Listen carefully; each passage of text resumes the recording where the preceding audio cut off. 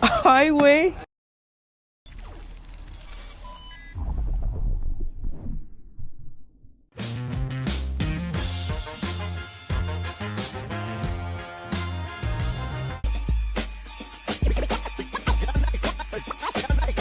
Y'all know what this is.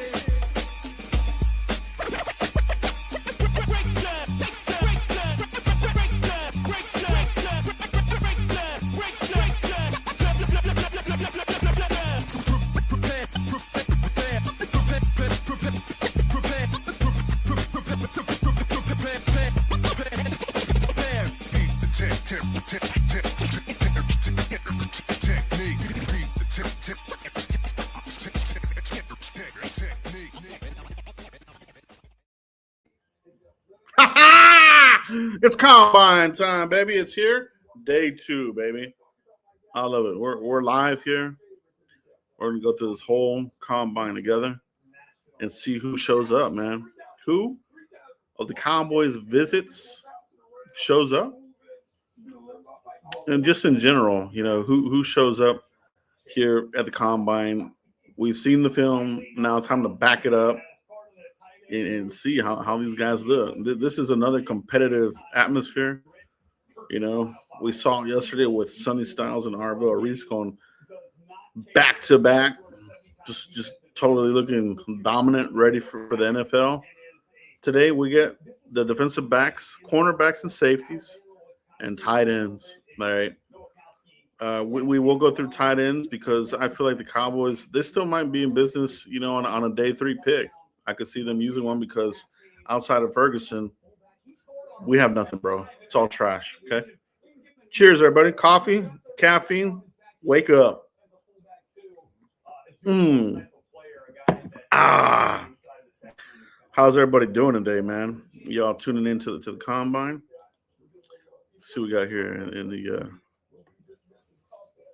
see what we got here. Comments. Your boy Mike, what's up, bro? Good to see you in the chat box. Good to see you, bro. It's combine time, baby. We're definitely in the market for a cornerback safety, so today's equally as important as yesterday. We're tuning in, laser focused. Here we go. I love it, dude. I love it. I love it. Let's do it.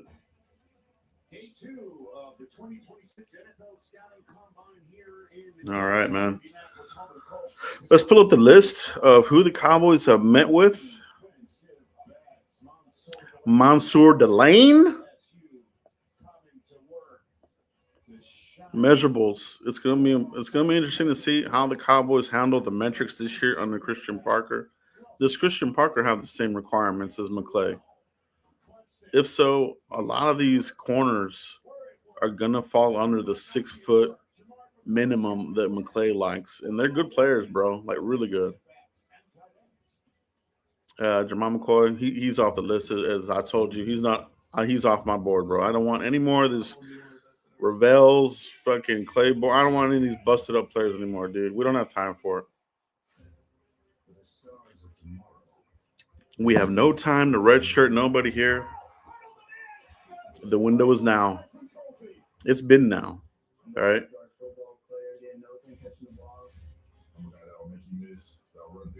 I love it, bro.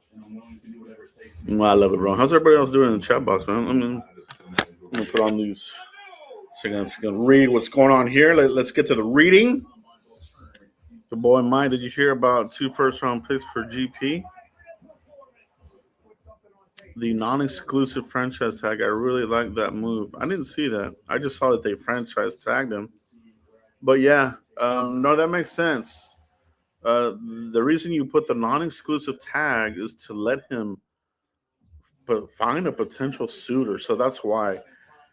So the tag keeps him in Dallas, but at the same time, that non-exclusive is a green light. It's an invitation to the other teams. Like, hey, this is an exclusive.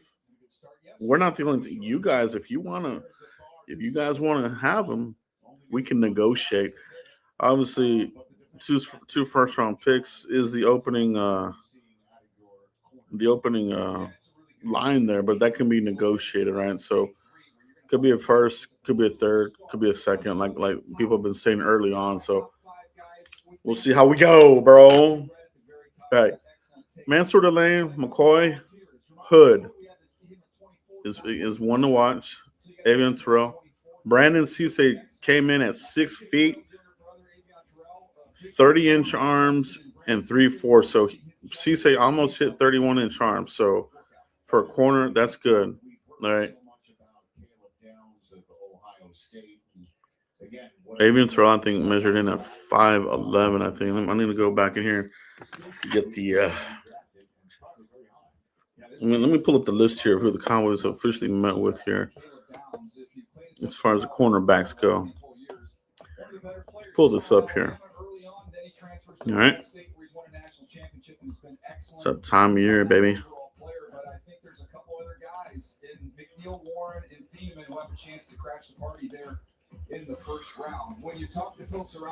No confirmation on Thieneman yet. Has anybody seen any confirmation on Dylan Thieneman? Safety.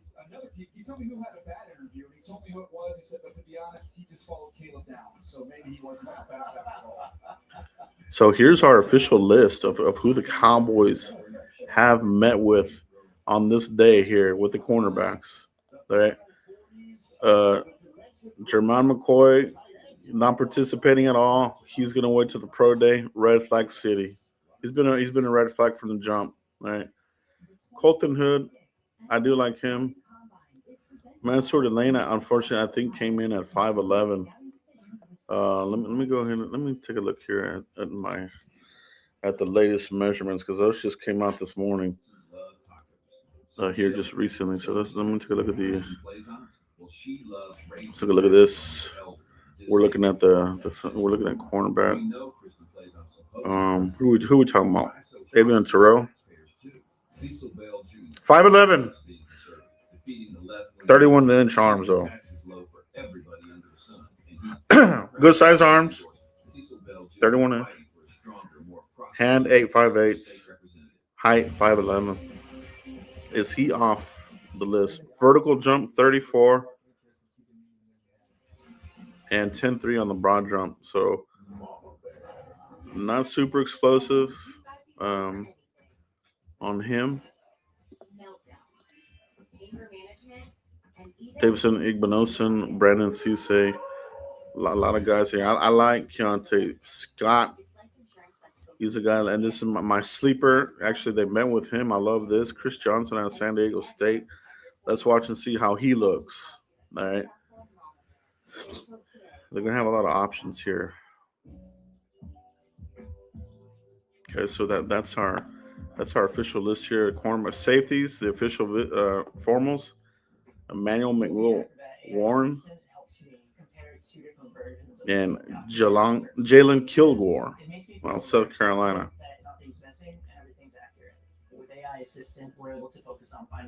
Brandon Cisse out of South Carolina as well. Cowboys like that program. A few years ago, they had interest in J.C. Horn, who was also out of South Carolina, if you remember. So they're very familiar with that program. They have put out some pretty good, pretty serviceable DBs in the league here in recent years. Pretty good program in general. So that's where we're at. How's everybody doing today, man? Are y'all ready for this combine? We got the caffeine going. We got the draft shirt going. We're ready, bro.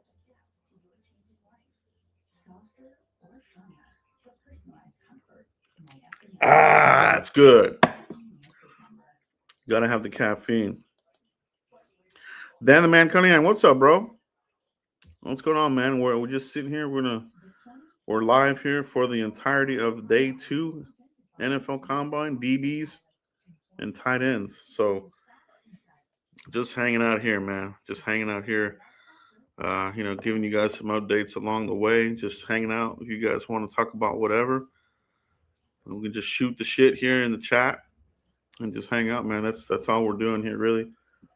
See what other nuggets come out of this combine. Appreciate you, bro.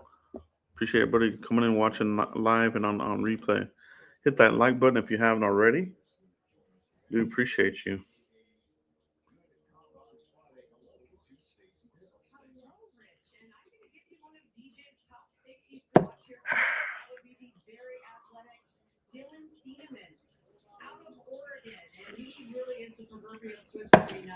Dylan Thieneman, man. I like him. I just think it would be crazy if the Cowboys didn't meet with him. That would be just strange to me. And not to say that they didn't meet with him last night or this morning or what have you, but as of yesterday afternoon, they hadn't met with him. Um, we'll see. Man, I wanted Sonny Styles so bad, but he's definitely not going to follow us after having the all-time great comment. That's right, bro. He jumped out the stadium. Him and Arvell. They're probably going top five, top eight at the very latest, man. So, solid players, man. They really backed up their play during the season here within the combine. First time Mary Johnson, Caleb Downs, Kamara's taking Sonny Styles. I don't even think Sonny Styles will make it to the Commanders, but you never know. But Commanders, I think they're coveting David Bailey. You know what I mean? I think that's who they're looking at. Well, Dan Quinn wants to get his Micah Parsons type of player, and I think that's why he's in play for the defense. Caleb Downs is definitely in play for the Giants. They just mentioned it here on the broadcast that Harbaugh has typically had really good safety play going back to Ed Reed, Hamilton, and even their backup safety. So they're a big he's a big safety coach. So Caleb Downs could be there. The only thing is he is a small, compact player. Um, what's up, bro? Good to see you in the chat box, man. Yeah, bro. I know the feeling. I took some PTO this year just to hang out this year. Last year I was having to do the same thing. I was like, man, I'm just gonna chill this year, bro. Enjoy the day, watch the combine. So that's where we're at, bro. It is combine time, baby. Confirmations and such, disappointments and such. We've seen it all so far in day one. But day one was amazing, man. The big men they ran good times. A lot of the players that the Cowboys met with did well. Players that I like did really well. Yesterday was outstanding. Let's see if the DBs can follow it up.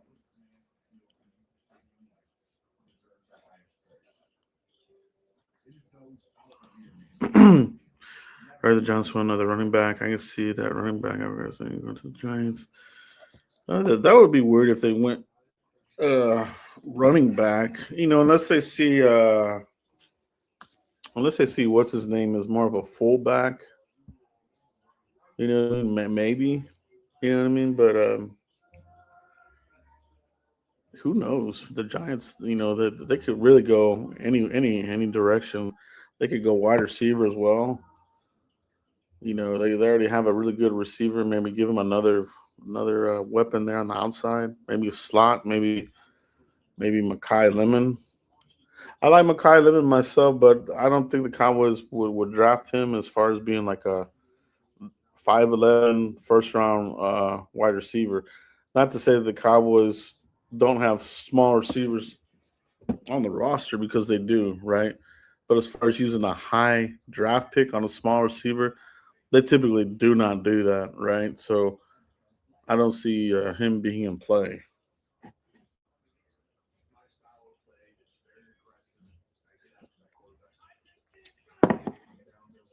But this could be the year where we see some change, man. Maybe Schottenheimer, along with Christian Parker, have some more say so in this roster because McClay ain't it, man.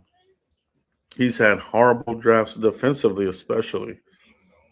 So hopefully they let these guys get the guys that they know are fit their system. It's one of them days, bro. If we can't get swing styles, what do you think of Arvo Reese? Yeah, Arvo Reese is going super early too, bro. Both those guys are going to be out of the reach. I was talking about Ruben Bain possibly being one of the ones that free falls because he didn't participate. His measurables were below. He was like 6'2" and a half, 30-inch arms. Like he's got short arms, bro. I didn't realize he had short arms for that size. You know what I mean? And some of these cornerbacks have longer arms, wide receivers. So I think that's gonna knock him down a little bit, man. So Ruben Bain might be the one that's sitting there staring at you at 12, possibly. But all the Ohio State kids, I think they're all gonna go before we get to our pick. D'Angelo Pons, 43 and a half vert. That's really good there. The only thing is, I think D'Angelo Pons is like 5'9" or something like that. He's kind of little. I think more of a nickel back, but maybe they consider him.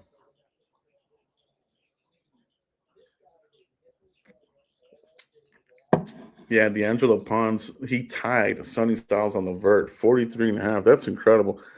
I think that's more impressive for D'Angelo Pons because he's way shorter than than a Sonny Styles who's like almost like 6'5", you know what I mean? So that's incredible.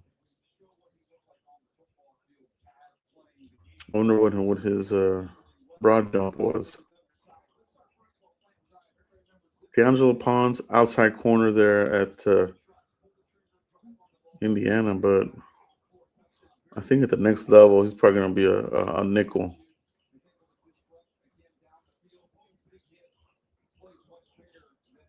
Let me see if he's on the. Let's see.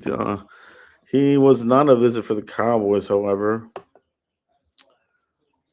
but I think they met with him at the Senior Bowl. So there's a little bit of overlap there. If they met with you at the Senior Bowl, it's possible that they didn't meet with you here at the combine. Like I think the same deal with Lee Hunter, right? They didn't. Lee Hunter was not an official formal visit, but I know they met with him at the Senior Bowl. So there's a little bit of overlap there. I wouldn't read too much into it. If they didn't have a formal here, but they met with him at the Senior Bowl, to me that kind of counts as a they've already met with him, right? The next step obviously would be the 30 visits. Would any of these guys pop up on a 30 visit list or Dallas Day? You know what I mean?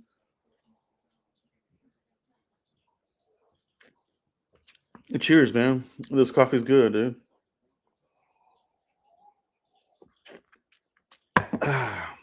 Here we go with the 40s. Marcus Allen out of North Carolina.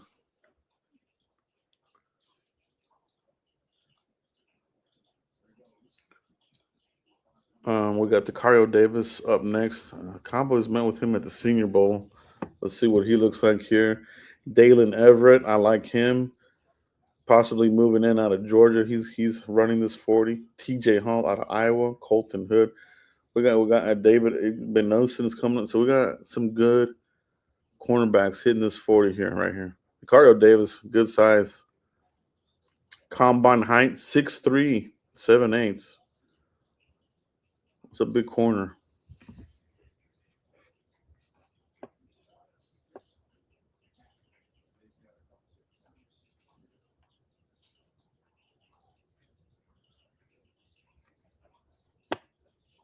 Shout out to everybody in the chat box, man. How's everybody else doing?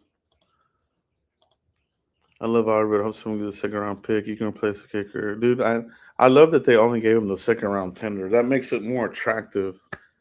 And we've seen teams use a first round pick on kickers before, second and thirds. So, maybe somebody will with an extra pick, somebody who has a lot of picks, maybe they'll give it up. You know what I mean? If we can find a way to get a second guy, that would be awesome for us. Because it's a kicker, bro. You can find kickers. I don't want to rely on kickers to put points on the board. Our offense needs to be more efficient than that. You know what I mean? So that's how I feel about it. Yeah, they are really good at finding kickers. That's kind of been their little bit of their bread and butter. You know what I mean? So you have to feel good about that. They have a good track record of finding these guys, whether it's UFL guys, undrafted free agents, this sort of thing. So second round would be totally awesome.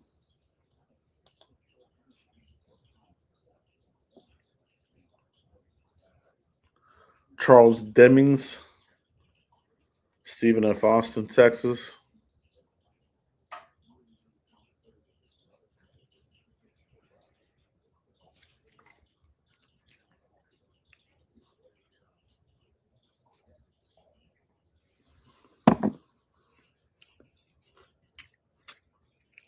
It's good.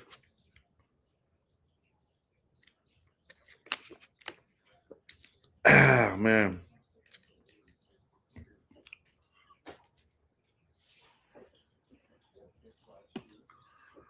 While that's going, I'm gonna pull up the measurables here from the combine. Let's see if we can pull these up here as these guys are hitting the 40s.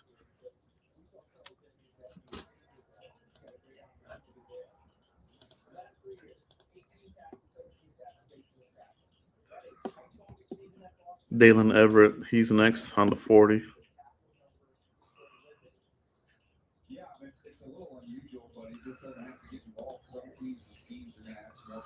Dalen Everett's next. Six and a half. Good size. 31 7/8 arms. Really good. He's got good length, this guy does. Let's see what this 40 looks like. He's on board now.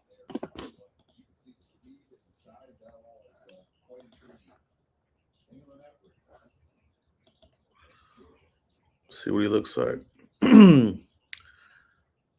I have him as a day three cornerback. Let's see what he does here. Pre 2025 season, Dalen Everett was projected as an early round cornerback, but we got a shot here of Shoddy in the suite here. Getting that work in here today. Yesterday we saw Aaron Glenn asleep at the wheel. How embarrassing was that for the organization? It was not a good look, dude. I still crack up about that. Did y'all see that yesterday? Aaron Glenn, the video was on, the camera was on him, and he was totally asleep.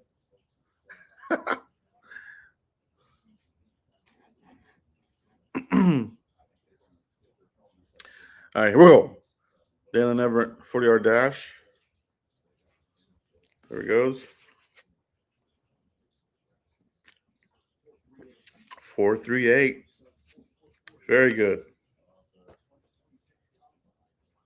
Very good. It's a good time for him, dude.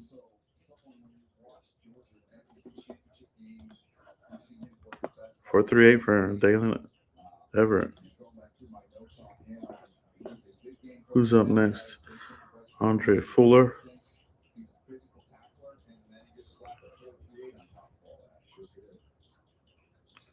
out of Toledo.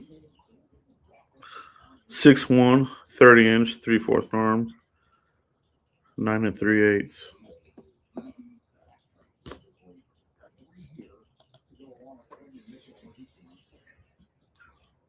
40-yard dash. Here we go.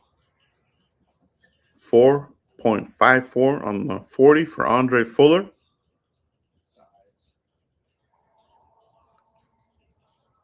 Pretty good measurables.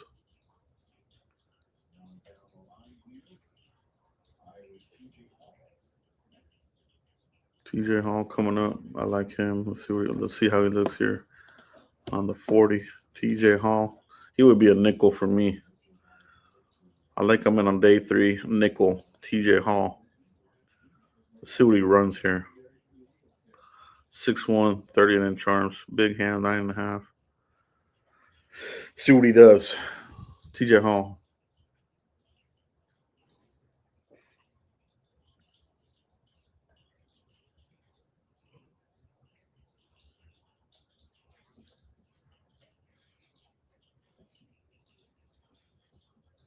4.59. Not too good there. 4.59 for TJ Hall. And not too good. Not too good. Hopefully he picks that up on the second try. That was not good. All right. Didn't like that. Colton Hood, he's up next. Possible target for the Cowboys. He's getting first round discussions. Came in as 5'11", however. Oh, here they got him in as a 6 foot. So which is it? I guess they rounded it up. On screen they got 5'11", 5'8", but on the official they got 6 foot.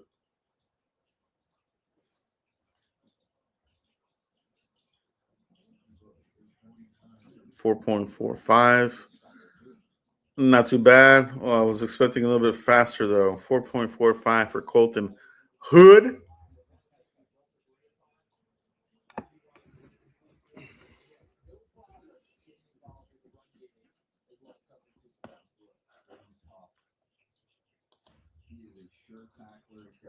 Here we go. David Igmanosin out of Ohio State. He's up next. Cowboys did meet with him officially, a formal visit. Let's see what he looks like.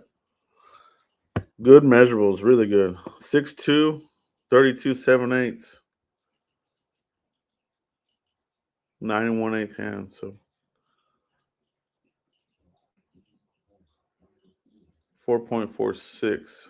4.46. It's not bad.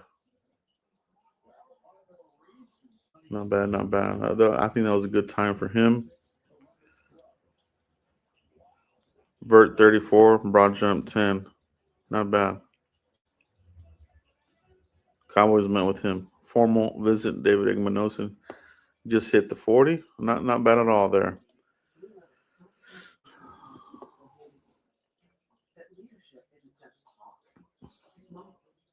Yeah. Yeah, that's right. Trevor didn't have the best either. TJ Hall was slow to get off his 4. Yeah. Hopefully on the second run he runs faster because that was not a good time for him. That's almost a 4.6. That's not good. So we'll see what he does on the second one. Good to see you in the chat box, Stevie Mac. Appreciate you, bro. Appreciate everybody tuning in here. We're just hanging out here, watching this combine together. Cheers, everybody. Coffee, cream. Coffee and cream. Caffeine. Does anybody drink tea? Coffee black, a psycho style. Does anybody drink black tea? Just straight up. Does anybody do that? Let me know if you do. Psycho mode. That's what I call it. I do it too every now and then, especially if I need that instant pickup, bro. Sometimes you just gotta have that straight like that, dude, with nothing in it, man. Just let it hit you. You know what I mean?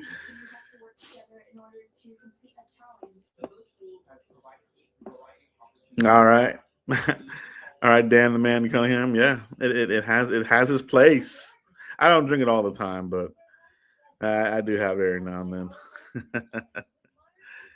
Coke always right. You know what? Yeah, boy, Mike. That's something I've recently gotten into. I've recently gotten into the iced coffee game, bro. Like I actually do like it. I didn't think I was gonna like it, dude, but I like it, man. It's good. Half a pot. Yep. No, I could definitely knock out half a pot easily at work, especially on Monday mornings, the worst day of the week. You know what I mean? I don't know what it is about Mondays, but that's how I see it. That's good. Hey, Marvel Group, what's up, bro? Yeah, we saw the Angelo Paul, and he tied Sonny Styles there, 43 and a half. Vert, pretty explosive player, man. Cowboys met with him at the Senior Bowl. Nothing official here at the combine, however, but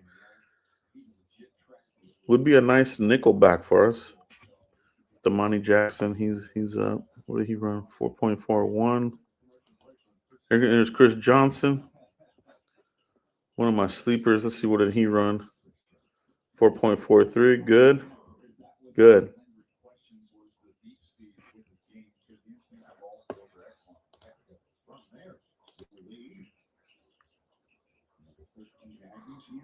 Will they hit a 4.52 out of A&M?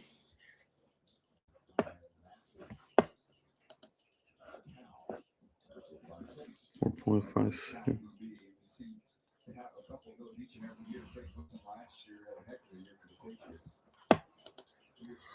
Latrell McCutcheon out of U of H. U of H, at one point, they were putting out defensive backs in the league very fast. They all busted. So I don't know about Latrell McCutcheon if he's in the same vein, but I don't know, man. UH cornerbacks, not that good. Let's see what he runs.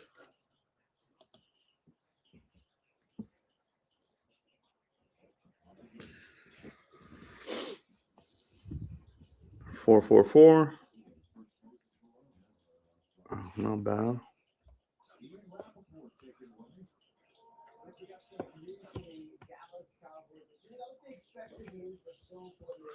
Ian Rappaport. Star receiver George Pickens also, by the way, got the official numbers for the franchise tag: $28 million on a 1-year fully guaranteed deal. $28 million. Essentially, if you think he Franchise tag. Cowboys made one of the best trades of the offseason last year, sending a 3 for Pickens. Just cannot let him go, considering the way that he and CD Lamb work together and how he ignites that offense. Now it is on them to try to work out a long-term deal. I do not expect to see Pickens in the facility unless and until there is a long-term deal. So don't expect him to sign the tag yet. I would also wonder if there is another team that wants to give a premium draft pick and sign Pickens to a long-term extension himself, trying to pry him from the Cowboys. Thank you very much. All right, so I don't know if you heard that, but Rappaport reporting there that George Pickens, franchise tag, he doesn't expect Pickens to show up to the facility, doesn't expect him to sign the franchise tag. So we're probably heading towards, one of these soft holdout type of deals, or maybe a full holdout. Basically, I think you have to week 7 of the NFL to sign that franchise tag. But you would be incurring a lot of fines as well. So, but 1 year, $28 million on the tag. But they did leave the door open for others to pry away from the Cowboys. So Cowboys playing it kind of smart right now with the contract. Your boy Mike Super Chat, what's up, bro? And the only thing I worry about second round center about Albury is I don't trust Will McClay to draft for he's especially awful in the second round. Yeah, that is the thing though. Second round Cowboys, that's where they roll the dice. Injury guys, off field guys, red shirt guys, any kind of risk. That's what they use the second round. Last year was a third. They did it.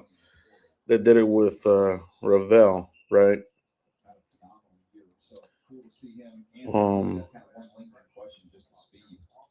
But this year we do have the. I mean, if we do get the second, they really have to. He really has to nail this draft, man. Can't do anything goofy this year, but there is a track record there with Will McClay. So you kind of have to go with history and be like, you have to start looking at those second round guys who has issues, who might be there with injuries. Maybe Jermod McCoy falls to the second round. Cowboys, I almost guarantee, would take him there in the second round.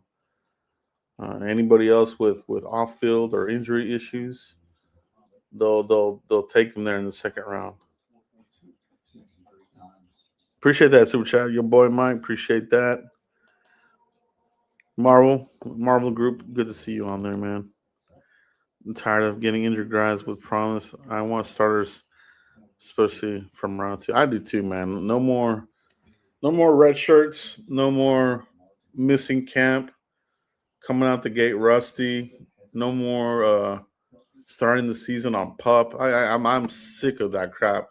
Oh, they're starting on pup. Well, that means you're not playing. You know what I mean? Like I can't stand that either, bro. That drives me nuts.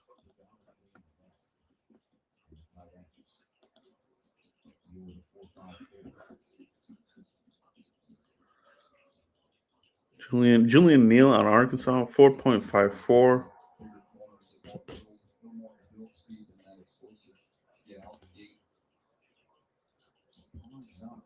It's a big corner.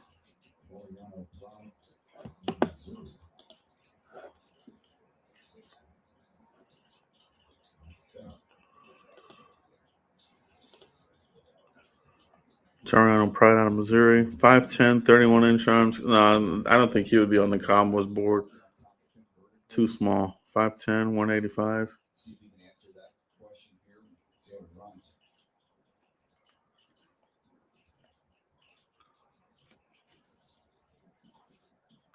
Here comes this 40. 4.36. Wow. Lit it up, man. Lit it up. Toriano Prime Jr. 4.36 on the 40.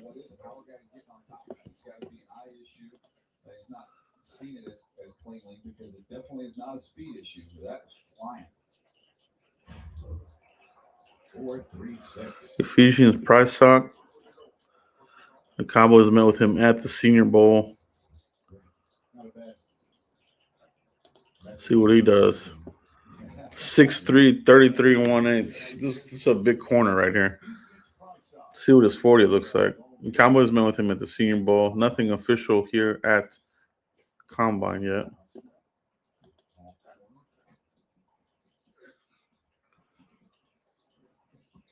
.446. That's pretty good. That's pretty good for that size. 4.46. This I think if he just price out probably a day 3 cornerback for you. Depth, special teams. Chandler Rivers out of Duke, I like him, but again, under 6 foot. Cowboys probably don't have him on the board. I think he would be a good corner. He would be a good nickel. I like Chandler Rivers. Let's see what he runs here.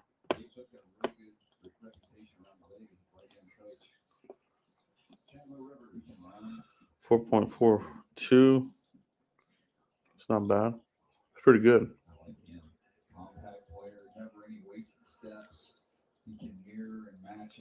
Man, he would be good, man. I just McClay and a damn 6 foot and up shit would basically keep him off the board. I like him, man. He had a good that was a good 40 for him. Avery Smith out of Toledo. Coming up next.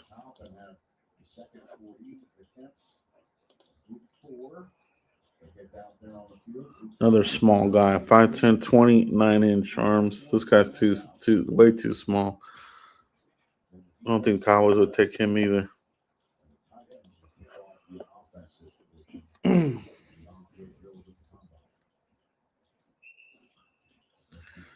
Asian Persuasion, what's up, bro? Julian, Arkansas, pretty good. Probably a day 3 pick. Yeah, definitely day 3. Will Lee, probably go somewhere in the second. Definitely need more talent in the secondary. Yeah, they're gonna definitely gotta add some bodies in there. Definitely gotta add some bodies in here. How's everybody's Friday going, man? Everybody's enjoying their last Friday of this short February. Can't believe the month's already over.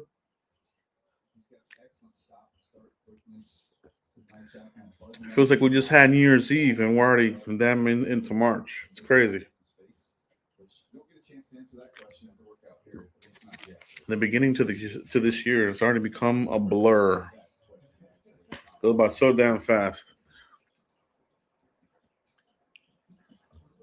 Avery Smith, 4.54 on the 40. It's okay.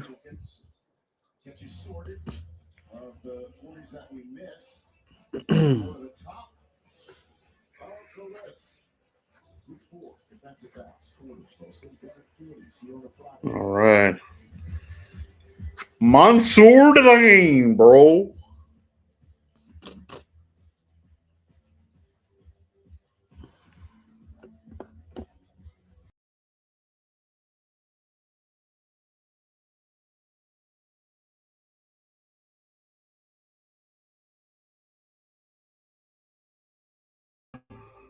I'm back, bro.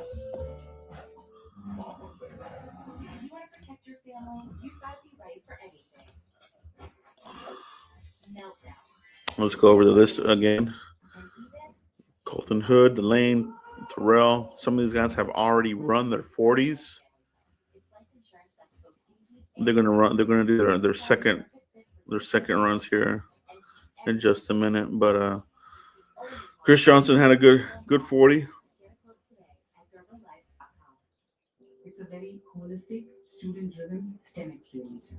Big Manoson, he had a good 40. Colton Hood, yeah, a good 40. These are who the Cowboys have met with officially. Amal, McNeil, Warren, Kilgore. Safeties will be up after the cornerbacks. So that's going to be fun. So it should be going late tonight. Might take a break along the way, but we're gonna watch this all the way through, bro. We're gonna hang out here tonight, man. It's gonna be good times, man. I love it. Thank you guys for checking in, jumping in for a little bit whenever. We'll draft whoever pulls the hammy in the second round. Yeah. Oh, the thing about yesterday was kind of disappointing. CJ Allen didn't participate. That was kind of a bummer. Supposedly they're very high on him. I think, and it's understandable. Very, very good linebacker, but I like to see these guys participate in these drills. You get to see a little bit more of them in a more confined space.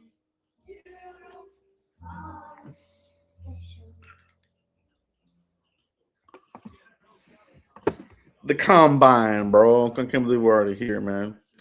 Scouting combine. And then when you get to pro days, 30 visits, and then the draft.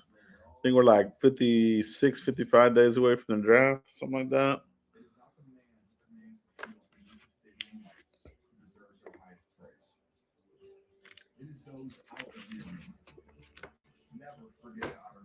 How's everybody doing? How's everybody doing out there?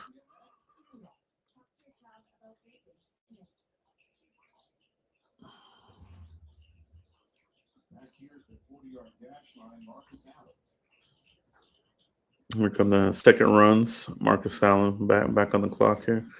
Slower 40, 4.56.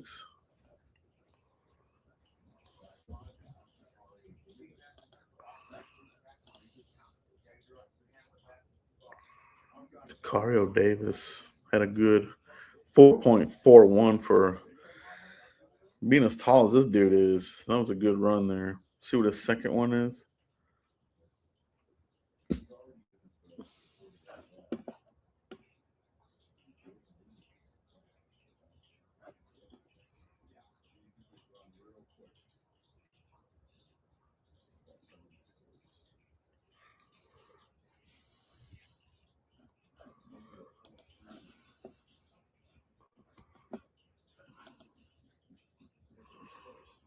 4.44.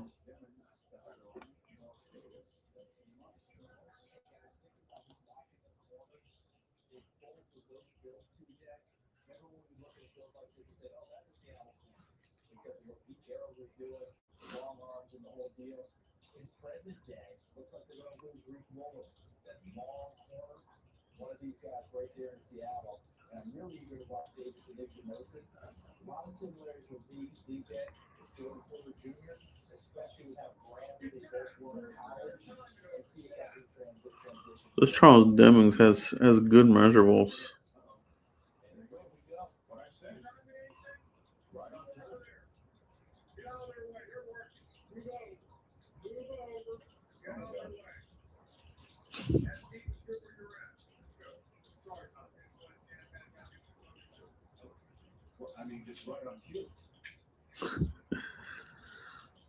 Yeah, it's Charles Demings. 6'1", 32, 4.42 for the vert, impressive, broad jump, explosive player.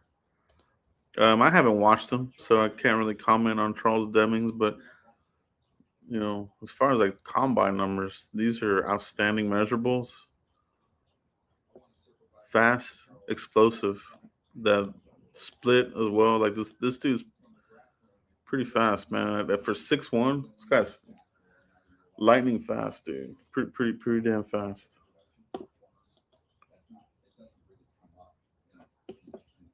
What's everybody doing in the chat box, bro? How are y'all doing, man? How's y'all's Friday going? Looks like you had a stutter step there at the beginning. 4.44 on the second run. Dalen Everett coming up.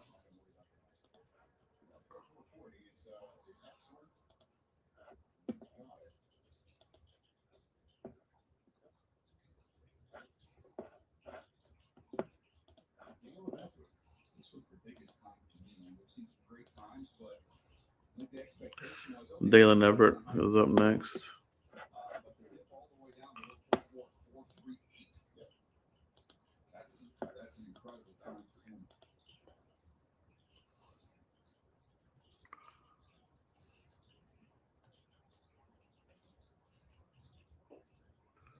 Not bad on the vert, broad jump.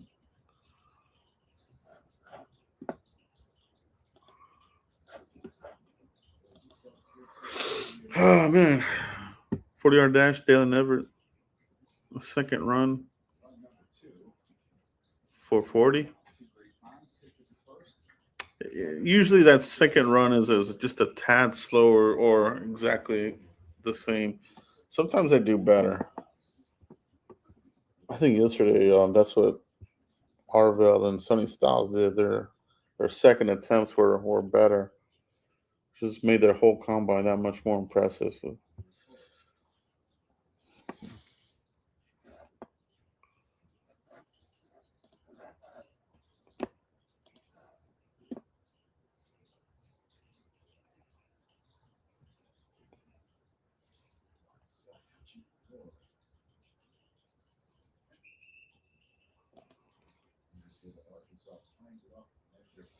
Andre Fuller's up for his second run. Let's see what this guy does.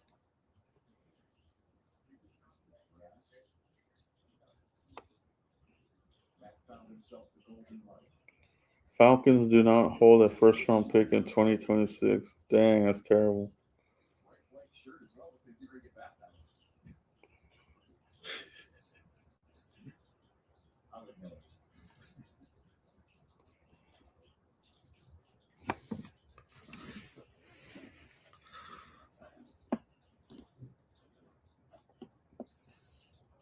Shout out to everybody in the chat, man. We're hanging out here, watching this combine here live.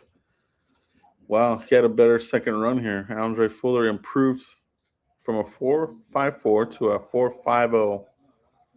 Pretty good.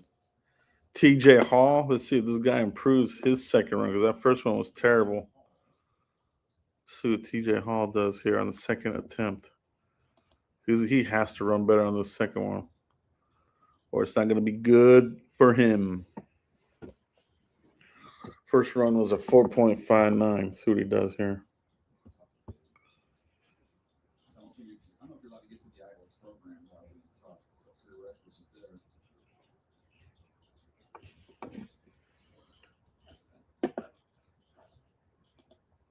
TJ Hall's second run.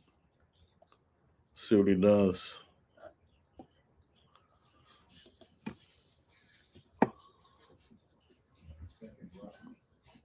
It was worse. 4.6. So, dang, not a good run for TJ Hall.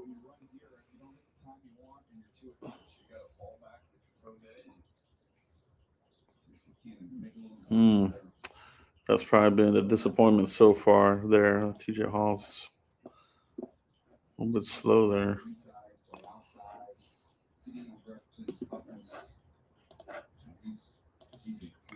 Colton Hood, second attempt. Could be on the Cowboys Radar. Cowboys did meet with him, so formal visit. Colton Hood improved his second time, 4.44. So that's good there for Colton Hood. All right. Interesting.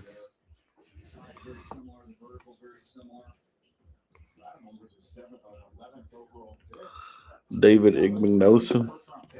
He's up next. See what does he run on his. See what he looks like on his second run. Cowboys met with him formally as well.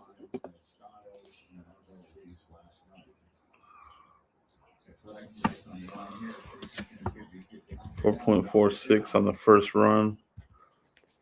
Let's see what he does here on the second.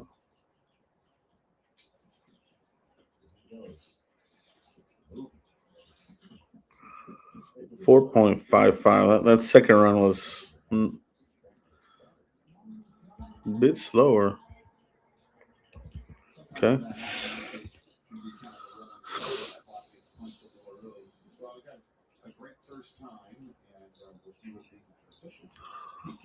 Damani Jackson.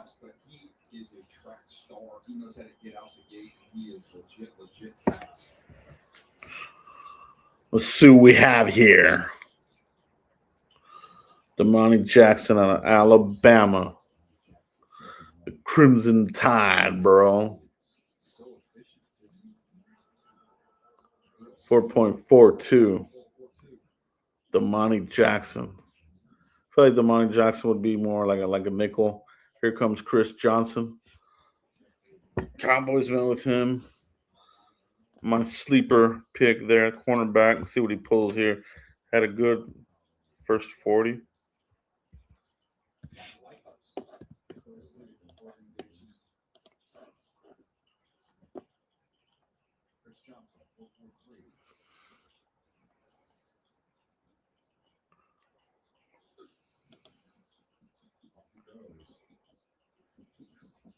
.440. He improved his second run. I like it. I like it. Very good.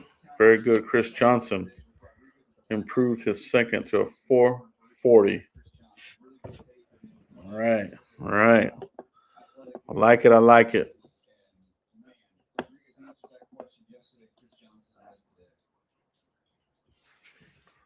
Will Lee coming up here. Cowboys met with him formally.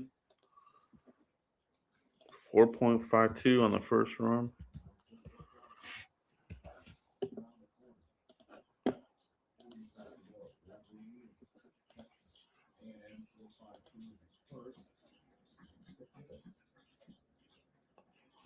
.55 on the second one.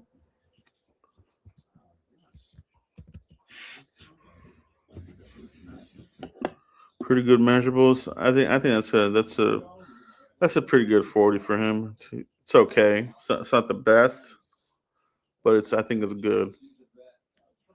So Will Lee, 6'1", 32, 3/4 arm. Definitely gonna hit. Very explosive though. So you like that. You like to see these numbers here on the vert and the broad jump. These are good numbers right here.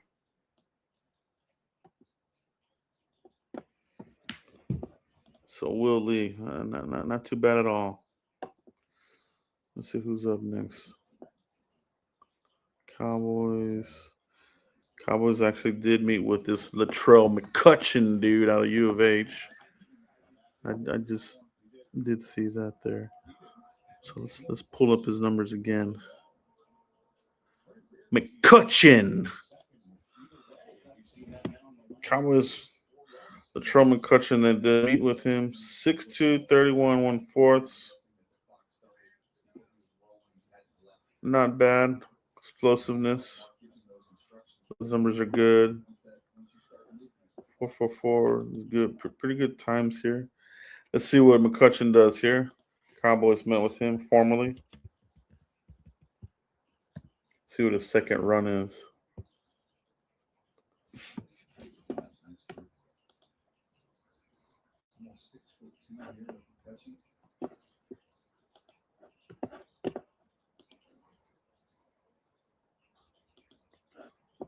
see what he does here in the second run. Cowboys met with Latrell McCutcheon. Formal visit out of U of H.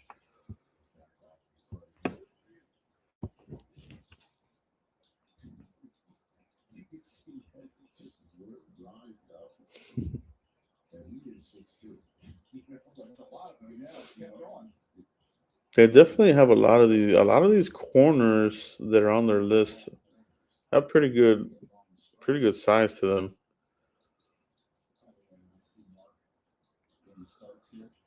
So I feel like they're definitely still looking at these taller type of cornerbacks.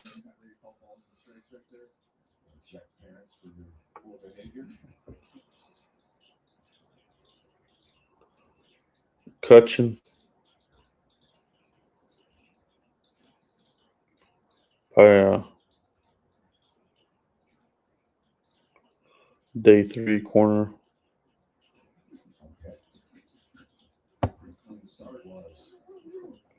4.43. Improved it by 1.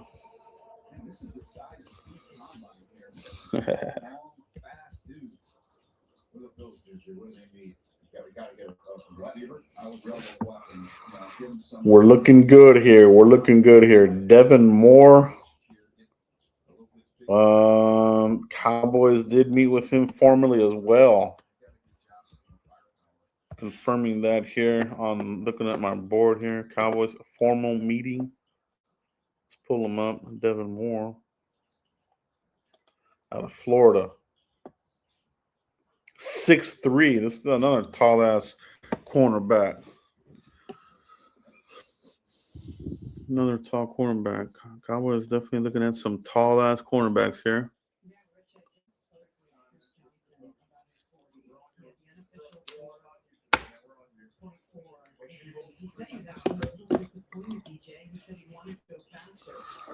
Texting. See who the hell's texting me. Got alerts here on my phone. Check this real quick, guys.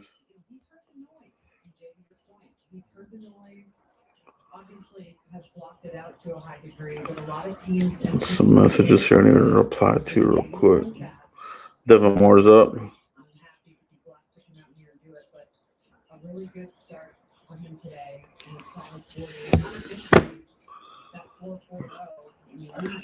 Man. So Devin Moore is running he's attempting to run his second run.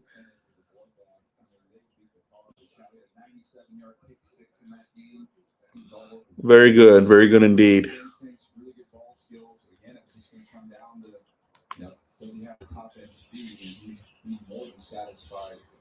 Cowboys are going to have some options at cornerback, whether it's 12, 20, or even moving down.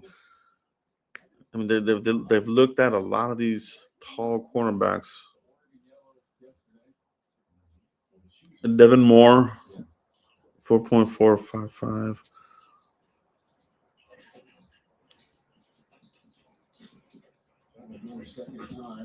He improved. 4.50. Another tall cornerback. Devin Moore out of Florida. All right. Malik Muhammad.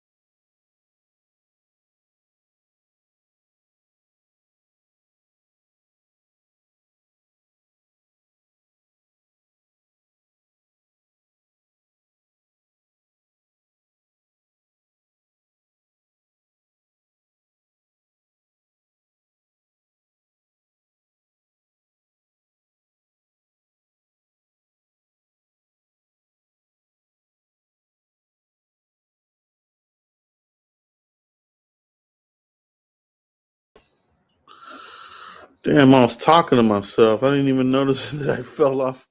I fell off here. What the heck is happening? wonder what happened there. We'll get this thing back online. Sorry about that, guys. This window closed on its own. Here we go. Malik Muhammad, he's up next. Julian Neal out of Arkansas. Oh, Jerry Jones' alma mater. Julian Neal. Let me see if he was an official. Was he an official? No, he wasn't. Julian Neal was not a formal visit for the Cowboys. That's interesting. 4.54 for Julian Neal's first run. Explosive player. Look at this. 40 and then 11 and 2. Like those are good numbers right there. Explosiveness. All right. Another tall ass receiver, another tall ass cornerback. 6'2", 32, 3/4. Cowboys didn't have a formal with him though, so might visit him at the Arkansas Pro Day. You know. Toriano Pryor Jr., this guy tore it up. 4.36.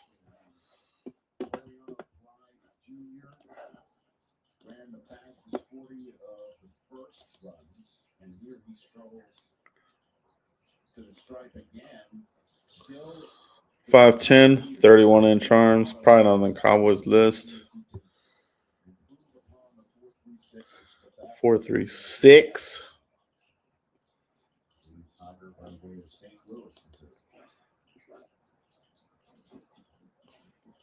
Not on the Cowboys visit list though. Wow, 4.32. Jeez, man, that guy. That's crazy fast.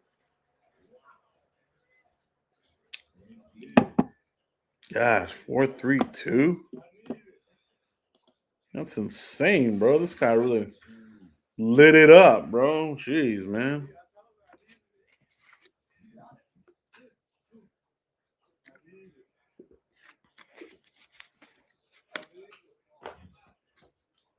How's everybody in the chat box, man? Appreciate you guys watching live, hanging out with me. Appreciate you guys. Any other topics you guys want to talk about, let me know. It's an open discussion. Open discussion. If you guys want to talk about anything Cowboys related, definitely can. In the meantime, we'll just keep watching this here. Ephesians Price Talk, 4.45 on the second run there. Cowboys met with him at the Senior Bowl. Nothing formal at the Combine, however, but they did meet with him already, so that probably counts for something. Chandler Rivers, I like this dude, man. Just too damn short. Would be nice if the Cowboys would just go after the football players that play good, man. Because Chandler Rivers, I think, is going to be a good player for somebody, man. Good run, 4.42 on the first one. Not on the Cowboys' formal visit list, though. I do think they met with him at the Senior Bowl. I think they did meet with him at the Senior Bowl. Oh, excuse me.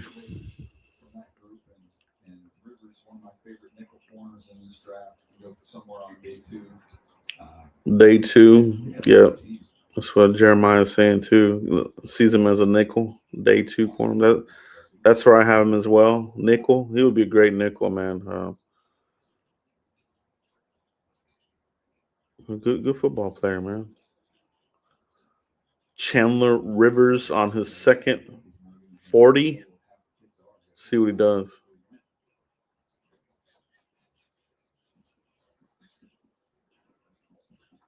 .440. He improved. He improved on his second run. That's good.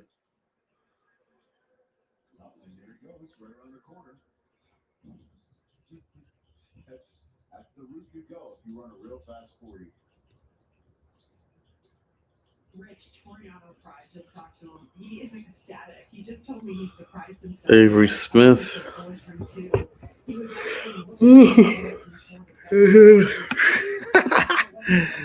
Avery Smith on the second run. Cowboys didn't mean with him, but he's finishing out this group here on the 40s.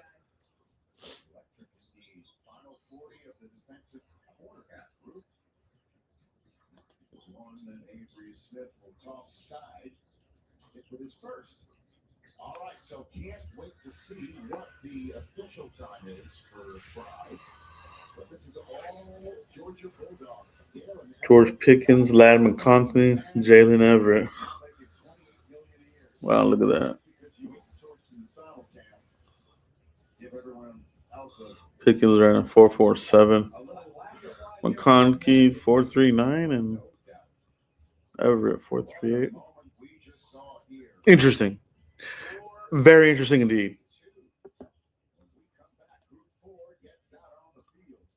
All right. We're going to get to see some more drills here. See what these guys look like.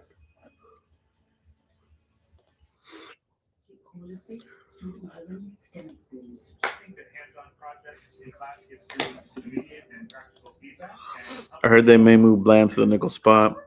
There's a very good chance that they do that, especially if they draft him a corner here in the first round. That might be it for Bland. You know what I mean? Put him there in the nickel, and then that's it. It's just they're paying him a whole lot of money to play nickel, so it's almost like do you have buyer's remorse on that contract? Because typically, you really don't pay that big of a contract for a nickel corner, and if that's what they end up doing with Bland, well, they messed up. They messed up because they're paying him a lot of money. So we'll see what happens there. But I definitely could see that. But at that point, contract wouldn't match the position, and he'd probably be getting cut pretty soon. Probably be getting cut soon. So especially if he re-aggravates that foot and gets hurt again, this could be it for him, man. You know what I mean? So it's gonna be a big season for Bland. Either way, he really has to toughen up and get back to his rookie ways, man. Just getting after the football.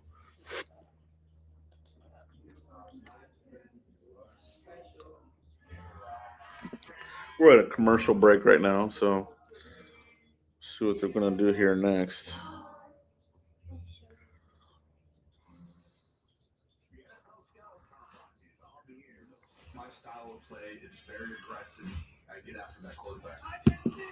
Be right back, guys. I'm gonna go take a quick break. Go get me something to drink here. One moment.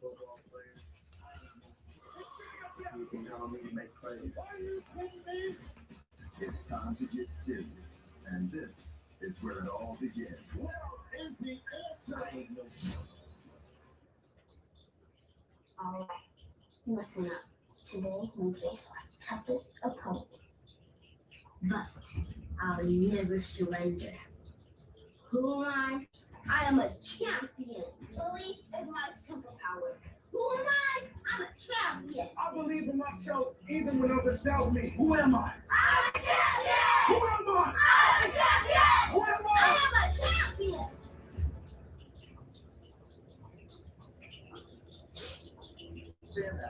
That's what we have to do. Listen, you can high point the ball. We're not guys for football. If the ball is always thrown, so he will second chance. Every no let's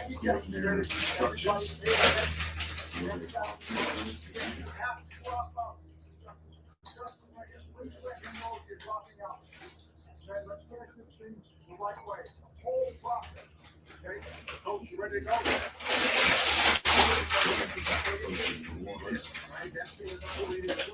Alright, so first drill, Daniel, let me get down, alright? Alright, we're gonna be 10 yards out, so Daniel, you're gonna be on the 10-yard line. We're gonna have our inside put up. Alright, inside put up. The commands are gonna be slow, pedal, flip. All right, we're back, baby. Get out. Alright? Okay, these guys are they're doing their drills now. The back pedal, this is where you see the fluidity. This is where you get to see their hips. Cowboys coach is leading this drill right here. Cowboys coach is leading this drill right here. This is fucking badass, bro. Ryan Smith, Cowboys DB coach, running this drill. I love it. I love it. This is huge.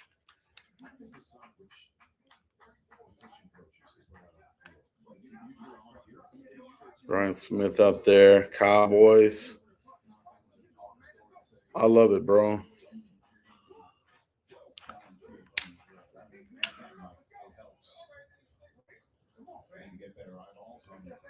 It's good. This is good, man. Cowboys, Ryan Smith running his drill here. This is good. Getting a good look at these guys. This is good, bro. So, first group, same group that just ran the 40s. Okay.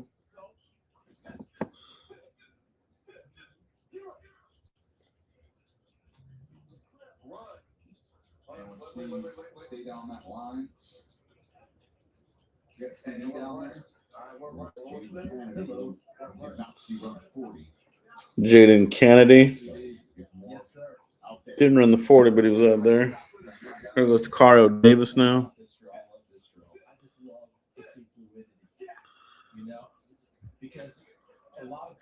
Cario Davis didn't look the smoothest there on that. Seemed smoother. We're looking at these guys, man. We're breaking them down. Charles Demings. All right. Thaddeus Dixon. Look kind of choppy there. Thaddeus Dixon, not too good. Everett, look at that hip movement. Look at that. Look at that. That's good, dude. I like this Dalen Everett, man. That's how you run that drill. That was smooth. Andre Phil looked kind of awkward. Not good. That was kind of awkward. Okay. TJ Hall. Not bad there. Just not fast enough, man. That was disappointing. Colton Hood. Man, I don't know about that, bro. That looked kind of awkward too. Colton Hood. What the hell? That didn't look too good, dude. And particularly like that. Igbenosun, that looked good. That Colton Hood, that didn't look too. Let's look at Chris Johnson here.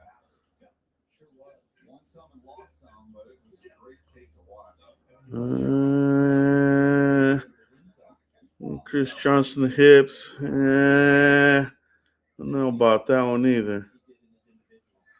Will Lee looked pretty good.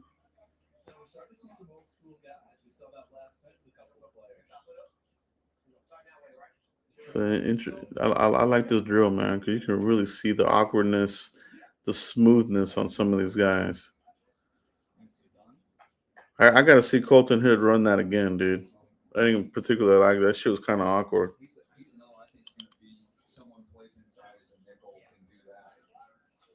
Malik Muhammad.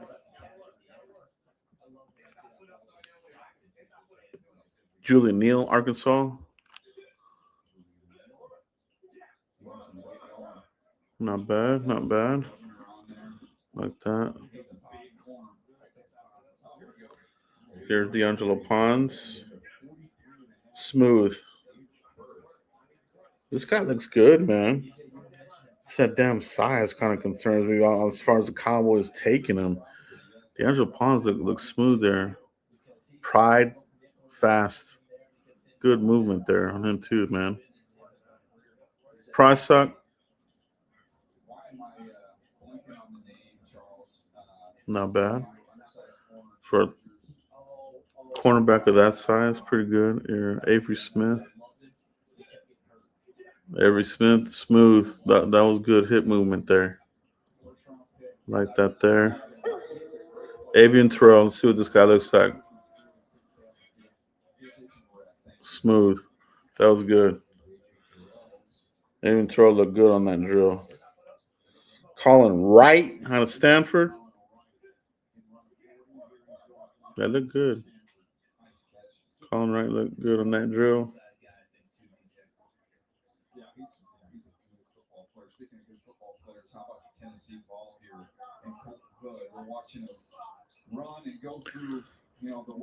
I don't think Colton Hood particularly liked his own drill. He didn't look too happy there. It looked kind of. Let me see if they show it again here. Let's.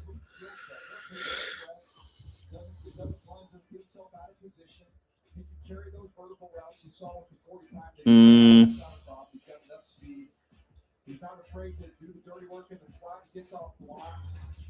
Avian Throw looked good though.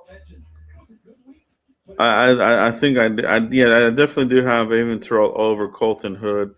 I like what I saw here in that drill. Terrell way smoother in that back pedal. There's Colton Hood. Just something about his upper back, almost like he's arching his back. Shit look awkward, bro.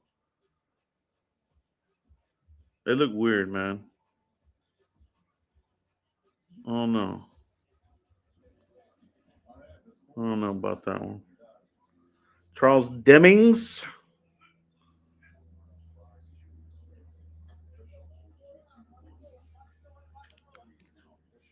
Thaddeus Dixon. Okay. So they're running this again. Here goes Everett. He looks good, bro. Dalen Everett. I can see why he was projected as an earlier pick before the season started. He's doing good in these drills. That back pedal, the hips, very smooth. TJ Hall, let's see how he does here again on this one. That was better. TJ Hall looked good there on that back pedal.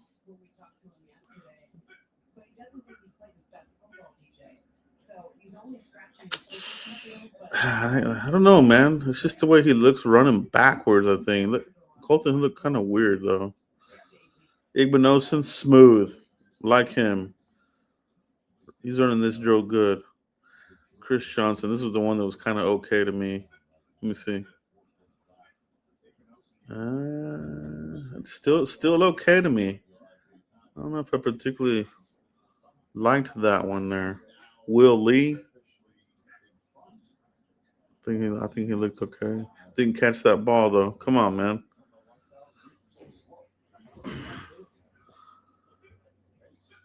You're under the microscope. All right. Let's see what we got here in the chat box. Okay. Malik Muhammad, he's up. I like that Ryan Smith is getting to run this drill, man, because he's getting a good first-hand look at this.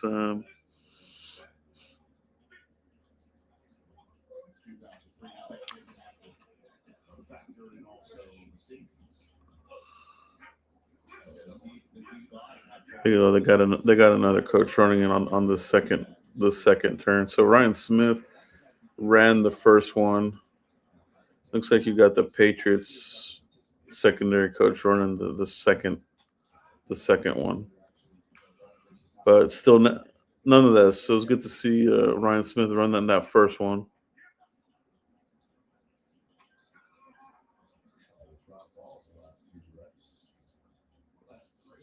Avery Smith. There it goes. Good. Interesting drill. This is one of my favorite drills. Let's look at Adrian Terrell again. Here we go. Yep. Legit. Adrian Terrell definitely looks more comfortable in that back pedal hip movement over Colton Hood. Definitely. Yeah, it's a big difference. Yeah. I like Prosoc. He looked good in this drill as well. I like that drill, man. Good stuff, everybody. We're watching this live and in effect, breaking it down. Let me put this in my notes, man. Igbenogson, that back pedal was smooth.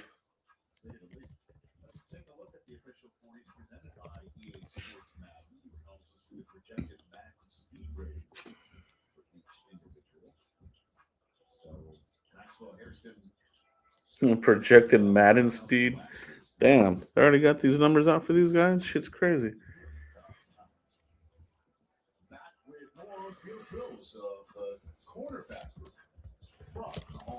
Smooth pedal. Slightly awkward. I'm just saying slightly awkward back pedal for Colton Hood because it really was. It was slightly awkward. It was like he had a hunchback. Shit looked kind of weird, bro. Shit looked weird, right? Uh, Will Lee had a good back pedal.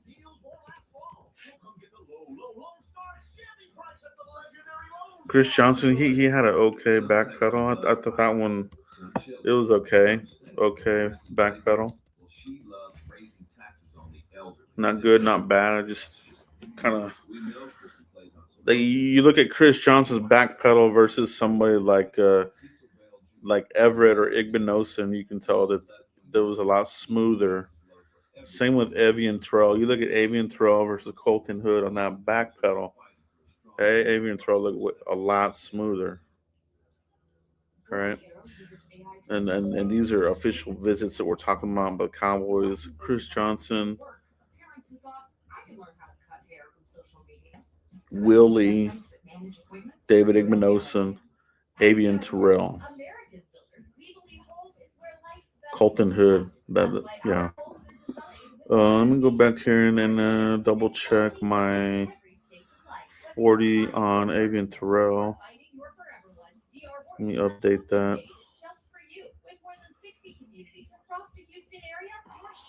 Oh no, he didn't run the 40. That's right. He just ran the drill. We didn't get the 40 from him. That's right. But not the most explosive. 34, 10-3. I mean, 10-3 is pretty good, but the vert, you would like to see this around 38, 37, 38.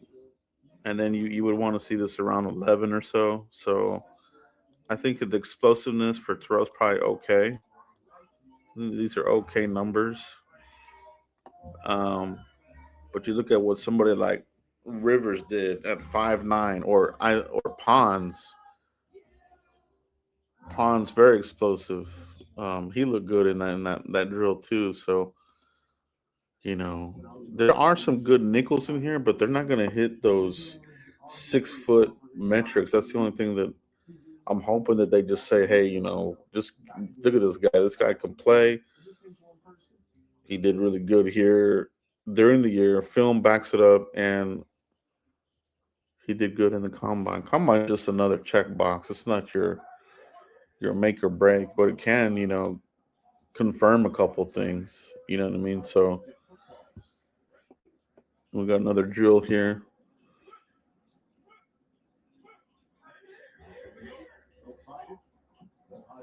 Yeah, this is a high point drill.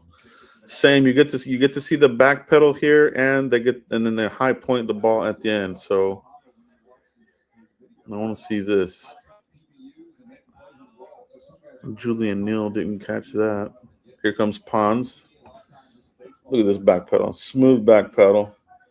Let's see how he does on the deep ball, high point. Oh, he didn't catch it. Okay. Toriano Pride, smooth as well. High pointed, double clutched it, but he did catch it. Ephesians Price Sock. This guy should catch this. Double clutched it, but caught it.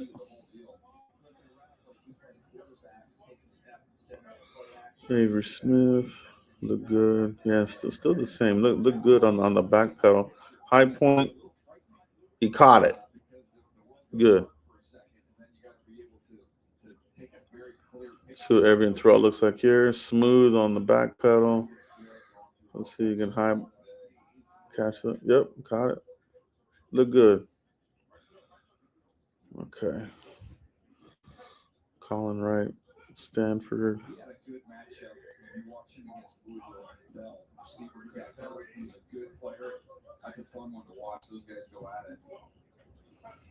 Jaden Kennedy.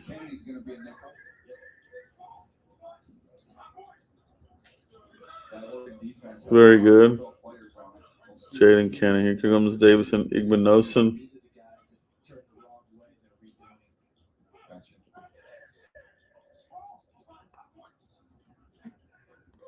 Look good there.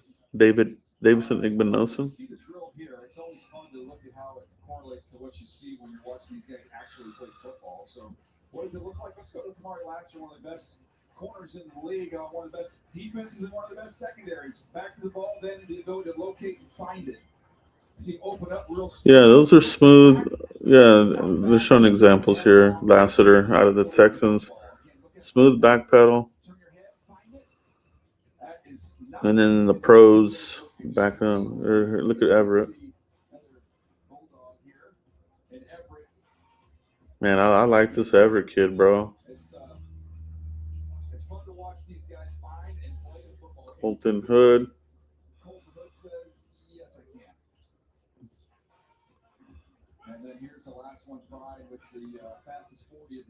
Well, I think that Dalen Everett might move up. Damn, he's having a hell of a combine. Igbinosun too. He's doing really good.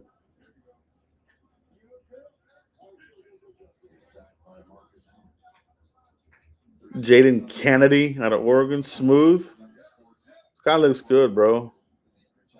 Oh, except that he looks like he lost the ball in the lights there.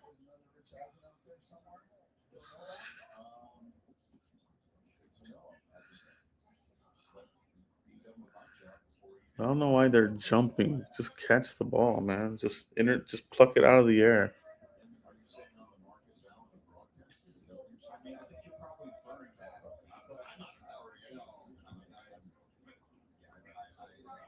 Thaddeus Dixon.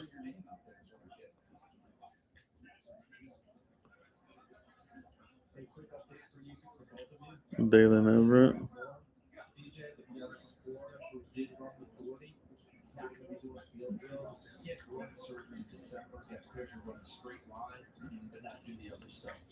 Also puts his 40 in a lot more perspective. Yes. Which was 3, 4, 5 flat. So that's impressive.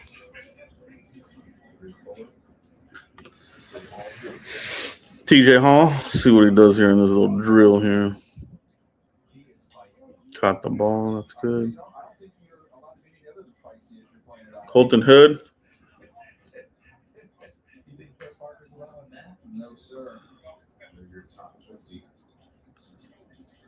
would be interesting if Monsoor Delane plays in Chicago.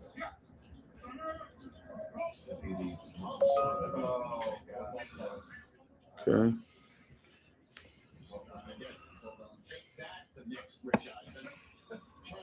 Davison Igbinosun. Didn't catch it.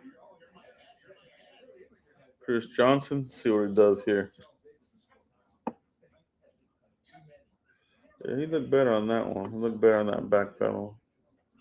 Didn't catch it though. Come on.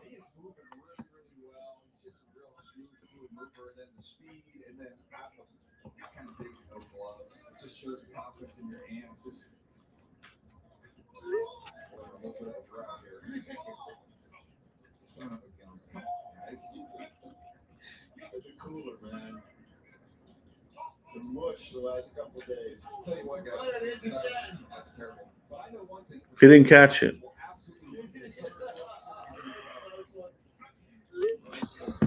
lot of these guys aren't catching this ball, dude. What the hell's going on?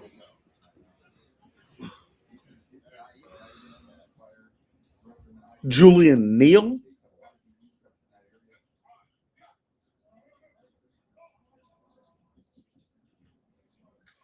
He caught it. D'Angelo Pons. Oh, that was good. That was a good one. D'Angelo Pons. It looks good, bro. For one of the smaller DBs at D'Angelo Pons, looks pretty damn good. Prysock, Washington, tall ass corner, didn't catch it.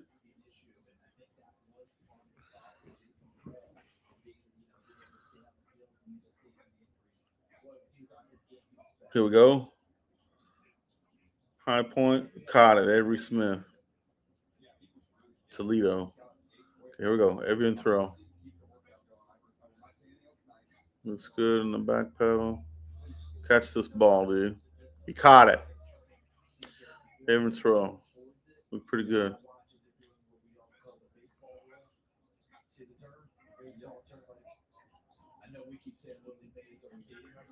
Hey, look at that. That was good. Colin Wright. Got a couple of guys here that might still be hanging around here in the fourth round if the Cowboys want to add their nickel. But some of these guys probably moved up, man. That D'Angelo Pons look good. Chandler Rivers look good in these drills so far. You know, a little bit shorter guys. Avian Terrell has looked good. Cowboys met with him. So a lot of these guys are really confirming their capabilities today. So good day so far from this first group here of cornerbacks. I don't know if we should get. Let me see. Unless these guys aren't participating, we still got. Well, we know McCoy's not doing crap, but we got Delane, Cisse, Keontae Scott. Okay, so there should be another group of cornerbacks, unless that was it. Maybe they're not gonna do anything. I'm hoping they do. We'll see what happens. Today's the day, bro. Cornerbacks, safeties, tight ends to finish the night. But it's been good so far, man. We've had some good drill work, some good 40s, and that kind of thing. So Cowboys definitely in the market for DBs, nickels, and safeties will be coming up a little bit later today.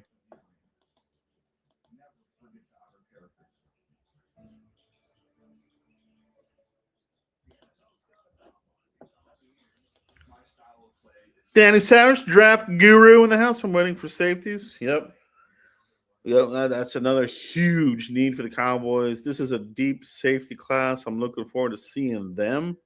I'm with you, Danny. I'm curious to see how the safeties look in this combine here as we get to it. All right, so looking forward to those drills coming up. But so far, I've liked a lot of what I've seen so far from some of these corners. Some of these cornerbacks have, like I said, Colton Hood. I liked what I saw out of Jadon Kennedy here out of Oregon. But you look at that. I mean, this to me screams nickel, 5'10 and a half, 30-inch arms. Now, the thing about it here in Dallas, does Dallas have leeway as far as it goes to a nickel cornerback? They should, you know what I mean? Because, I mean, we talk about Jordan Lewis. Jordan Lewis wasn't the tallest cornerback. I want to say Jordan Lewis was he even 5'11"? Let me see what he's. Let me see what is his listing here. Jordan Lewis. See, Jordan Lewis, 5'10". You know what I mean? And we had him as a nickel. So I think you have to give some leeway there when you're talking about potential nickel cornerbacks. Jaden Kennedy's having a really good day here. He's 5'10". Pons, Rivers, they would be close enough. You're talking about 5'9", and so 5'9" and some change, 5'10". They could definitely serve as nickel cornerbacks. The question then becomes, with what draft picks would you take those guys with? Because we don't have a second or third. Would any of these guys be there in the fourth round at that point? So that's why I'm hoping we can find a way to get some more ammunition for the draft and go after some of these guys that are, really showing up today. Will Lee.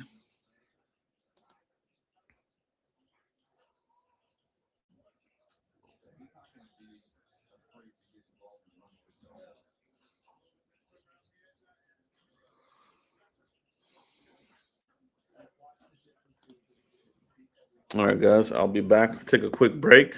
I'll be right back, guys. She was going down.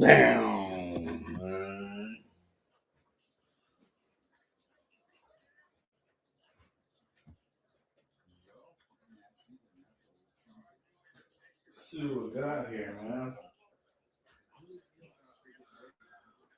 See what we got, bro.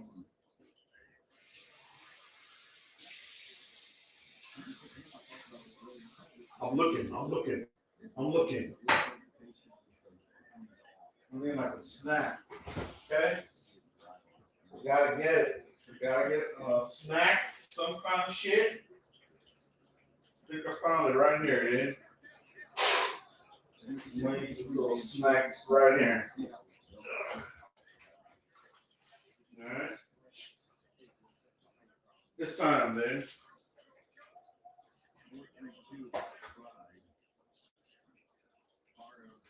It's a snack of snacks. Make sure the shit's still good. Fucking rotten ass shit. Alright. Excuse me. Make sure it's still good. Smells good.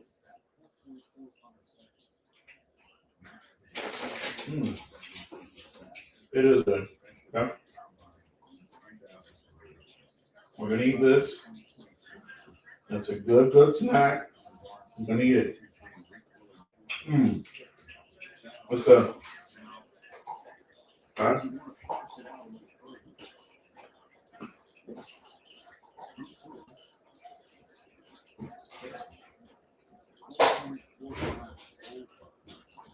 Oh man, where's my fucking soda, dude? I gotta get one of these, man. I'm fucking thirsty, dude. Alright. Hold on. Gotta crack open one of these drinks, man. Sodas. Alright. Oh man, some good shit right here, dude.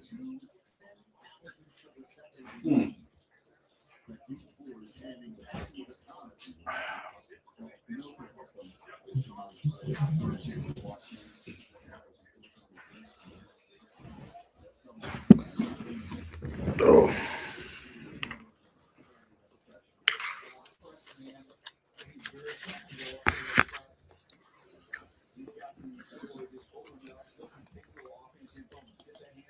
What's up, everybody?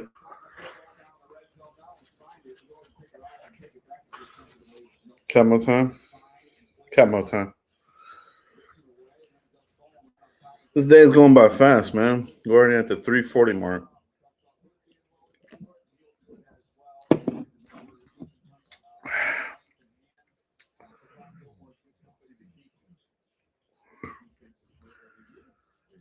All right, we're taking this here. Go, Big Red Zero, really good, really delicious.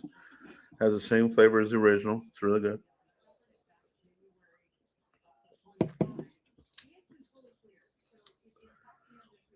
Jermon McCoy, fully cleared supposedly, but that isn't doing shit in the field.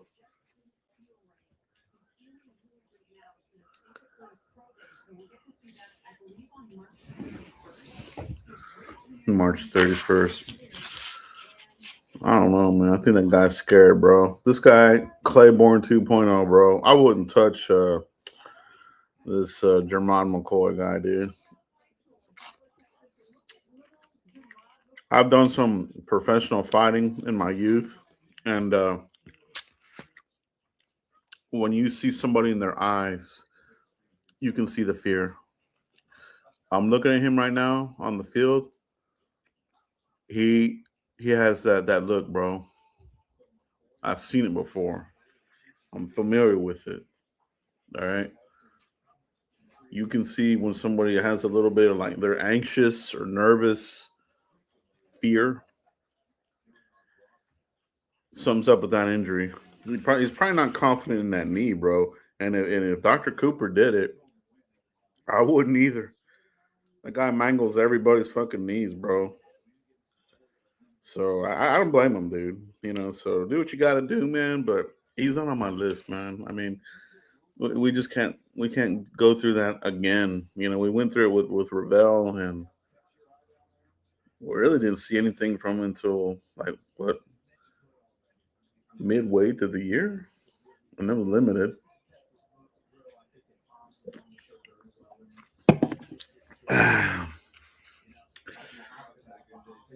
It's probably gonna end up being like a Caleb. Like I said this. I said this months ago, bro. It's gonna end up being like a Caleb Farley situation where he may fall, dude, like McCoy, because a lot of teams are like this as well, bro. Like they won't take you if you're not certain, bro. You may fall, man. But that's what I'm saying. If the Cowboys pick up a second and McCoy's still lingering there, the Cowboys will draft him, bro, and they'll let him take his time and come back too. You know.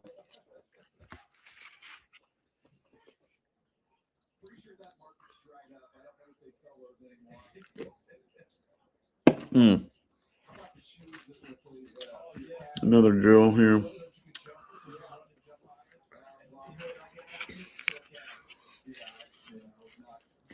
This is like you're jumping the route drill, back pedal. See what your hands look like. Even throw, having a good combine.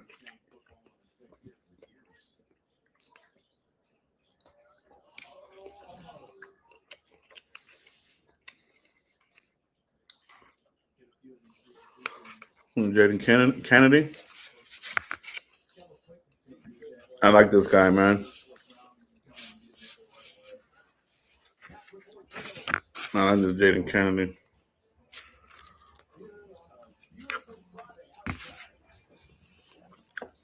Mm, the list of lists.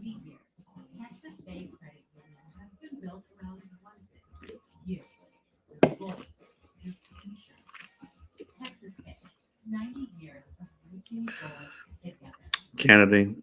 Kennedy's not on here. Well, not to say that they didn't, though. These were just like more official type of information.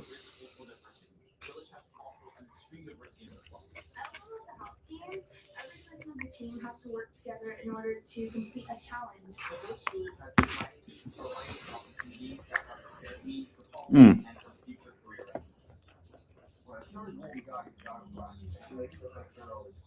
Latrell McCutcheon, Devin Moore,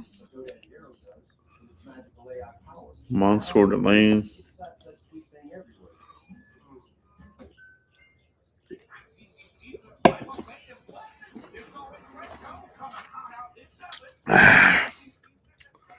It's a Friday night, man. Friday. It's been a really good day off for me. Just taking care of some stuff here at the house. Doing some more film work on these guys. And getting prepared for the second half of draft season because we're going to hit up now pro days, 30 visits. Those names will start coming out very soon. They start setting up these visits because you only have a certain amount of visits within a compact time frame. So, you know,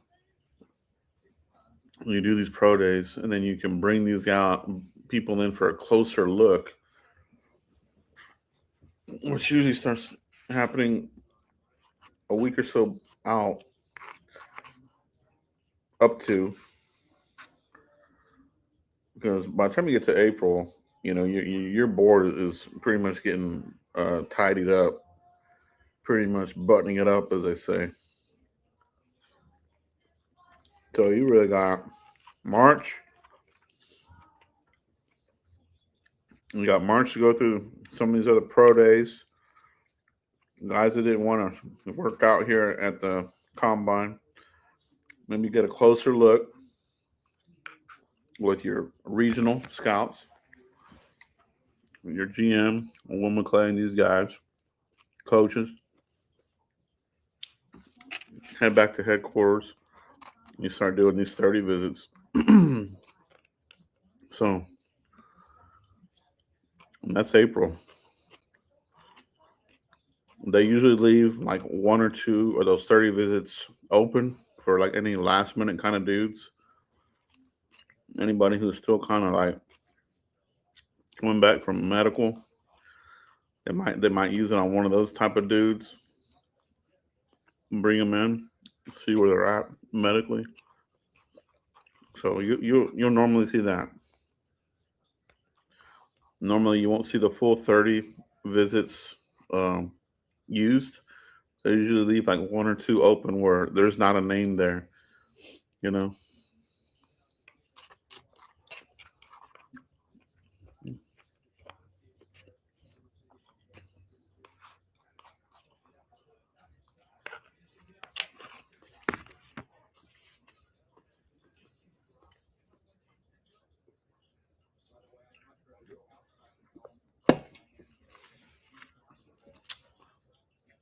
Who is everybody's dream cornerback? Like if you guys had to draft a cornerback, who do you like?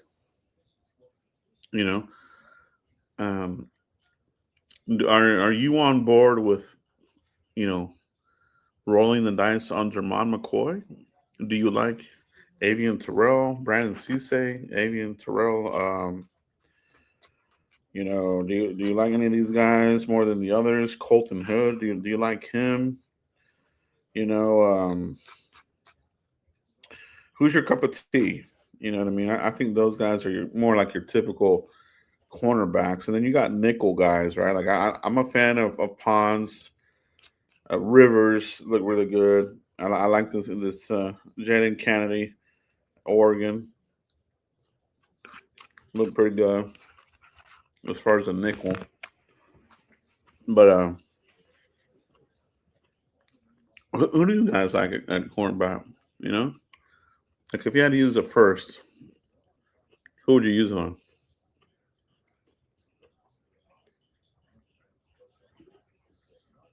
I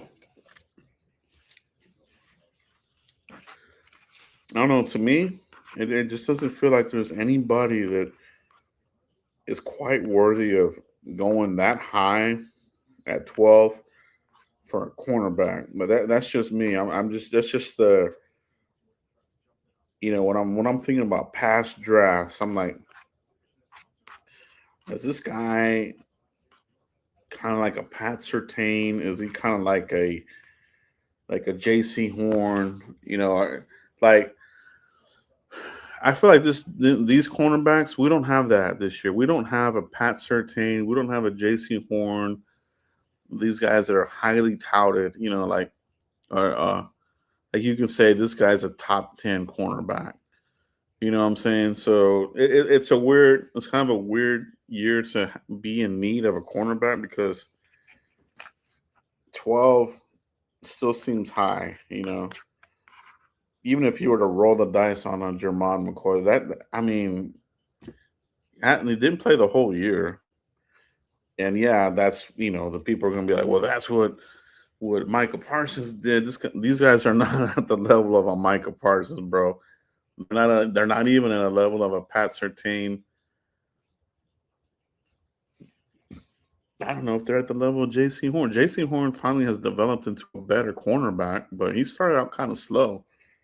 Um, Trayvon Diggs for a second rounder looked really good first couple of seasons.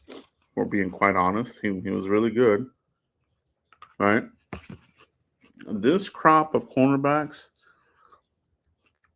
they're more like what you would use with that 20th pick, and I don't even know about that, but they're more of what you would use on the back quarter of this draft, like 18 through 32, 20 through 30 something. You know what I mean? None of these guys are really like, gosh, dude, we gotta have this guy. Or this guy is elite blue chip. Like none of them are elite. That word gets thrown around a lot. You have to go back and look at who was really elite at cornerback. Sertan, right? That's kind of the bar when I look when I think of elite coming out of college. It was Sertan, and then he followed it up by being that at the NFL level. None of these guys are that. These guys are, man. I mean, are any of them true first round grades for anybody? That's what I'm saying. These guys are more, I think, for that 20th pick, like the second one. I think if you take one of these guys at 12, you're kind of you're kind of forcing that pick there. Like if you take any of them there, like let's just say Colton Hood, it just would be kind of like, damn, couldn't we avoid Brandon Cisse? I wouldn't take him at 12. Even Terrell at 12. I don't know about that either. Um, he might be the best of the bunch though. Even Terrell. I wasn't meeting with him, but the other guys, I wouldn't use them on 12. That's what I'm saying. A lot of these guys that the Cowboys are looking at are more for that 20th, that part of the draft, like 20 and below. You're talking about like Colton Hood, he could go at 20. You um, this Chris Johnson kid, he's probably moving up boards. I don't know if he would be considered a first, but I mean, Avian Terrell, he would be in the mix there as well.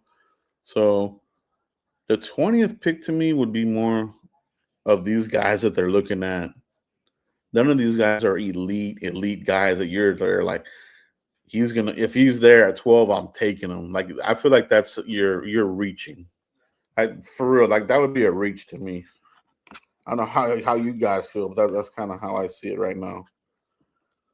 There's no Terrence Newman in this class. There's no Patrick Surtain. There's no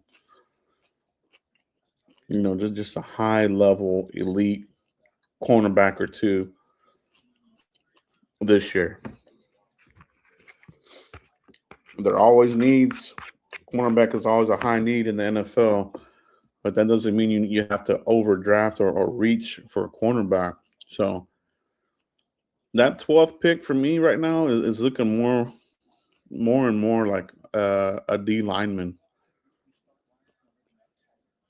That's what it feels like. And then that one at 20, cornerback or safety. That's what it feels like to me.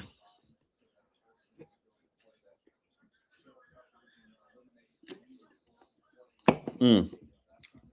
All right, guys. Be right back. I'm gonna take a quick break. Be right back, guys.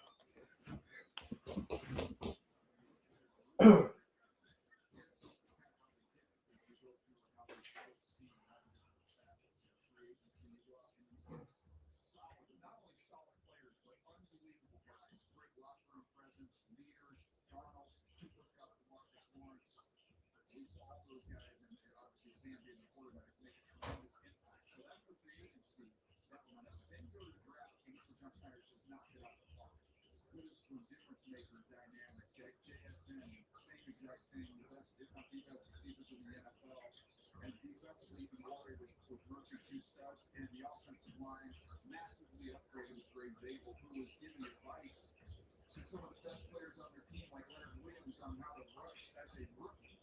And so that's the component from the draft side of it. And then just mentioning Leonard Williams, that's a trade to go along with Ernest Jones. And we know the impact that Shaheed had as a returner as well as a receiver. They've really knocked it out of the park in all of the areas you can build a roster. Charles Cross, another one you think about. Lucas was another perfect.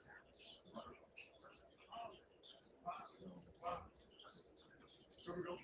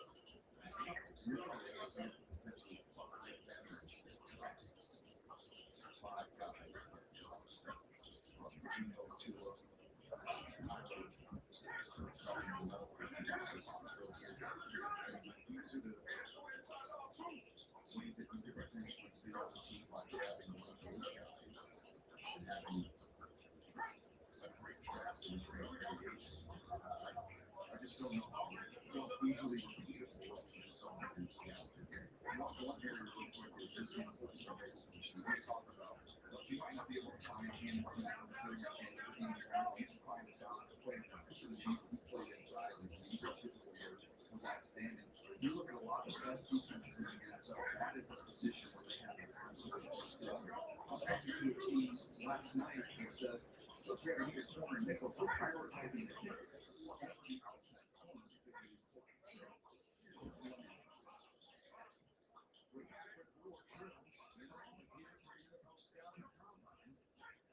it is important.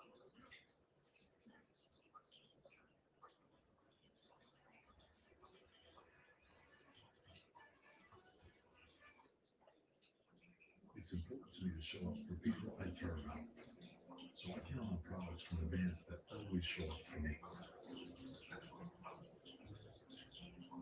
Having basics on hand means I can be about the things that really matter. Because whether I'm coaching Little League or guiding them as they head into a big league opening, I count on Advance Auto Parts for great products and parts. So we make life's good parts.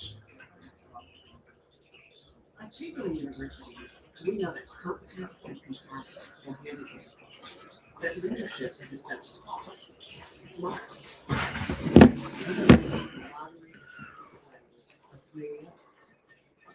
That celebration is for the wins that didn't come easy. And we know because for over 135 years, people have been We're back, bro. We're in full effect, bro.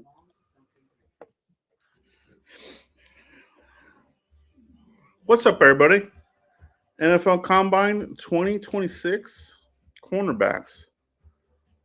Still going through a couple more of these drills. Let's see what we got here.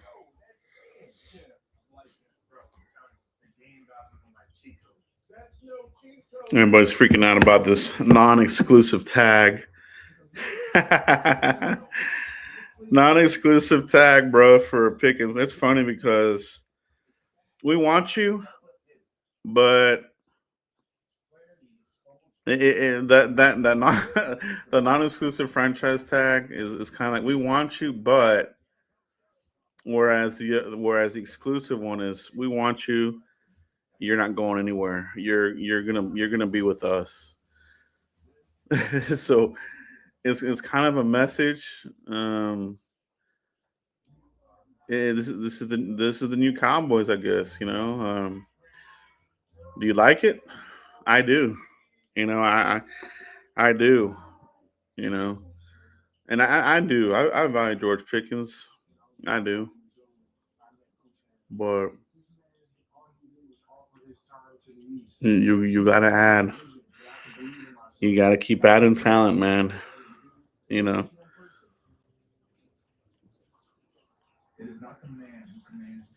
You can get a second for Aubrey, that would be awesome. I mean, if something happens with the Pickens and they move them, somebody is willing to give you something for it. That as long as you hit on that pick, man. You know what I mean. Don't get that pick and turn around and use it on something stupid or whiff on the pick or go get you somebody nobody has heard of. It's got to be somebody legit, somebody that's going to be here, and somebody that's going to contribute. So that's the one thing that does fear me about the Cowboys. So you give them the picks, and it's what you do with the pick. That's what Jimmy Johnson would always say. When we did the Minnesota the Great Train Robbery, he would always say it wasn't the amount of picks, it's what you did with the picks. And that just rings true, and that has always stuck in my head ever since. You can have all these draft picks, it's what you do with it. And we've seen the Cowboys really screw some of these draft classes up big time. You've seen these draft classes where they have like 10 or 12, 13 picks. Those big draft classes for the Cowboys, you look at it historically, they're terrible draft classes, top to bottom. You may get one player out of the whole 10, the whole dozen. You the Cowboys do a little bit better when the draft class is, you know, maybe like eight eight draft picks, somewhere like that. 8 or 9, probably 8. Anything above that, and you get into double digit draft picks, they I don't know, man. They get comfortable, complacent. They panic. I don't know what those draft classes usually have been really, really bad. So this isn't your Jimmy Johnson Cowboys anymore. Where you knew with Jimmy that he was such a good talent evaluator that he was going to come through. But with these guys that we have in place now, hold your breath. You know, hold on to your butts, as they say. I think we're getting a look at the gauntlet drill here. This is a good one too. This is the one that they run with the receivers to really get a good look at your hands. Yep, this is it right here. Let's see how these guys look. Let's see if there's any body catching or they're catching it with their hands. Here comes Jaden Kennedy. Oh man, camera. What is the camera guy doing? Man, he's all over the place. That was terrible. We might have a drunk cameraman on site. Yeah, on the field, drunk. Go get him. Man, that was wild, bro. The camera was going like this. Like, who's out there, dude?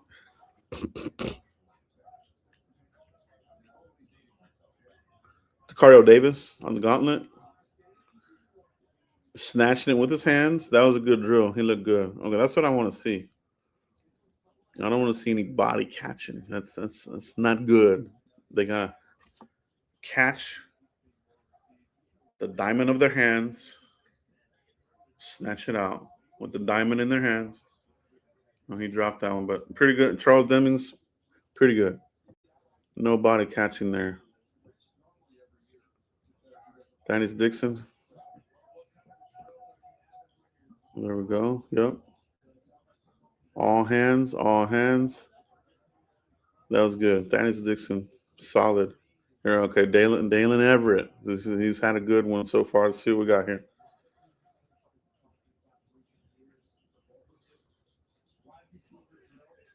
Smooth. He's moving up boards. Dalen Everett, bro. Yep. He's having a solid combine. Andre Fuller. Damn. I guess his hands aren't that good. No, Andre Fuller doesn't have good hands. TJ Hall. Let's see what you got here, dude.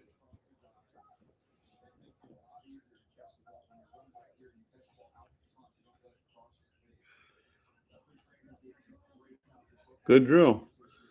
TJ Hall coming back in these drills. That was good. Okay, let's look at Colton Hood here. We got in the drill.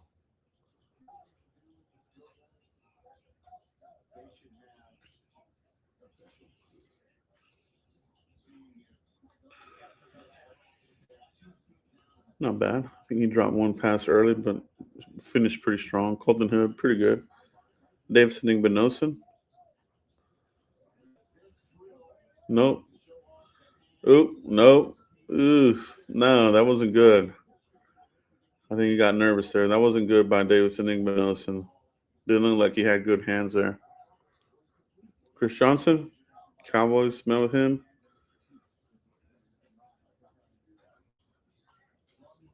Very good. Good work there. Good work there. All right.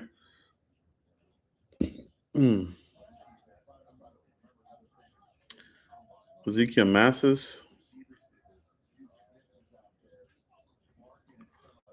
All right. He dropped one, but was good for the most part. Malik Muhammad, Texas.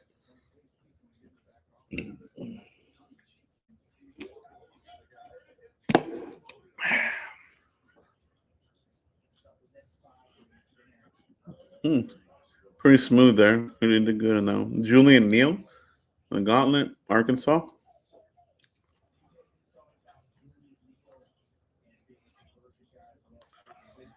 All right, pretty good. D'Angelo Pons. Let's see what we got here. This is a nickel cornerback, Indiana.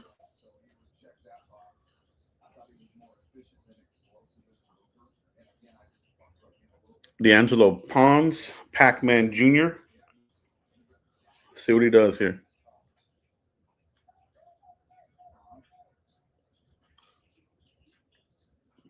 Very good. Very good. D'Angelo Pons, he's going to be moving up draft boards. He's been good. Been good in these drills. Been very good. Pride Jr. Toledo. Oh, dropped that one. Okay. Ephesians Pride Sock. Let's see what they got here. Tall ass cornerback, Washington.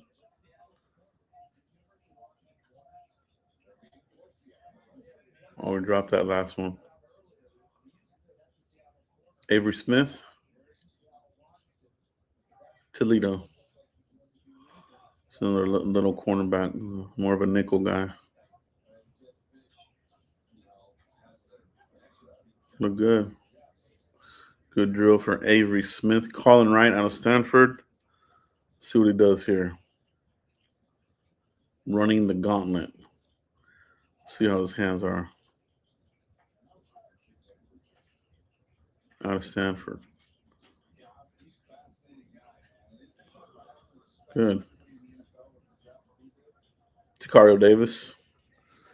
6'3", tall corner. Another one of these tall Washington corners. See what he looks like. Second team all Big 12.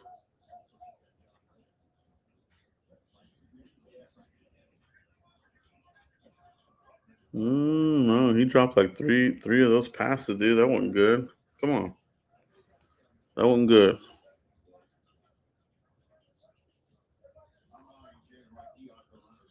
All right, looks like that's it for that drill.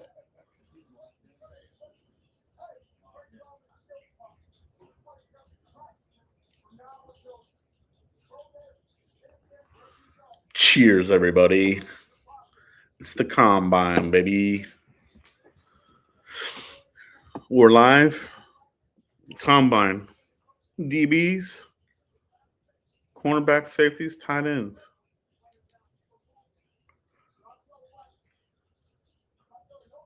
We're right about 4 o'clock Central Time here.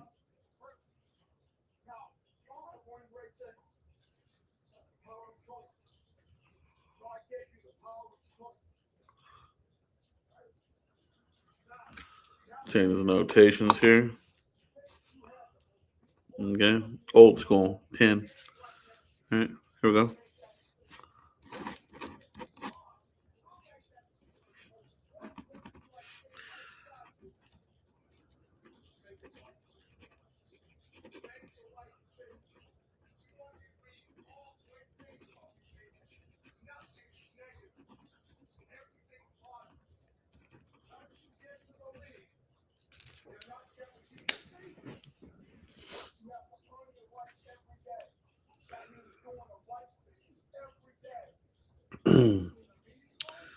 Okay. I'm getting a life lesson here on the field. Senior assistant coach giving some advice here to the prospects. Um,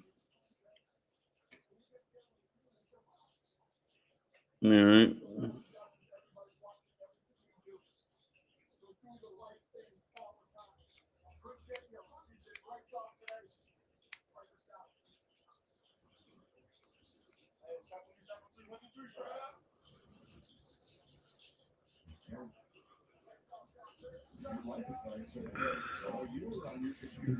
That's it. Cornerbacks look like they're done there. So looks like let's see what we got coming up here. Let's see what we got. It's important to me to show up for people I care about. So I count on products from Advance that always show up for me. Having basics on hand means I can be about the things that really matter. Because whether I'm coaching Little League or guiding them as they head into the big leagues of their own, I count on Advance Auto Parts for great products and parts, so we don't miss last good ones.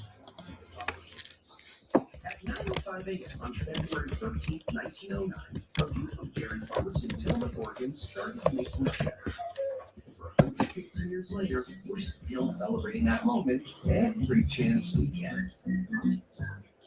It's a very holistic, student-driven STEM experience. I think that hands-on projects in class give students immediate and practical feedback and help them solve problems more creatively. I love what the village school provides state-of-the-art facilities. We're a commercial break. Let's see what comes up next here for these. Let's see who's working out next.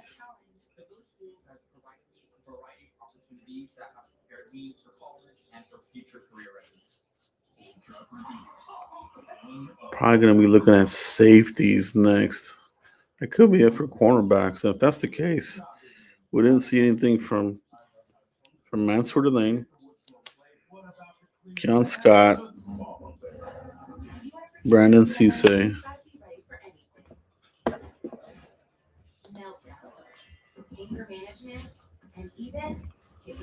Yeah, that might be it, man. I think some of these guys skipped the workout, man. That is disappointing. Let's see if that is the case here. Let's see what they say here after the break. They might be moving on to safeties next. Let me see what they say here. Cold days call for warm meals. The warm cinnamon rolls, the sourdough loaves, the crusty news, King Arthur's unused bread flour. What is that? Baked with the best. Baked with King Arthur. Let's see what we got here, Dan. I'm down here wondering. I'm able to see the defense and take it to the house. Hell yeah, Danny. I'm just texting Danny here real quick. It's been an all-day affair, man. Going live here, just hanging out, man. Just hanging out and having a good time, bro. Interacting with some of the guys here and there. Like I said, it's an open discussion, guys. You guys want to talk about anything else? We did see TJ Bass. They did assign him a second round tender for him, which that was a good move for them. You know, that means he'll still be here. So Cowboys keeping him. But if somebody wanted to take TJ Bass, they got to give us their second round pick. So I don't think anybody will. But TJ Bass, he's a good serviceable backup for the Cowboys. Pretty much knows the system that's been here in place. And nothing surprising for that. So you keep some continuity there by keeping TJ Bass as your backup. You know, he gives you guard, backup, and center if you need. You know, he can do a little bit of that any emergency capacity. Let's see what this is.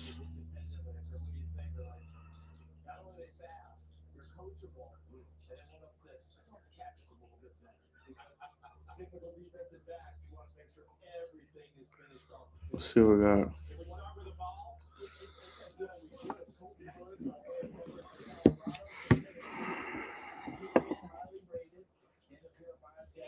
I mean, Colton Hood had a good day. Just it was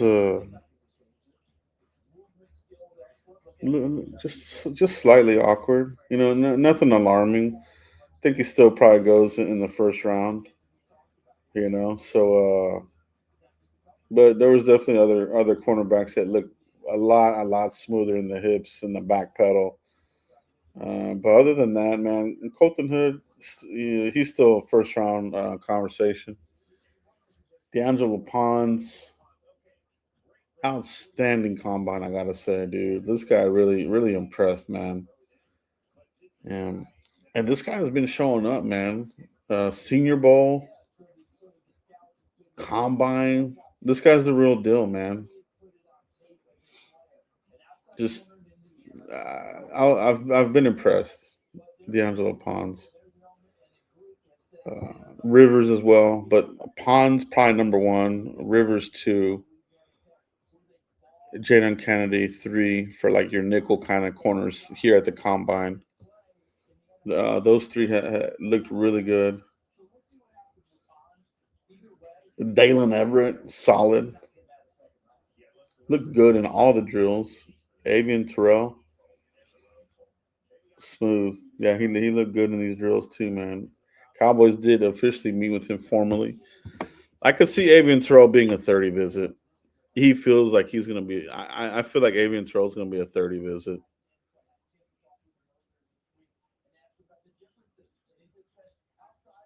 Could he be at 12?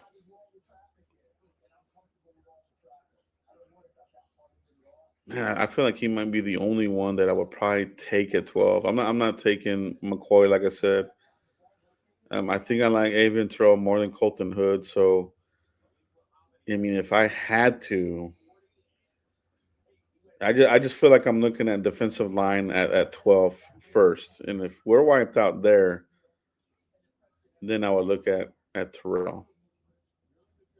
So maybe that's going to be the pick there at 12. Still a lot to go through.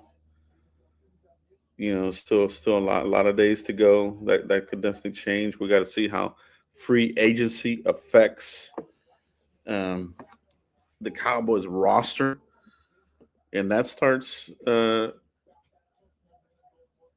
in 2 weeks, right? Like next weekend, and we'll have legal tampering. Obviously, is going to be in full effect after the combine, so you'll start hearing about some deals and this sort of thing coming up. So it's gonna be a good time, bro. Brandon Susie didn't participate, dude. Disappointing indeed. Avian Terrell, like I said, this guy could be the guy. But 5'11", 31-inch arms. Okay, so are the Cowboys good with that? Are they fine with 5'11", or does it have to be 6 foot and up? Like, does it 100% have to be 6 foot and up? We'll see. It did meet with a lot of tall cornerbacks. If you look at that list, and a lot of them were very tall. So that's probably their preference. And it definitely is their preference. But I feel like 5'11", that's close enough, dude. Like, come on. The guy can play. So, has the bloodlines. AJ Terrell, his brother. Good bloodlines there. So, Avian Terrell could be the pick there at 12, man. Brandon Cisse. Okay, so they're talking about some of these other guys. 41. Okay, Brandon Cisse, 41-inch. Uh, high jump, vertical. Yeah, so Cisse didn't participate, so I don't like that. Mansour Lane didn't work out. They skipped. Let me write that down here, guys. Okay. Didn't want to compete. Don't give me no damn excuses, bro. I don't like excuses, man. I don't have time for it, bro. And who knows what it is? Maybe they tweaked something or weren't feeling good, or who the hell knows. But it's part of competition, dude. I want to see everybody do these drills. I mean, it's like they interviewed Patrick Tillman,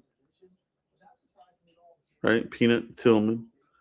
He said that with the opportunity, he came out here and did every single drill, the 40, bench, all the drills, because it was probably going to be the only time all 32 teams were going to get a look at him. And I feel like that's how you should do it, man.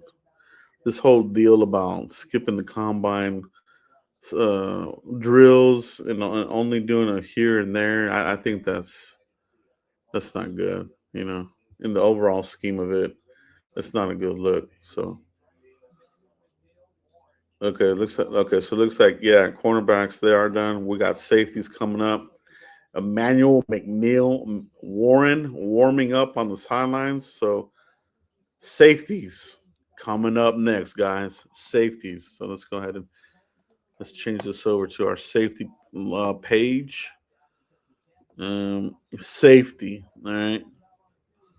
Cowboys officially met with Emmanuel McNeil Warren. Okay. And Jalen Kilgore, South Carolina. Okay, nothing official from Caleb Downs. Nothing official for Dylan Thieneman, but a pretty deep class. Bud Clark, AJ Hosley,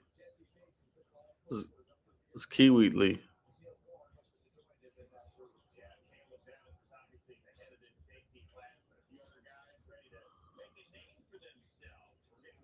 Ari Ramsey,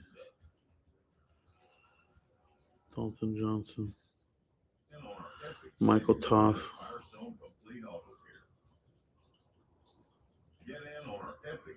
Lewis Moore. Yeah. So those are your safeties. Now I think we are going to see the linebacker from Pittsburgh in here running these. So who was what was his name? Jacob Lewis. What was his name? I think it was. He's going to be running these drills, safety drills. Um, Kyle Lewis. I'm sorry, Kyle Lewis. He's kind of that hybrid, kind of like Darren Woodson type, because Darren Woodson was a linebacker at Arizona State. They moved him over to safety. So this would kind of be a similar situation for Kyle Lewis. Played linebacker at Pittsburgh, and looking at him as a possible safety. So that would be kind of like similar career arc.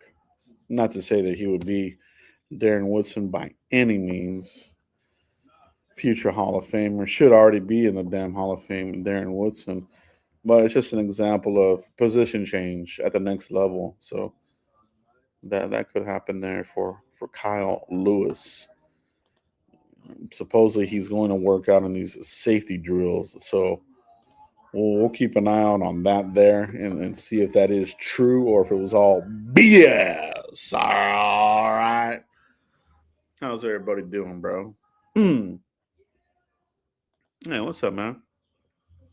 What's your take on the non-exclusive tag for Pickens? You think a team or teams would negotiate contract due to not being a deep wide receiver draft and getting 2 first-round picks? Um, yeah, non-exclusive. It's an invitation, right? It's definitely an invitation. So it's a message. It's a message towards Pickens and the agent, which they don't like. Mel and get it. That we do want you, but right. So and we're also not going to be hostage to you. Like if somebody else wants to pay more than what we're willing to give you, we'll take the draft picks. So I like this. I like this frame of thinking. You know what I mean? But like I said a little bit earlier, it's what you do with the picks that you get.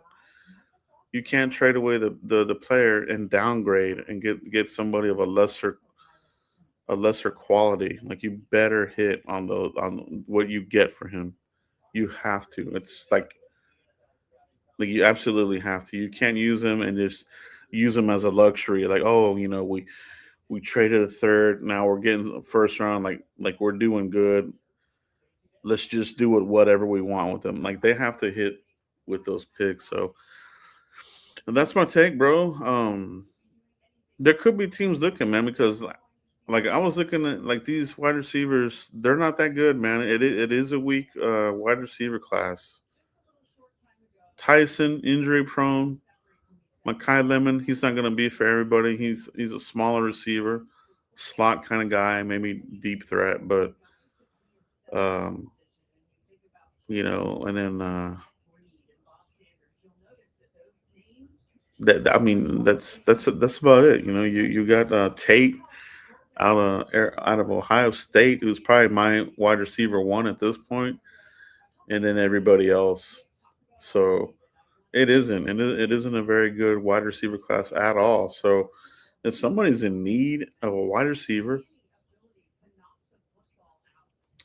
Pickens has proven it to be that guy. You know what I mean? So maybe somebody will, especially after the combine. Somebody might be like, "Hey, we looked at the combine. These receivers, no good. So we don't want to use a pick on something that we don't know about." With Pickens, he's a known commodity.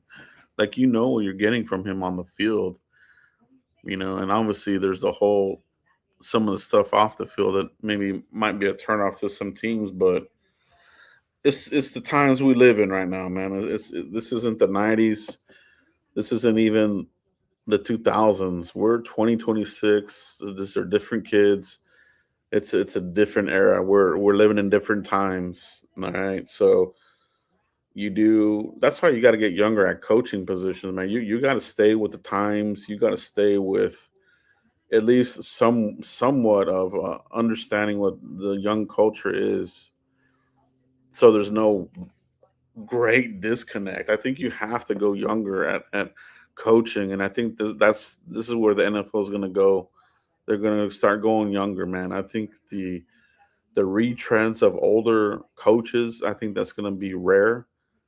You'll see younger guys to relate to this younger generation, bro. You know what I'm saying? So that's where I'm at on that. It's kind of a long-winded answer, but that is my thought on it, man. Appreciate that. Appreciate that question there. Very good. Very good question. Dromanjo, what's up, bro? I mean, appreciate the super chat, man. Appreciate that, bro. Appreciate you for stopping by and showing some love there, man. Uh, yeah, yeah. What's up, man? It's good to see you in the chat box, bro. Two first round position, I'll take it if nothing can materialize with him and the contract situation. Yeah, I think it's definitely a hint as far as like what the Cowboys are doing. Because if they absolutely wanted him, it would be exclusive. It would definitely be exclusive. To make it non-exclusive, it's a little bit of a message. You know what I mean? So we want you, but that's kind of what it is. Yeah, I mean, if they can finesse two first round picks from somebody, I mean, you're cooking with some grease, bro. Like you're doing so good. Like you're going to have a little bit of drop off at receiver, but I mean, still, you have Lamb, All Pro. You have Ferguson, Dak. Your running game is going to be better, and you're probably going to add another weapon on the offense anyway with one of those picks, and then you're going to have some more juice in the draft. I mean, I like it. I like it. Yeah, bro. The wide receiver class this year is it's not good, bro. It's super non impressive. Like elite, I don't feel like there's anybody elite. You're not getting like a Larry Fitzgerald or you're not even getting gosh, bro, um, a Buka. I really loved the Buka last year, and he fell to like what, like 18 or something like that, 20 or something. I mean, it was crazy to me. A Buka, Tedro McMillan. I mean, I wouldn't consider him elite. I thought he was really good, but I like the Buka more. I still do. I still like a Buka more, but yeah, you compare this wide receiver class versus last year, those dudes, they're probably all second or third rounders. Tate might be the only one. Like I said, Tate's my wide receiver one, but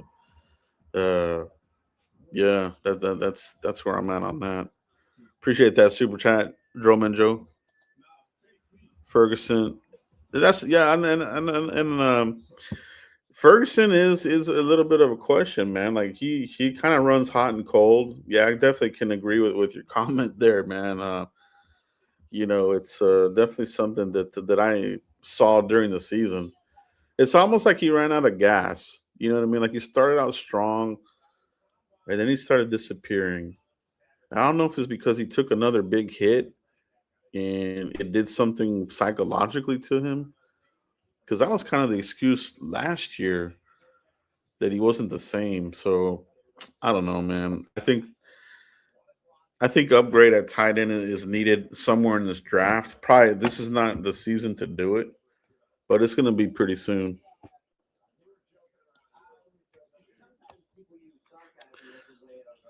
Do you think they go linebacker at 12 or they love CJ Allen?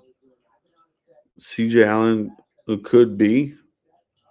I've heard that as well. You know we now have familiarity on the coaching staff with bringing over the Georgia linebacker coach. So coaches they know him, solid player, man. So 12. Like I said earlier, it depends how wiped out you get. Would it feel like a little bit of a reach at 12 for linebacker CJ Allen? I don't know. I mean, I think I would. I think I would be okay. I think I love him more at 20. At 12, I'm hoping that there's a defensive lineman there. Is really what I want that 12th pick to be. If it's not Jeremiah Love, then let it be a defensive lineman. Because like I said, 12, I think you're kind of reaching on a cornerback, maybe Avian Terrell, CJ Allen, those guys could be in play there at 12. So I could see that. I could see that happening there. Good question, bro. Appreciate you, man. Appreciate everybody hopping on here, just stopping by real quick. I'm been online here, just hanging out, just watching this combine here.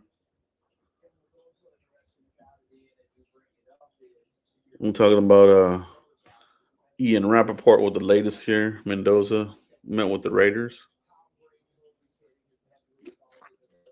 I think we know that's the number one pick there. I don't think that's going to be a surprise to anybody.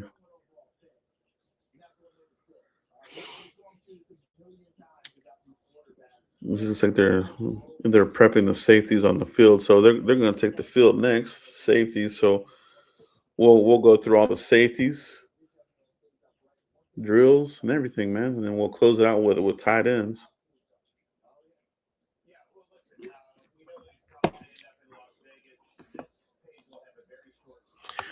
I'll see what Tech Love at 12 available. Dude's legit game. He is, man. He is a game changer, 100%, man. Like he would be this year's CD Lamb,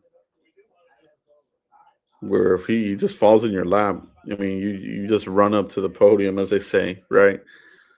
And then call that in, Jeremiah Love. Because at that point, you have Thunder and Lightning. You have Javante Williams, Thunder. You have Jeremiah Love as the Lightning part. That would be an incredible 1-2 punch that a lot of these offenses just wouldn't be able to handle 4 quarters of it. You know what I mean? You could just pound the rock, man. Control the clock like Parcells used to do. Parcells was all about controlling the clock. So was Jimmy Johnson. So control the clock with the running game, and then just beat down that defense, tire them out.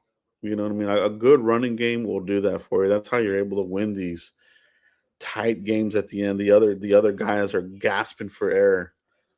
You know what I mean? I think those of us that have played in these type of situations know that feeling where you got to reach deep, man, and that's where you differentiate the competitors from the guys that quit. Because some guys they can't take that gasping for air in the fourth quarter. It's like God, let me. Some people are just like let's get the hell out of here. I'm tired. The other guys are like, hey, we're gonna grind through it and win this game. So that's the difference in championship teams, man. So yeah, bro, you have him and Javante. Javante's on a short term deal. Essentially, Javante's on a 2 year deal.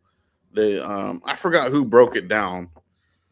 Somebody broke it down where the deal is essentially a 2 year deal with void options. You know what I mean? So it's a good deal for the Cowboys. You're not locked in super long term, and it's affordable. So is there a Jeremiah Love within the next 2 years? Maybe, but maybe not. So you get a guy at that caliber, you're looking good, man. So I'm with you, bro. If he's there, he's obviously the highest player on the board, best player available. So there's no question. Appreciate the comment, bro.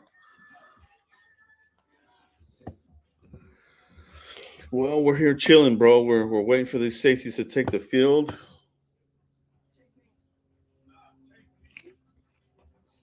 Let's see who shows out here, man. We're in the mix for safety. Cowboys have not taken a safety in the first round since Roy Williams out of Oklahoma, right? And that was like 2000, right?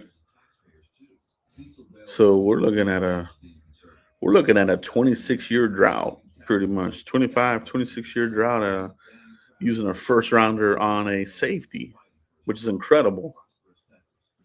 It was defensive tackle and quarterback and safety. Those were the three. Those were the big three that the Cowboys have not used a first round pick on. Well, they took Mozzie Smith, complete bust, but that resets the clock.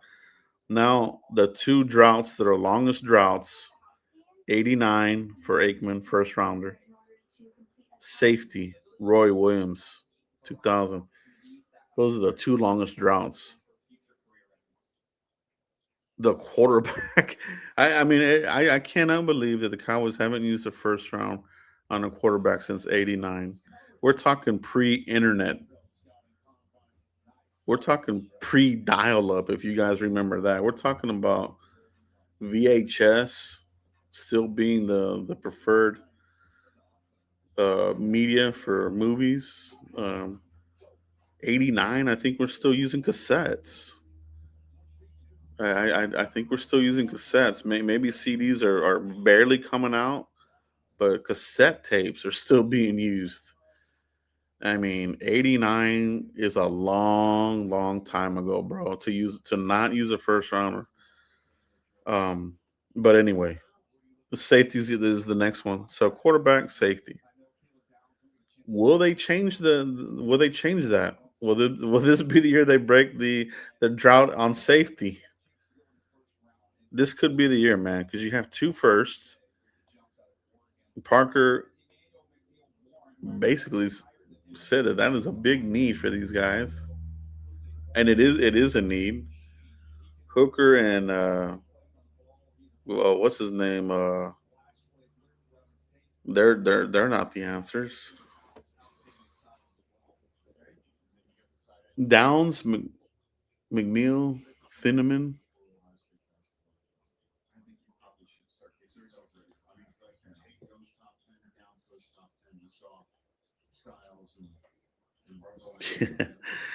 Oh man, is Downs gonna participate? Man, come on, bro. I want to see. I want to see these guys compete, bro. Come on.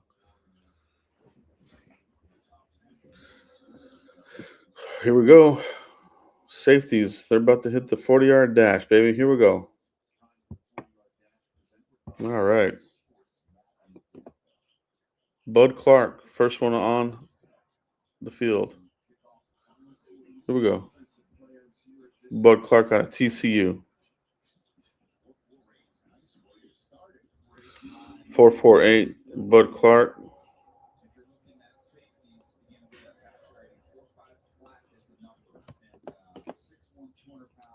Bishop Fitzgerald, he's up next.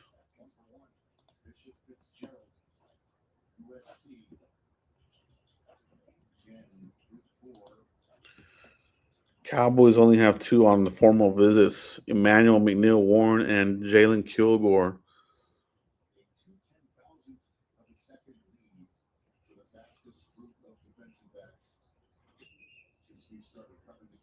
Let's see who's running. We got Hosley, Dalton Johnson, Kilgore's going to run. McNeil Warren's going to run. Xavier Wankapa, he's going to run. Wankapa. Who else is running? What's that other name? Can't see the other one that's on schedule on here.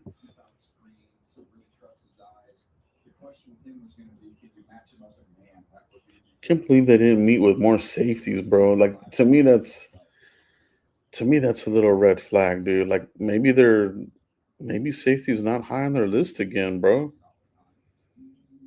Because you look at the two that they met, McNeil Warren, he's like a fringe first rounder right now. He'll probably end up being a first though. Kilgore, he's not. Nobody's talking about him in the first round, so kind of concerns me. Are they really going to go out and get a safety this year in the first round? I don't. It doesn't quite look like it, man.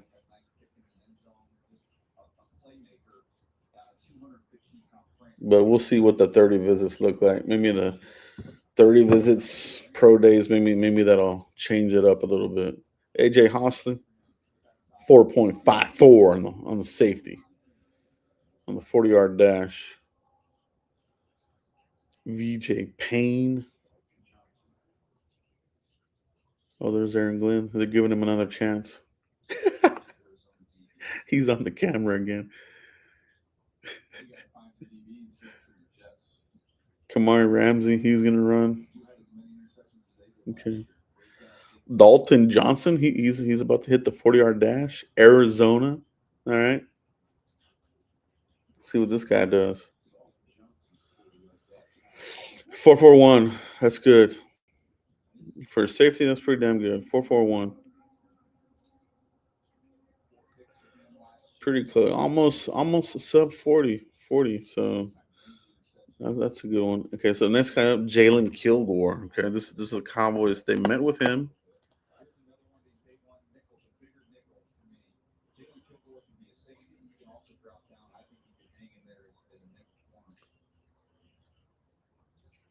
Where's he at? Jalen Kilgore. So Daniel Jeremiah is saying this guy is a safety, but could play nickel corner for you. So let's see what he does here in the 40. 6'1", 30. It's pretty good size. Not bad on the avert and the broad jump. It's 40. 4.42. Not bad. Let's update this. 4.42 for Jalen Kilgore. So he could drop down and give you nickel play. That's what Daniel Jeremiah is saying. Versatility. So that'll be interesting to watch. Okay, here comes McNeil Warren. Cowboys met with him formally. 6'3", 32 1/8, and 4.55 on the 40. Not bad. Could be better, but that's still pretty damn good for a safety. 4.55. Okay. That's a tall safety. 6'3", official measurements. 32 1/8 arms. Okay.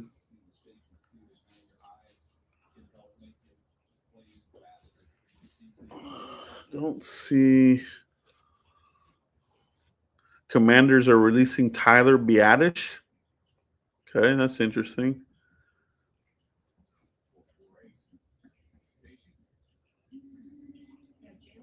Let me ask you guys this: who's better at center, Cooper Beebe or Tyler Biadasz, or are they the same player?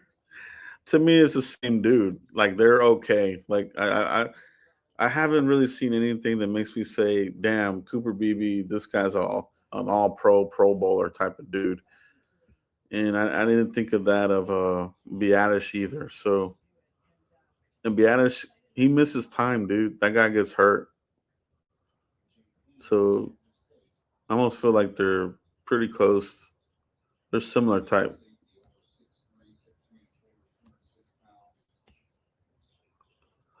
VJ Payne out of Kansas.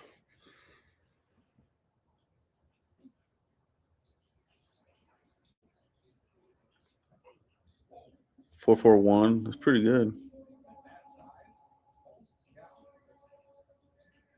441.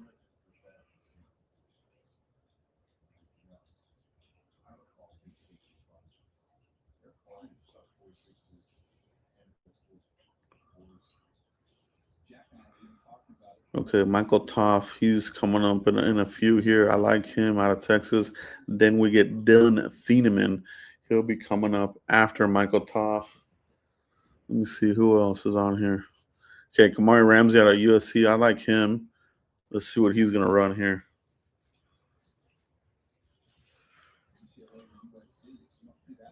.447. It's not bad. It's not bad. I think that's pretty good. Kamari Ramsey, 447. Let's see.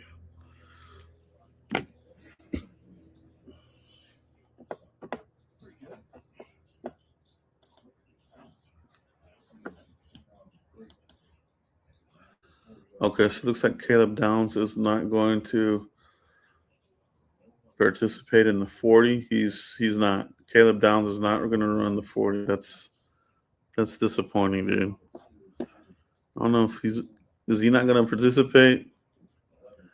That's lame as hell if he's not.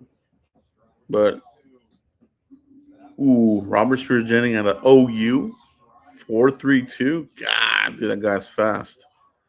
Incredible. 4.32. That's insane, dude. That guy's flying, dude. That's crazy.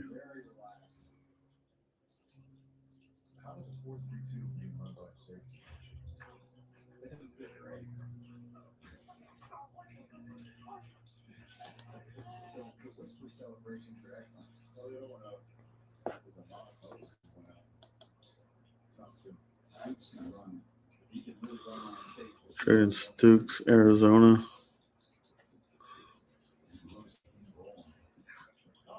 .434.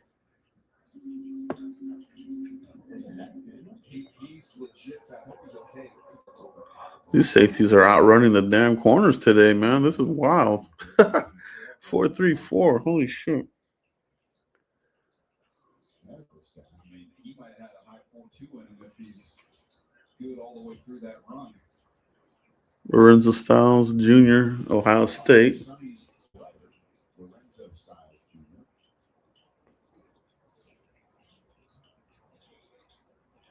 think he's better when you play closer to the line of scrimmage, using his some as a blitzer. A little bit straight line.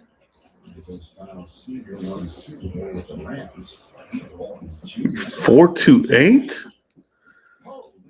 Jeez, these guys are blowing out the cornerbacks, dude. These safeties are flying, dude. Holy cow. Lorenzo Styles Jr.? Hold on. Jesus. Where's he at? Damn. That is crazy, dude. 428? Out of Ohio State. This is Sonny Styles' brother. All right. Sonny Styles' brother. I didn't know that.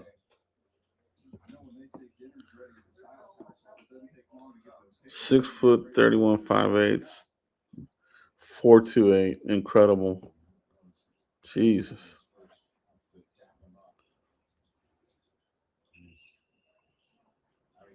Gosh, that was crazy, dude.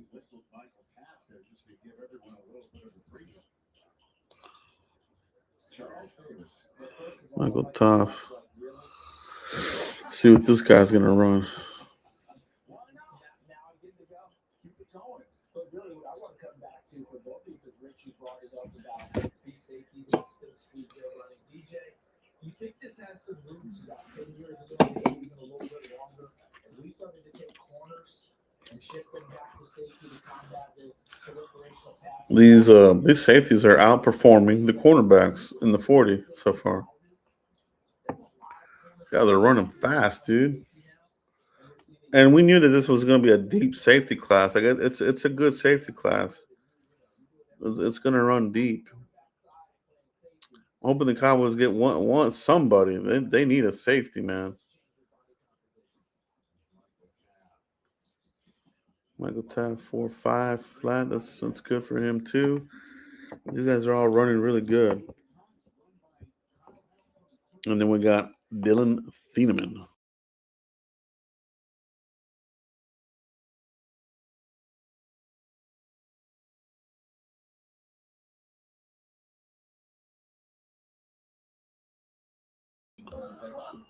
Dylan Thieneman is up next. Pull him up here.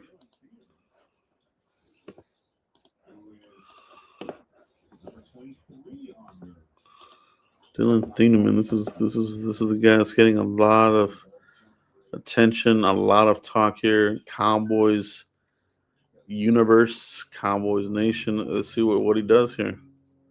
Cowboys did not officially meet with him, however, that we know of as of yet. Let's see what he does. Oh, I don't expect him to run a 4.3, but see what he runs here.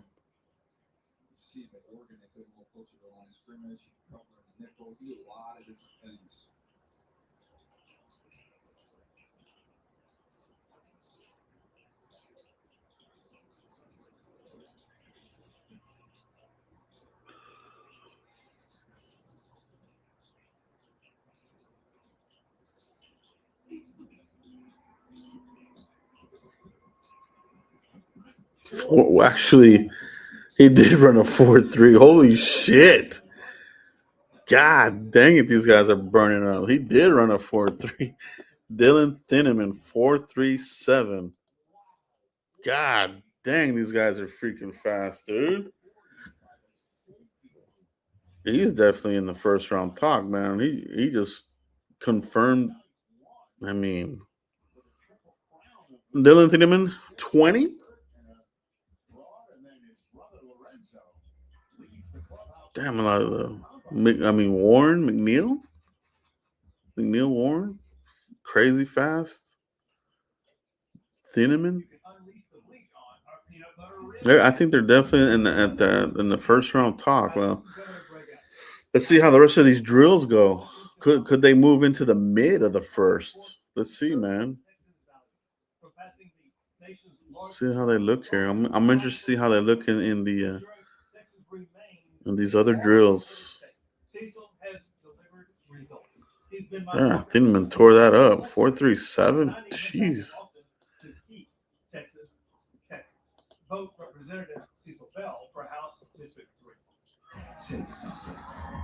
It's all about safeties right now. They're all outrunning the cornerbacks. It's insane. What has been the slowest time? 4.55. Dude, these guys are freaking incredibly running really fast. Caleb Downs not running the 40. I don't know if he's going to do any drills today. That's disappointing. That sucks. I guess he's going to, wait for the pro day.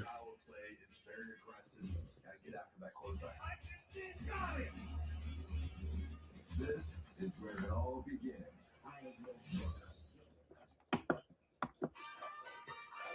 This is where my love of the game was born. But they're taking that love even farther. Caleb Downs not running the 40. Let's see his official measurements. He came in at 6 foot. Okay. Well. 6 foot, huh? Well, you know what? He is on the Cowboys list then. Because I was gonna say if he's under 6 foot, scratch him off the list. But looks like he measured in at 6 foot today. 30 1/4 arms. Okay. Man, I wish he would have been participating today, though. Dang it, man. But this keeps him in play right here. Man, he doesn't look 6 foot, though. I swear he doesn't. He looks like he's like 5'10", 5'11" at most. So that's good for him. 6 foot. Interesting.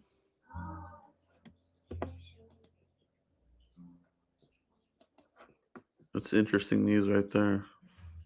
You were just totally blown away by the 40 times of this safety group. Clark started off with a 4.48 and then just improved his run during the commercial break. Bud Clark 4.44. He's doing good too, man. I like Bud Clark. Guys are running crazy fast today, man. AJ Hosley, LSU.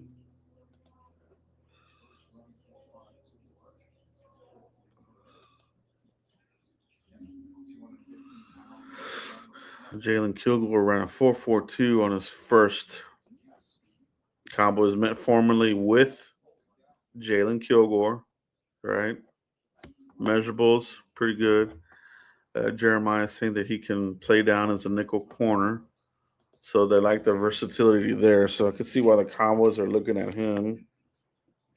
Wouldn't be an early round pick though. Kilgore probably a little bit later.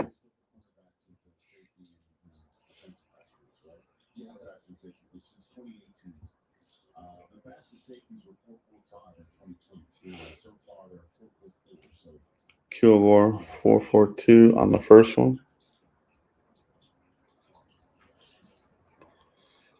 Man, he's flying too, dude. 4.40. Jeez, he improved his time. 4.40. Jeez. Okay.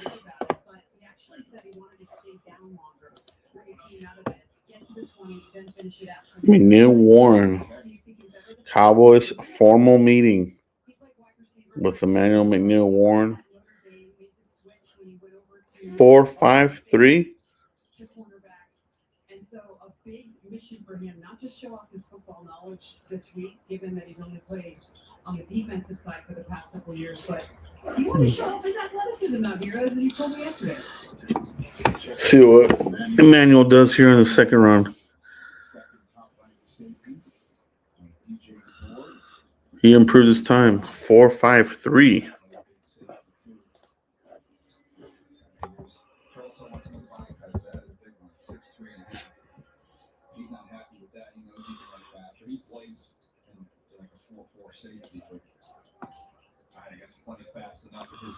It's pretty good though. That's pretty good. Probably wishes he would have ran faster, but that's still pretty good time for him for that dude's size. For 6'3", it's a big ass safety.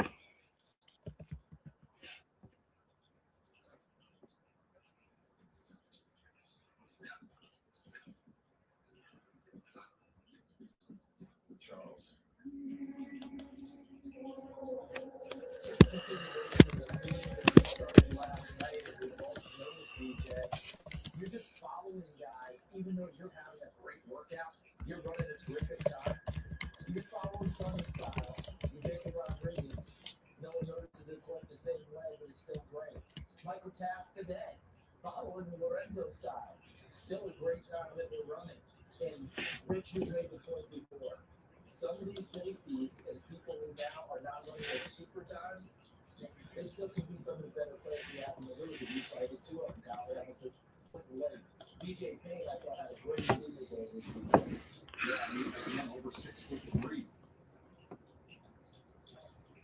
And he actually was covering man. You can use him in that way.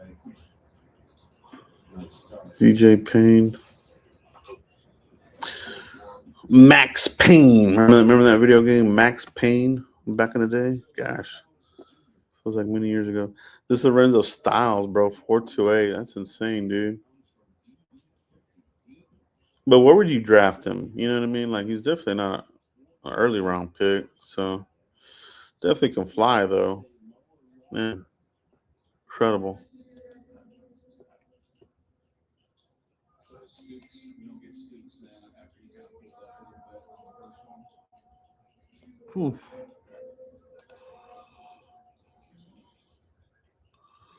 Getting a little bit of that Aaron Glenn here, dude. I'm fucking dozing off for a second. I might have to get me a refill of the caffeine.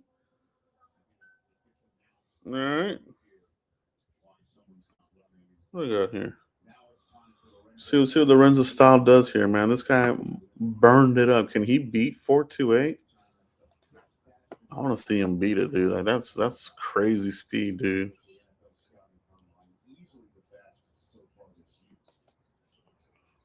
428 is just that's incredible. He didn't do his broad jump. Pretty good vert, 39. He probably has a pretty good broad jump. I mean, all these other numbers are crazy. Sheesh, 428 again. Man.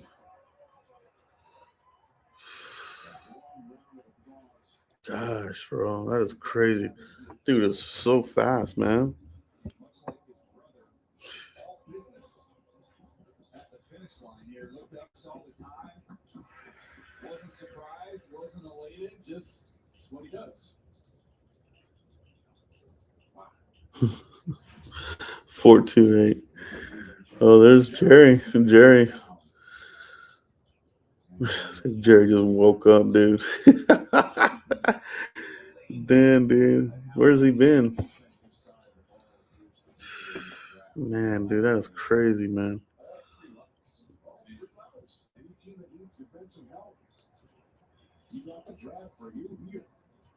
We're looking at Michael Toff out of Texas. 4.55. Okay. Looking at him as a day 3. Michael Toff out of Texas. I don't think he's a second rounder, 4th rounder for me for Toff. Thieneman, can he beat his time? 4.37. That's incredible, man. That is insanely fast, dude. I think this combine is gonna give him the bump that I thought he was gonna get. And so far, so good. He's looking pretty good.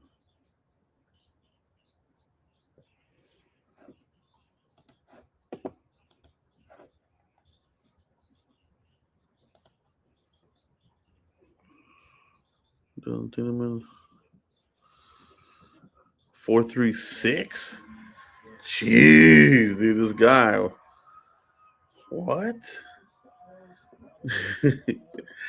Man, dude. 4.36 Dylan Thieneman. My goodness. That is something, dude. 4.36 Dylan Thieneman. Incredible.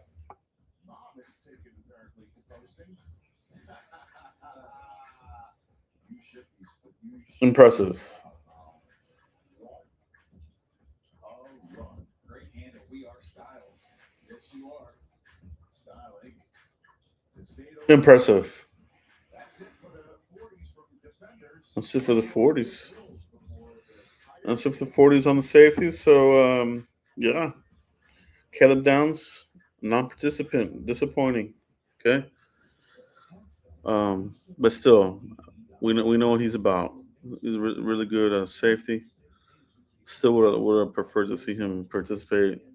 See what his 40 was. And his other numbers, his vert, his broad.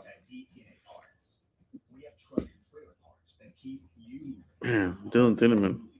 Backing it up, man. Backing it up, bro. Dylan Tinneman. Backing it up, dude. That's why we're committed to delivering reliability you can count on. Because when your business moves, the world moves with you. DTNA parts.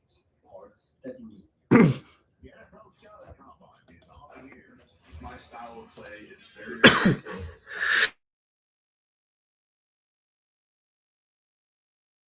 Where it all begins.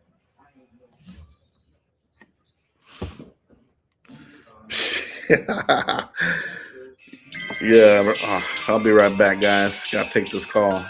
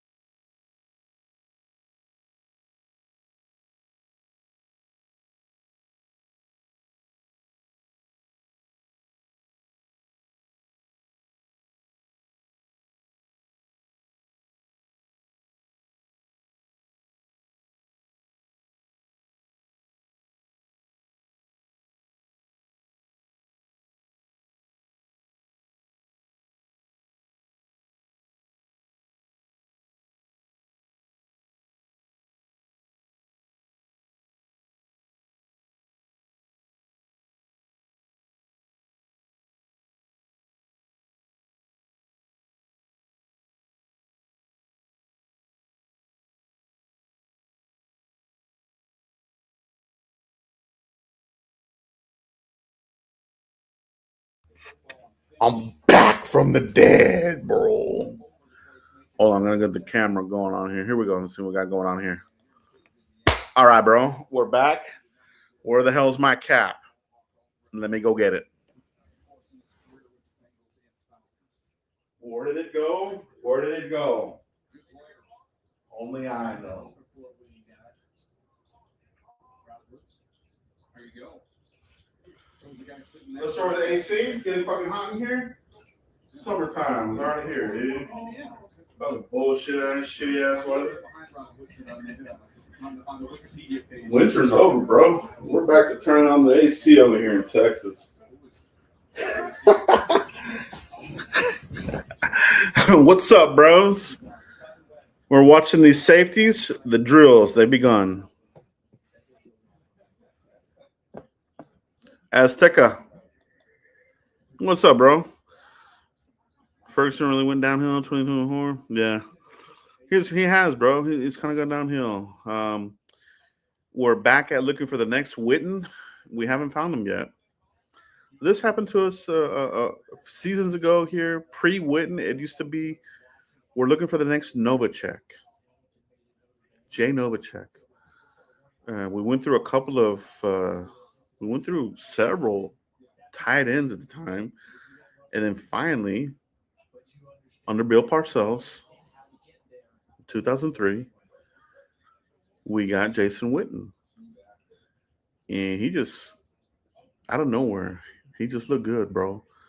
And he then became the next Jay Novacek. And now we're chasing the next Jason Witten. Can we find him? It looked promising early on for Ferguson, but he hasn't been able to sustain it. He did get a second contract. I think they overpaid him. But they were kind of at the mercy of not having anybody to pass the torch to. You know, we had Dalton, and they were ready to move on, and they handed over the torch to Ferguson. But Ferguson, there was nobody to pass the torch to, so they gave him the second contract. He's been okay, but the guys after him, they're not much better. They're worse. So I would like to upgrade the tight end. It's going to have to happen probably pretty soon. You know what I mean? We really need a safety in this draft. Dylan Thieneman, McWarren, Bud Clark, Mongotoff.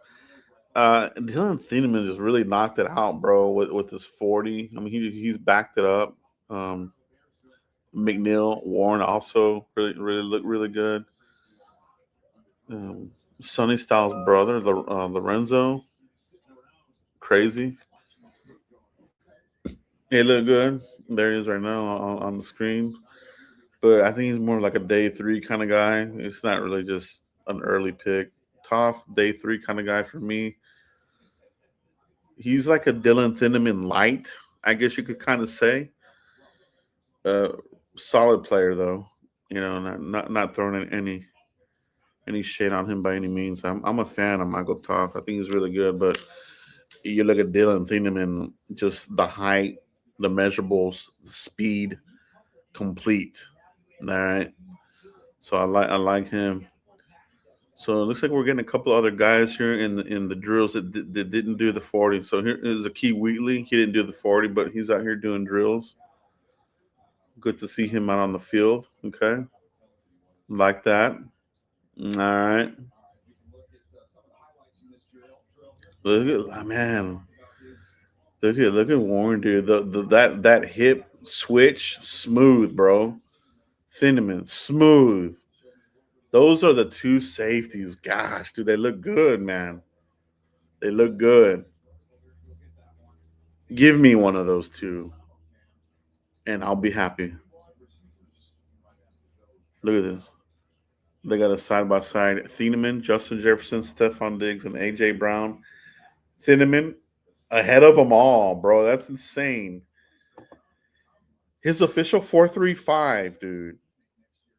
Incredible, bro. Like, these guys just keep getting faster and faster, faster and faster. It's unbelievable.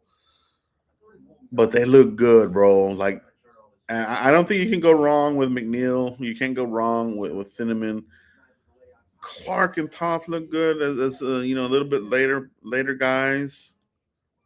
I like that. Thoughts of Sadiq with their second first round pick. It's tempting, but I don't see them doing that. You know what I mean? I think that the pressure is really on turning around this defense, and they're going to figure out a way to get it done. You know what I mean? Not to say that one of those picks won't be used on an offensive player. I think right now the focus is on defense. So we saw Ryan Smith out here running some of the drills for the cornerbacks earlier. They're fully they're full in it, man. They want to get their players. So I like seeing that. I like seeing that. So yeah, it is tempting, bro. But I think it's gotta be defense. There's just a lot of holes on defense. I think you give tight end one more year after that when you have more picks available, then you can start thinking about upgrading Ferguson. How did Chris Johnson, San Diego, he did good, man. He did. I liked how he looked today. Um, his his back pedal was okay. It wasn't as smooth as I would have liked it, but ran a good 40, ran a 4.43 and a 4.40 on his second run. So he's one of my sleeper kind of guys. You know what I mean? He's probably just the measurables alone. He might sneak into the bottom of the first. You know what I mean? Pre combine, I had him as a mid second, third rounder. He was like a 2-3 for me, but he's doing his thing, man. I like Chris Johnson, man. And the Cowboys did formally meet with him, so very good, very good pick there for the Cowboys if they want to use a pick on him. Let's see what else we got. Yeah, man. Appreciate the questions. Appreciate the comments. Keep them coming, dude. We're just hanging out here, like I said. Open discussion whenever you guys want to talk about, and these other prospects you want to talk about, we can definitely hit that up. But right now, we're looking at safeties. Thieneman backing it up.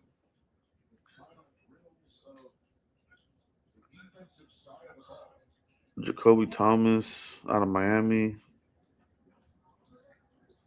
He's out there.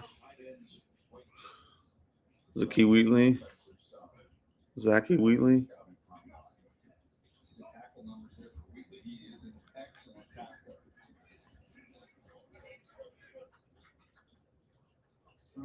Next drill up, we've got the W drill. The W drill. I'll show you what this drill looks like. Back pedal. Executed this drill and then was able to translate it on Sundays. Take a look at Jalen Petrie. They're going to show an example here of the W drill. There we go. Back pedal. Drive, catch the ball. It's a good drill. I like the W drill. This is going to be a good drill for these guys. Here he is in this Texas secondary that's absolutely stacked. So back pedal, drive, and attack the ball.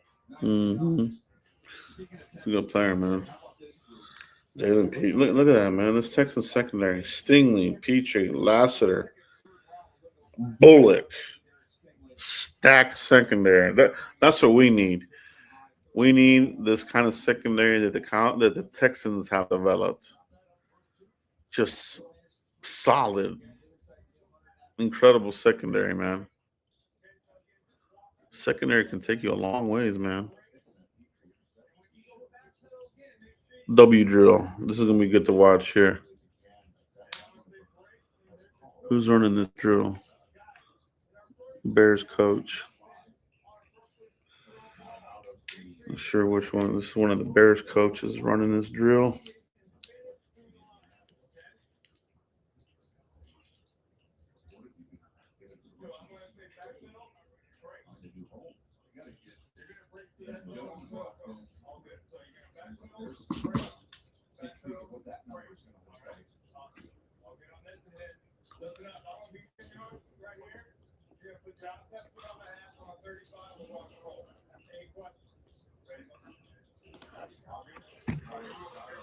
Who do we got next?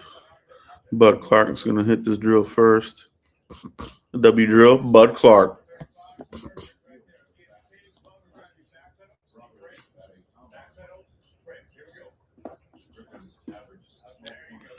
Bud Clark, I believe, met with the Cowboys at the Senior Bowl.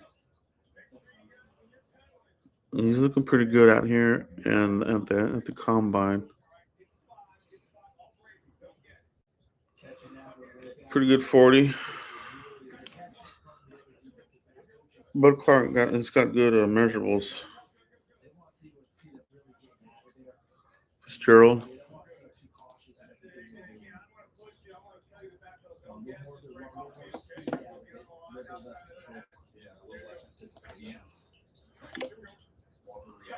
Number 12 corner and 12 linebacker. Or do we go corner and safety? That's a good question. Right now, without looking at free agency, I would say that probably I would think that they're going to be looking at D line first. I think that would be their preference of who's there. If not, probably corner. And I'm thinking that Adrian Terrell would be the best fit there. They met with him. He hits all the measurables that they like: height, weight, speed. And then 20 linebacker. If CJ Allen's there, he could be the pick easily, no question. But if you went corner and safety, get your corner at 12, safety at 20. You could get McNeil, Warren, or Thieneman there at 20. So I think either of those combinations are definitely in play, bro. Which player do you think we would possibly reach for initially, but at the same time, long term could really pay off the best? A reach, possibly reach for initially, probably is going to be. I mean, it's probably going to be that 12th pick. I really feel like that 12th pick, we're going to end up, if we don't get the trade down from there, we're going to have to take somebody there that a lot of fans are probably going to say that was a reach. We could have waited or something like this. But if you can't get out of there and you're stuck, you got to make the pick, right? So, I wouldn't consider Avian Terrell a reach. Some people might, though. Some people might say, no, he's more of a 20 kind of guy. But looking at all the cornerbacks that have been participating, who they've met with, he really fits the mold of what they would be looking for. So to me, I think it would be him. Colton Hood and these other guys that they met with are more of the 20 for me. So that's why I think Avian Terrell would be the guy that would be like, oh, that's a little bit of a reach, but then ultimately will end up being a really good player for the Cowboys. So that would be my answer. That it would be Avian Terrell for me. Appreciate the question, comment there, Drum King. Appreciate that. Appreciate that, bro.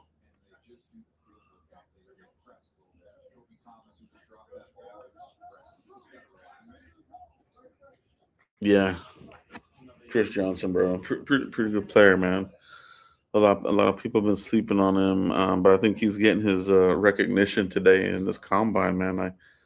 He was one of my top sleepers in this draft, and it's good to see him getting his recognition. So I like it. I like it very much. It's been a good combine here through 2 days so far. These cornerbacks and especially these safeties, man, they got a lot of speed. It's been pretty impressive to watch. I mean, they're going to have options. I just wish we had more picks in the second and third round because I think that's where you can get some of these other safeties. If you don't go safety in the first, second and third round, I think is going to be a good spot for some of these guys. Fourth round, you're gonna be kind of pushing it, you know. And then the further you go, obviously, you're just pushing it more and more. So, sweet spot here for safeties if you don't go early, second to fourth round. There's a lot available. But the Cowboys have only officially met with two, right? Kilgore, who they like as a nickel. And Daniel Jeremiah mentioned that they liked Kilgore because the versatility can play safety, but can also give you nickel cornerback. And I think that's why the Cowboys are taking a look at him. May not be a household name by some, but should be a name that the Cowboys fans should get a little bit more familiar with. Could he be a 30 visit? Keep an eye on him. And the other one was Emmanuel was the other safety. So they didn't interview too many safeties at the combine here on formal interviews. Just the two so far that have been reported. Don't have confirmation on Thieneman or Caleb Downs, but I'm trying to see if there's been any updates on that. And you said Alex because that's Sonny's actual first name. You guys, I think Dad nicknamed him Sonny when he was a youngster because of his fiery temperament. Oh, yeah, but the hot temper. So yeah. Appreciate the question, bro. Good stuff.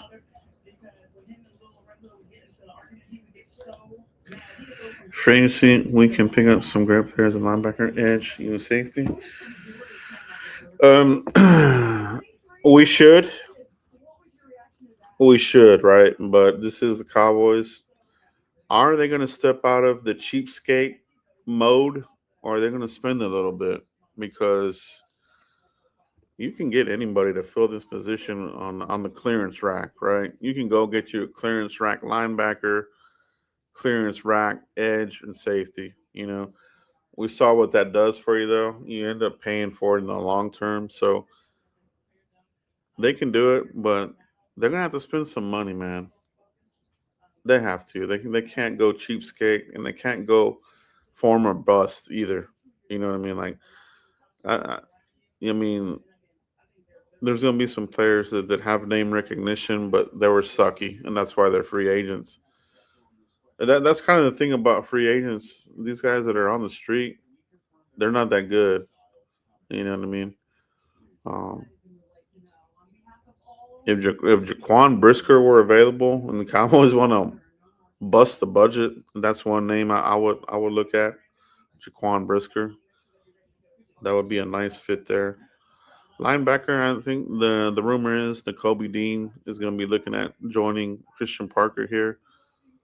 I wouldn't mind that, but that wouldn't stop me from taking a linebacker. However, you know what I mean. Like I'm not stopping there because I don't particularly like the current makeup of the linebacker room. You need to purge it, upgrade it. Um, so if you're getting a Kobe Dean or somebody like this, I'm still drafting a linebacker if they're staring at me in the face. I get one. Edge, I think edge is probably very high on their list because you really have none right now. You know, so I think that's why 12, preferably at 12, they probably want to get their edge guy, and they probably want to move down a little bit. I think they're going to try to move down from that 12 pick, and anything that they get after that won't be a reach. Like I think if you trade down from 12 into the 20s, you're good. Unless somebody falls in your lap there. If they don't have a player that falls in your lap at 12, I think they're going to try hard as hell to move back. If Jacob Rodriguez is available at 20, they would draft him. The dude, I think he moved into the first round conversation. 20. Um, you know, he would be a more of your traditional Mike linebacker, right? He would be like a Sean Lee, which is he could do it, right? Sean Lee was here when we had the 3-4, and he was very effective. And then when we moved to the 4-3, he was still effective. So that's what Christian Parker talks about. You can play good in any kind of system. And I think that Jacob would be that type of guy. He's that type of linebacker that if you don't draft him, you would be like, damn, we should have drafted this dude. So I would feel comfortable taking him at 20, man. But I want to see what we do with that number 12 pick. You know, if you can give me a combination of cornerback, linebacker, that would be good. If you could give me a combination of D line, edge rusher, and a linebacker, I think I would prefer that. That's really would be my goal, especially transitioning to a 3-4. It's kind of what Parcells did back in 2003 or 2005. That's what he did. In 2005, that's when they did the full revamp. They got DeMarcus Ware with that first pick, eighth overall, or whatever it was. And then later they got Marcus Spears to really bolster up the 3-4 and make that transition. I think if you can do that in this draft, you make that transition, you really get you some cornerstone 3-4 type of dudes, get your D linemen, and you get you a linebacker, in some sort of order like that. So he's good, bro. Like I would love to have him in the mix. Appreciate the questions, appreciate the comments, man. So cheers. Still drinking this here, Big Red Zero. It's good. Ah.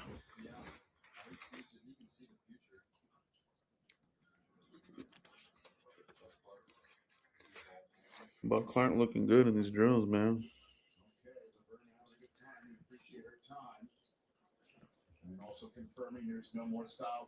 Are these damn Cowboys gonna draft a safety or not, man? Gosh, man, there's a lot of good safeties in this draft class, man.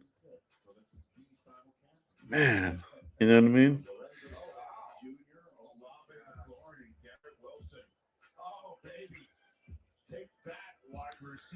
Lorenzo Styles outrunning McLaurin, Garrett Wilson, and Chris Olave. That's insane, dude. Lorenzo Styles, Sonny Styles' brother. Man, that guy's fast. Started out at Notre Dame. I remember Lorenzo Styles when they were recruiting him. He ended up at Ohio State. You know, that was probably a good move for him at the end of the day. Got to play with his brother in a top-notch program. So good move for him. But right now, Freeman, he's going to have Notre Dame in the Final Four this year. There's no doubt about it. They're not getting ripped off this year. They're stacked. Transfer portal, they killed it. Recruiting class, they killed it. And then the current guys on their teams, juniors, sophomores, juniors, seniors, they're just stacked all over the place. So I love it, bro. I love college football. Azteca, what's up, bro?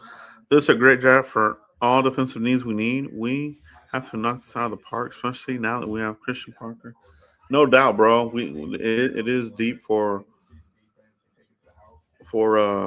defense. Starters and rotational guys. That's why I really wish we had the damn second and third round pick. I think that's where you can really do some magic here in upgrading this roster in the second and third rounds. So let's see if these dudes do some kind of maneuvering. Let's see if they move back into one of these rounds. Maybe they give up a future pick and move back into one of these rounds. Who knows? There's different options to do it. Preferably, depending on how the board falls and who's available. Trading down 12 or 20 should get you a third rounder at the minimum. What I don't want to do is completely trade out. I don't want to do that. We need the two first round picks because you get the fifth year option on these guys. But then again, do the Cowboys leverage the fifth year option? I feel like they don't. I feel like the Cowboys don't really leverage that damn 5th-year option. They fall to the knees and they cave, bro. They usually don't get to leverage that 5th-year option. They end up giving big ass contracts before the 5th-year option. Like if they're doing that, what's the whole point of the damn 5th-year option, right? So that's the other side of the coin. So yeah, man. Um, I wouldn't want to trade out, but are we overrating the 5th-year option? In Dallas, I think we do because we don't leverage it. We don't leverage the damn 5th-year option, so it kind of sucks. Um, but yeah, we got to nail it, man. We definitely have to nail it out of the park. If McClay screws this up, he's got to go, bro. He's already on thin ice for me. He's the common denominator. You know, they people try to give excuses for this guy. Oh, a different scheme, a different coach, but you're still the same guy. You're still the common denominator. You know what I'm saying? Like McClay is still the common denominator. So I'm not about excuses, bro. So like if they screw this up, they gotta get him the hell out of here, bro. Get him out of here. Give me Troy. Troy's over here doing his thing with Miami. Get him over here. Stop screwing around. You know what I'm saying? That's how I feel about it. Appreciate the comment there, Aztec. Appreciate you, bro. Appreciate everybody joining, hopping on here, in and out. In We're looking at safeties, man. This is a solid safety class. You're not going to see a safety class like this for a while. This is going to go deep. Uh, through 4 rounds, you can get you a good safety. I can confidently say that through 4 rounds. 5th round and out, you're kind of already kind of throwing darts, right? And that's how it is in the draft, mock drafts. It's the same kind of thing. You 5th, 6th, and 7th rounds. You know, it's these are guys that can be. I mean, you're just hoping that they can be some kind of contributor on special teams. Maybe you get a diamond in the rough like a Deron Bland, right? Or like a Jay Ratliff. But these kinds of scenarios are kind of rare, man. Like you know, I mean, not to say that it's not possible, but once you get to the 5th round and on, camp bodies, you're looking at these type of practice squad candidates, these types of dudes. It's really hard for them to really have an impact, um, for the most part. You know,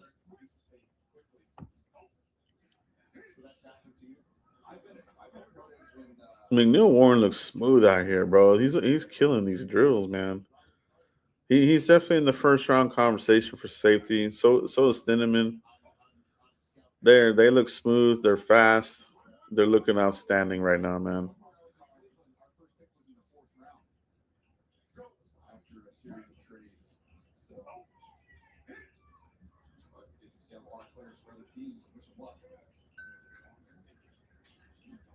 VJ Payne out of Kansas.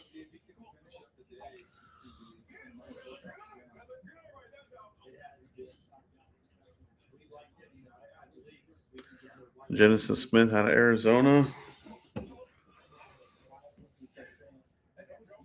That's a tackling machine right here. 164 tackles over 3 seasons. I mean, that's pretty good, man. That's a lot of tackles.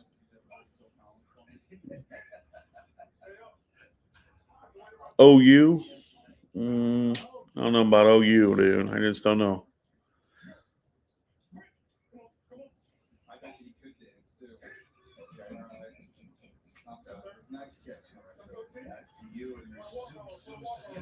Michael Toff. Looks like.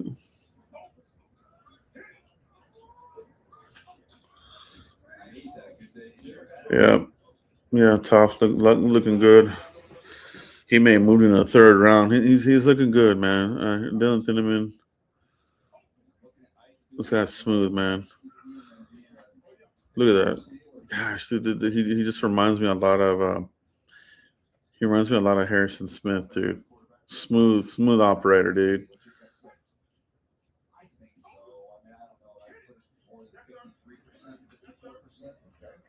He's a 10-year. He can give you a decade's worth of play. That's in him and can. At a position that we have really struggled for many years. We've never had we've just been having band-aids at the safety position since I can remember, dude. Like they haven't nailed it, man. They've thrown a couple of cheap picks here and there, but none of them have risen to a top playmaker, to like an enforcer, a captain, a leader, um, somebody that can just lead that secondary. Don't have that right now.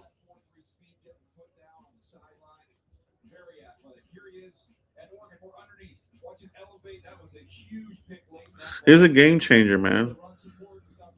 Tinman, he's all over the field. This is a guy that I mean, this is exactly what Christian Parker was talking about. You know, he wants this kind of guy who can give you an edge rush, blitz, safety blitz, can give you some nickel, and can be one of these safeties that the Christian Parker Fangio tree really needs to execute the defense successfully. So, not an official formal visit as of yet, and we don't know if that happened or not. We'll see, man. If he pops up on the 30 visit, I'm hoping he does because that would mean that they're having a serious conversation about safety. Because right now they only had two officially.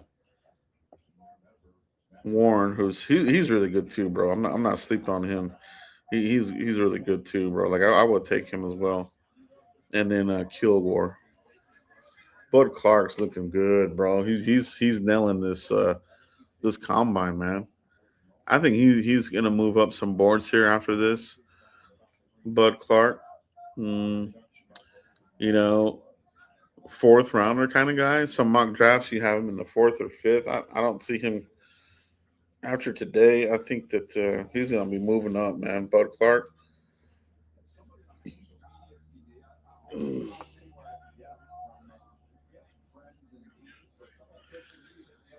AJ Hossley, he's built like a linebacker. This guy's a big ass safety.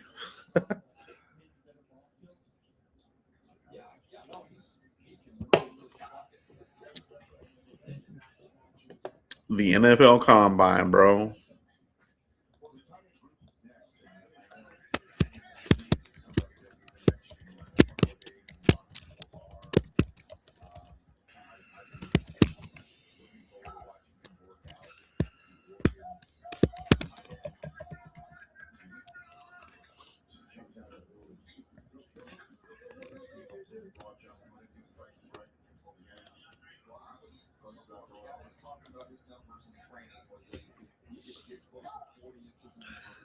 Here we go. The gauntlet. Emmanuel McNeil, Warren.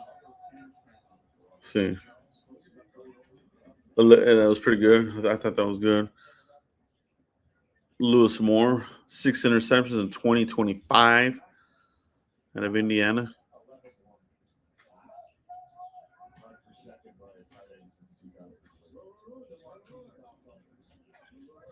Solid. Good drill there.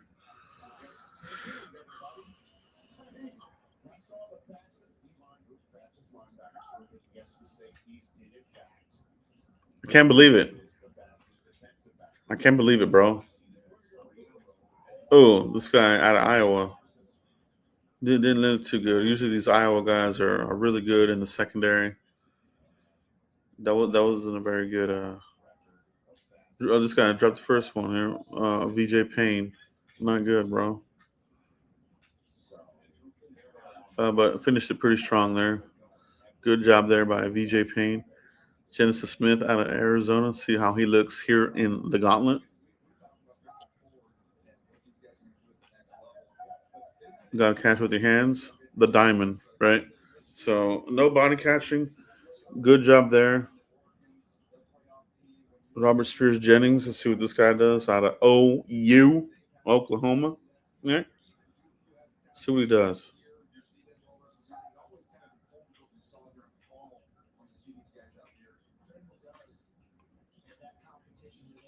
Look pretty good. Look pretty good. Okay. Lorenzo Styles Jr.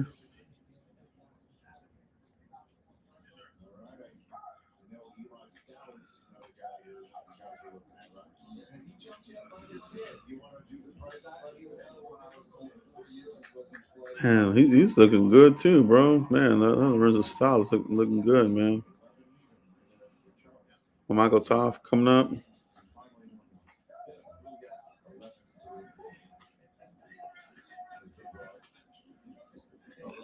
Caught everything. That was a good drill by Michael Toff. Here comes Dylan Thieneman. 96 tackles. He's a tackling machine, bro. This guy's crazy.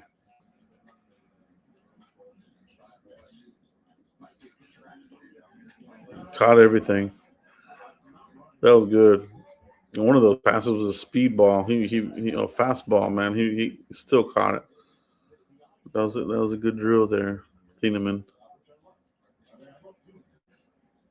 Jacoby Thomas. Open this bitch, bro. Out of the U. All right.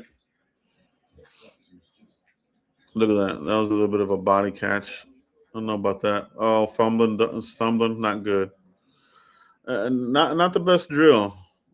I don't think he's had a really good combine here. Jacoby Thomas out of the U.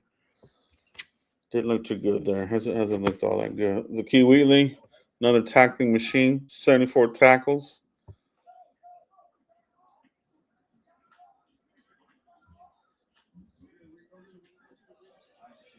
Good. Really good.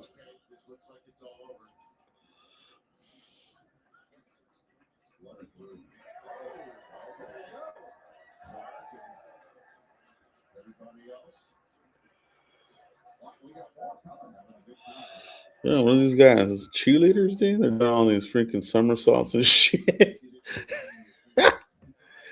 Dude, I wouldn't be fucking around with that shit. You land the wrong way, it'll blow your knee out, man.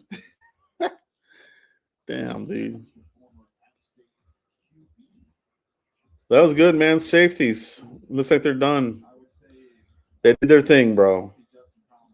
Good safety class, man. They knocked it out of the combine, dude. I think this group outperformed the cornerbacks. Safeties. All right, check mark. We need some. Are we gonna draft one? I'm hoping so, bro, because it's a pretty deep class. Somebody's gonna get some good players out of this safety class, man. Can we please be one of them? Come on, you know what I mean? Can we please infuse some talent there at safety? Tight ends coming up. Sadiq, Max Clare, Eli Stowers, Vanderbilt. We talked about him. But that's about it, bro. The tight end class is not very deep. As a matter of fact, Cowboys didn't meet with anybody. Let me double check my list here. As far as like, did they meet with tight ends? I don't think they did, but let me double check my list here. Linebacker, cornerback. No, not yet. Not that I noticed on here. It's been mostly defense, however. So let's see what we got here. Let's see, we have the updated list. All right. Let's go look at the tight ends, bro. Kenyon Sadiq, man. Max Clare. Let's start. Jack Injuries.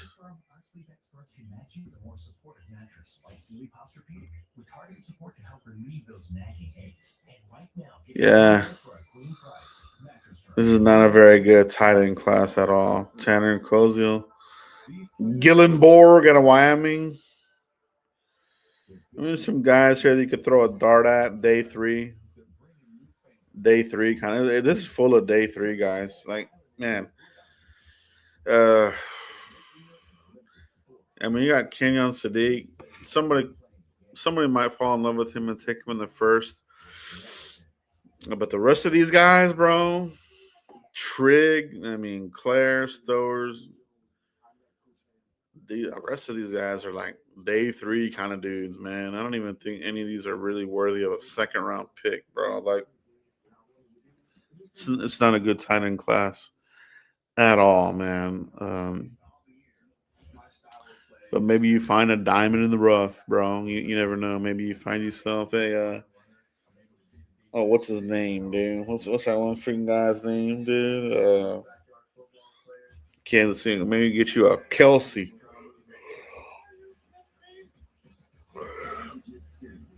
A late round kind of guy comes out of nowhere and becomes a badass tight end for you. You know what I mean? That's the only thing you can really hope for. Outside of that, bro, it's not. It just isn't a good tight end class, man.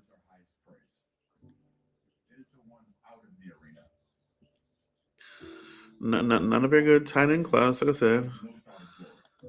Couple of players here that you may want to think about taking.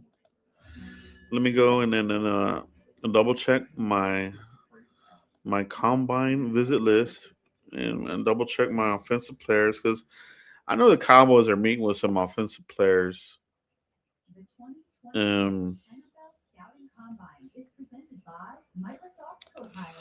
So let's take a look at the offensive side here that we're looking at. All right.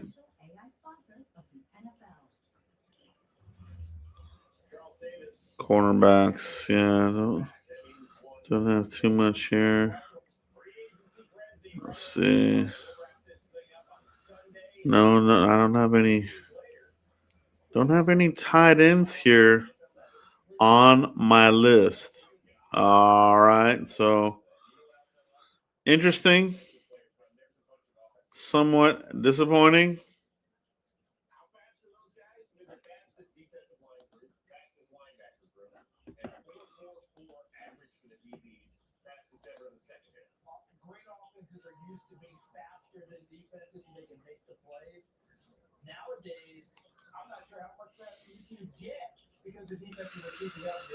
This whole thing with Pickens is intriguing, bro, because the non-exclusive, like they can start negotiating right now, dude. Like, we could end up having a fucking badass fucking first round pick or some shit.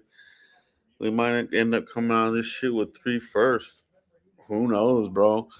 That would be that now. That would be cooking with some major grease there, bro. But okay, let's say let's think about it. What team would want a wide receiver? All right, you know, maybe the Chiefs, bro. The Chiefs need one. You got to give Mahomes. It seems like they've been looking for receivers for a while. All right, Chiefs could be in play. Maybe they look at Pickens and hey, we can make it work here. Um, who else? Who else would be looking at needing a wide receiver? Would trade would give picks for or negotiate with Pickens? What other? There's other teams, man. Like if you could do a deep dive on who else met with him on the 30 visits, you could follow the breadcrumbs. Maybe Miami, right? Miami. They they're getting rid of Tyreek Hill. They're going to be in need of a wide receiver. Let me take a look at Tankathon. We can get a better look here at this. Let's take it. Let's we got a break right now between now and the tight end. So let's play with this a little bit.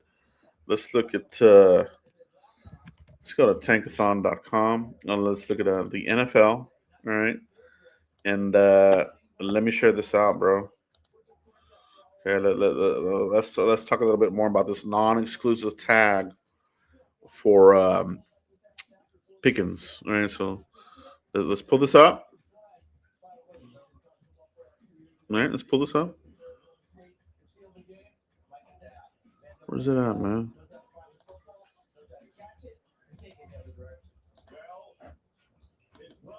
Tankathon, bro. Come on. Yeah, here we go. Tankathon, bro. So, of these teams that have a first round pick, who could possibly be like, hey, we want to negotiate with George Pickens? Who needs a wide receiver? Who's been mocked wide receivers early here? You know, um, man, can you imagine if you go get the Jets to negotiate with Pickens? Give us your first. Arizona. Well, Arizona, they got Harrison Jr. Who else do they have? Maybe Arizona. I think I've seen Tate, one of these receivers, mocked there. Tennessee, off the top of my head, who the hell do they have at wide receiver? I can't even tell you the name right now. They're probably maybe they want to negotiate. All right. Cleveland has a whole lot of draft picks this year. Maybe you can get them, dude. Can you imagine having that number 6 pick in this draft? You'll get your guy, bro. You'll get your guy. All right. Uh, Kansas City's in play for wide receiver. Miami would be in play. Let me see. Baltimore's always needing a wide. They've been looking for a receiver for many years. You know, maybe they take him. Be like, oh, former Steeler, we're gonna bring him here to the Ravens, and have him beat up on the Steelers here twice a year. Maybe Baltimore, Tampa Bay. I mean, you know, they're going to let Evans hit free agency. So that gives you a Buka, and then their other wide receivers, they're okay. Indianapolis should be in play. They need a receiver. Detroit, Miami, they're okay. Carolina's okay. Green Bay has a bunch of wide receivers. Um, Besides, we have that pick, so that doesn't work. Chargers, I don't see them being in play for. Philadelphia, there's rumors they want to get rid of AJ Brown. Maybe they say we'll give you this first for Pickens, but you're trading within the division. Would you want to do that? I don't know about that. Right?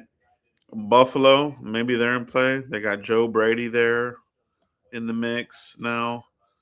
Stephon Diggs, he's kind of always hurt. Maybe they throw a pick. San Francisco, they probably need a receiver. Houston, they have a lot of receivers that aren't. I mean, they got Nico Collins. That's it. Maybe they're in the mix. Rams, they got Nakua, Puka Nakua, whatever the hell his name is. And then that's about it, right? They got Devontae Adams, but he's long in the tooth. New England. All right. I don't see Sean Payton want to deal with the headache. Possibly, he's old school like Parcells. I don't think they would want to do that. Um, but you would give Bo Nix another weapon on top of Sutton, right? New England. I think they need a receiver, but that pick's way the hell at the end here, 31. You know, if they give you a first for him, you get that 31. That's basically a second rounder. These are basically like getting a second round pick.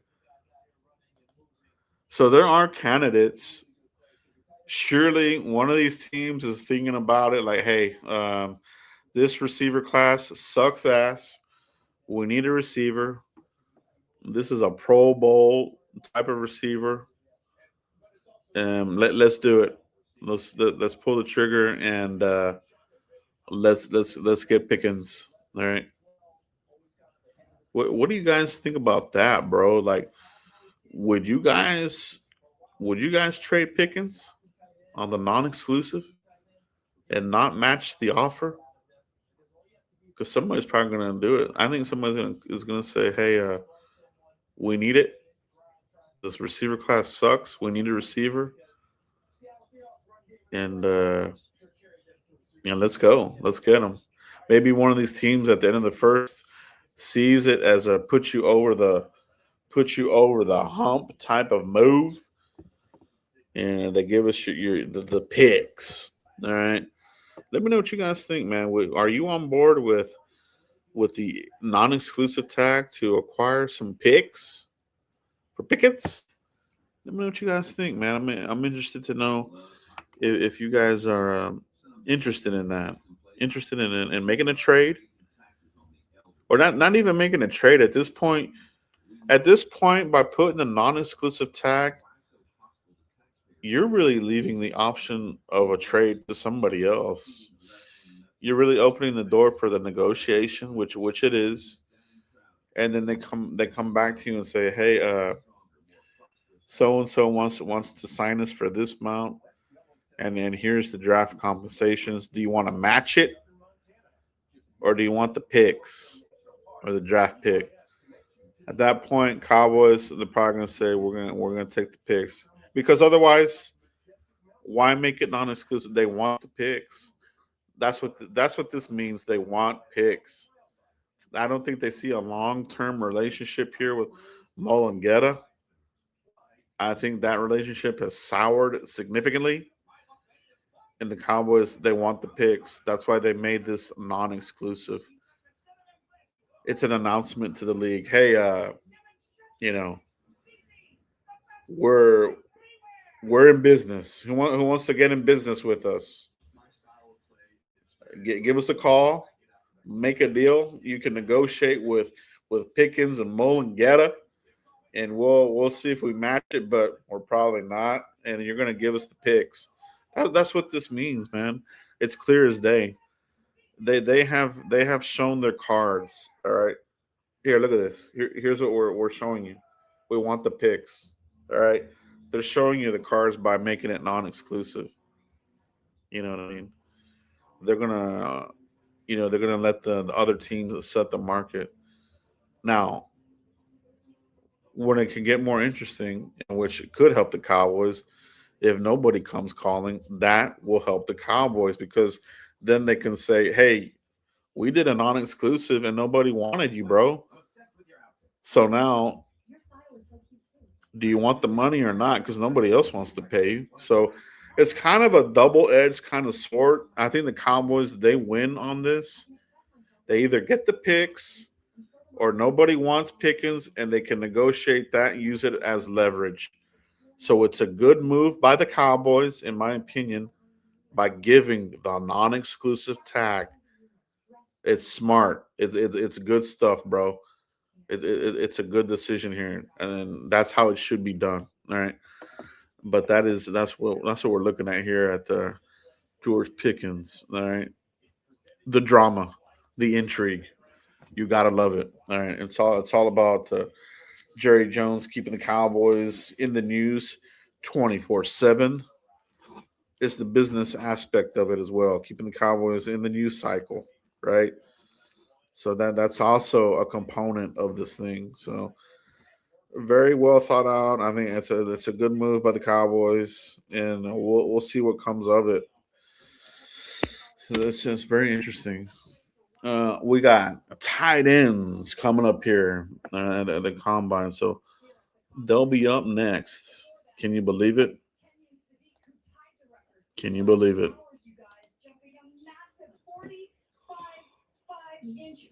What?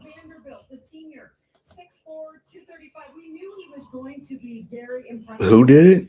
Athletically, the John Mackey Award winner this Who? year in college football for the nation. Wow, dude. 45 vert. The tight end, dude. This guy's crazy, bro. Would it be okay? Would it be wild if the Cowboys drafted a damn tight end? 43.5, you knew he would be an athletic monster. That was after a 10-1 broad jump. And he is Daniel Jeremiah's #1. Bro, that'd be crazy, bro. For so many reasons, his versatility and his ability. I wouldn't. I would. Like, I have no interest in taking a tight end this year in the first round. But it's all about the board. Where do the Cowboys have this guy on their board? Explosiveness through the roof. 11.1 on the broad. And the vertical was 43.5. That's insane. Look at this guy, Eli Stowers, the Vanderbilt tight end, 11.3. 11.3. All right. Eli Stowers. Eli Stowers out of Vanderbilt.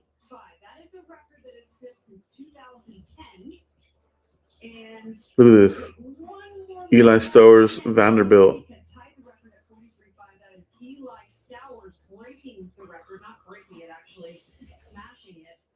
But I had mentioned Kenny Sadiq and Daniel Jeremiah's #1 tight end. Interesting. He's going to go really high.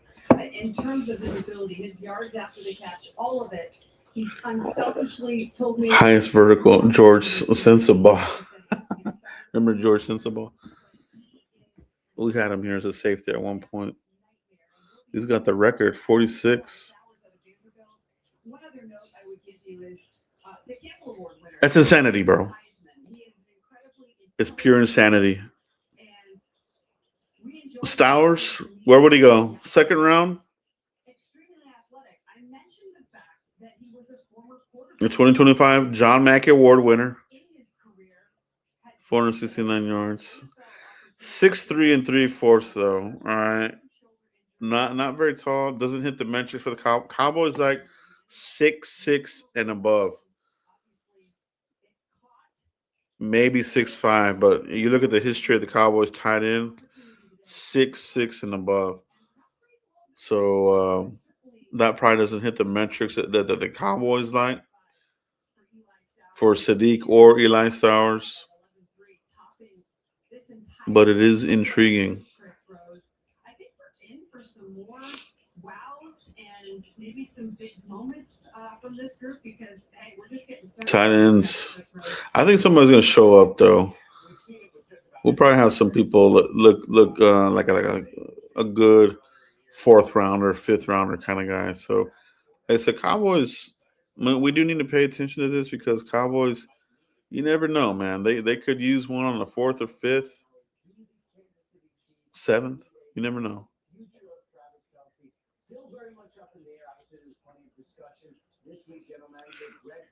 I want Kelsey to retire, bro. If Kelsey retires, that's another pass catcher off their list. And that's when the phone might be ringing for the Cowboys and the Chiefs. Maybe the Chiefs say, shit, we have no pass catchers here. We got Rashid Rice, a knucklehead of knuckleheads. And that's it. You know what I mean? Let's call the Cowboys. And the Chiefs, they're picking top 10, I believe. So you never know, bro, how this might shake out, bro. The intrigue. I love it, bro.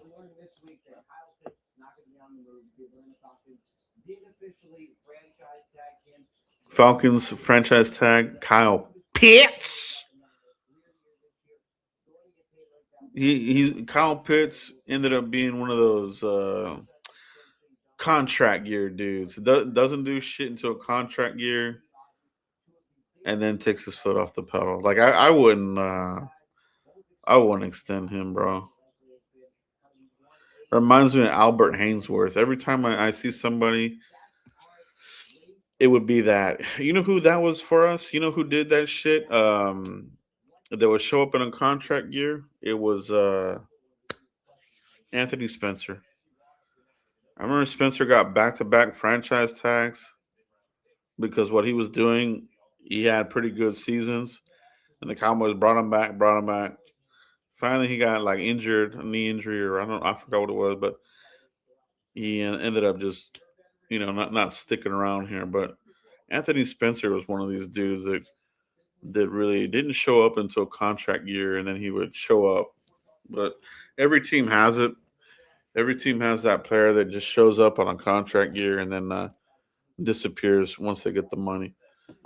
Fortunately, the Cowboys seem to have had several of those types of players. Unfortunately, It's pretty clear we talk about these guys. I don't know how many are going to go in the first round. All that's going to be determined how they work out, interviews, team needs, and all that. We've seen plenty of superstar tight ends. Second round, third round, fourth. Late in the draft, Kittle was a fifth. One of the best tight ends we've seen. Kittle. Kelsey was third. I mean, you can find them anywhere. Obviously, system is so important. But George Kittle was the fifth. That's what it was.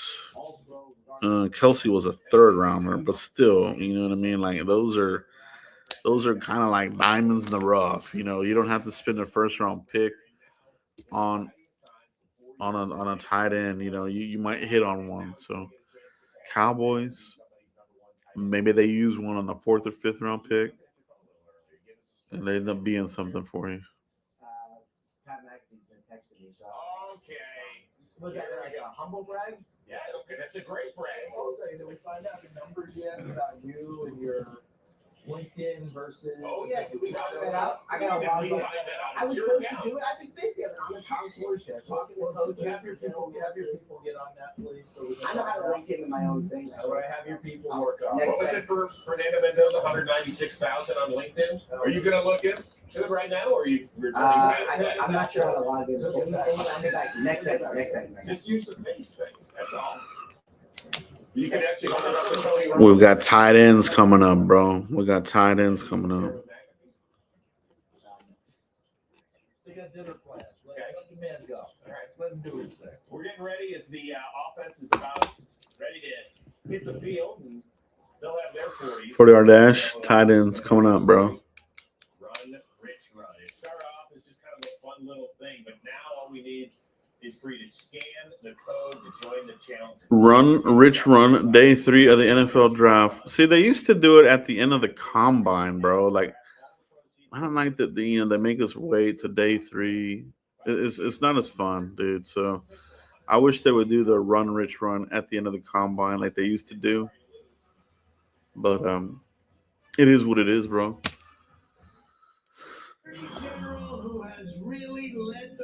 How's everybody doing tonight? We're talking tight ends now. We've been online here since 2 p.m. Central Time. We went through the safeties. And we went through cornerbacks first. Actually, they had a good outing. Safeties came out and really showed them up. They had a hell of a performance. A lot of good safeties, bro. I want one. I want a safety. There's several in there that's an upgrade over Hooker and Wilson. So, give me a safety. You know what I mean? And now we got tight ends coming up. All right. I'll be right back, guys. I'm going to take a quick little break. Give me something to drink, a snack. Be right back.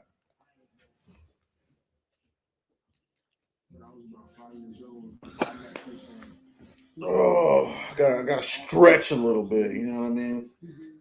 When you get older, you gotta stretch. All right, you gotta get moving, or otherwise you become like Frankenstein, fucking old and shit. So you gotta keep moving. You gotta keep moving. Motion creates.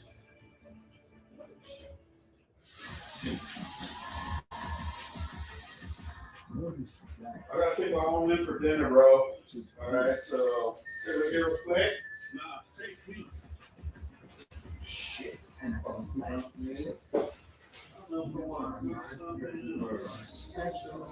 I want to avoid that bullshit? I really don't want this to be unnecessary money. See what I got here, bro. Fuck. I think it's time for refill, some coffee over this bitch. We might do that actually. Sit it down here. Do a little bit of that. Do a little bit of refill of the coffee action. You know what I'm saying? A little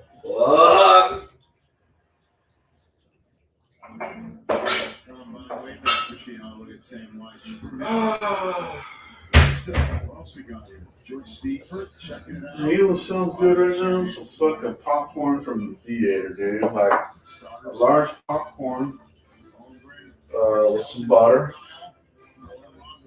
Something like that, man. I love theater popcorn, dude. You know what I'm saying? Safeties lit that thing up like a rocket, man.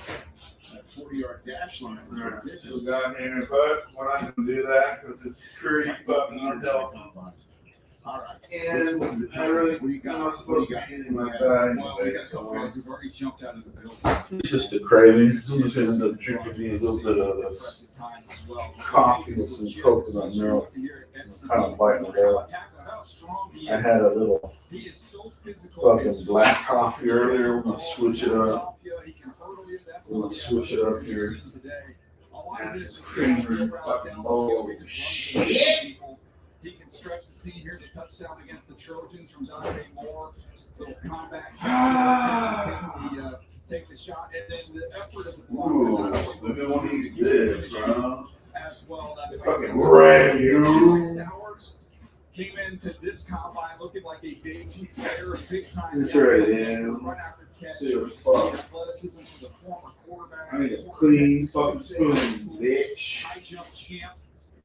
You see him here plucking the ball. He gets the ball away. Bro, what the fuck are on my fucking spoon?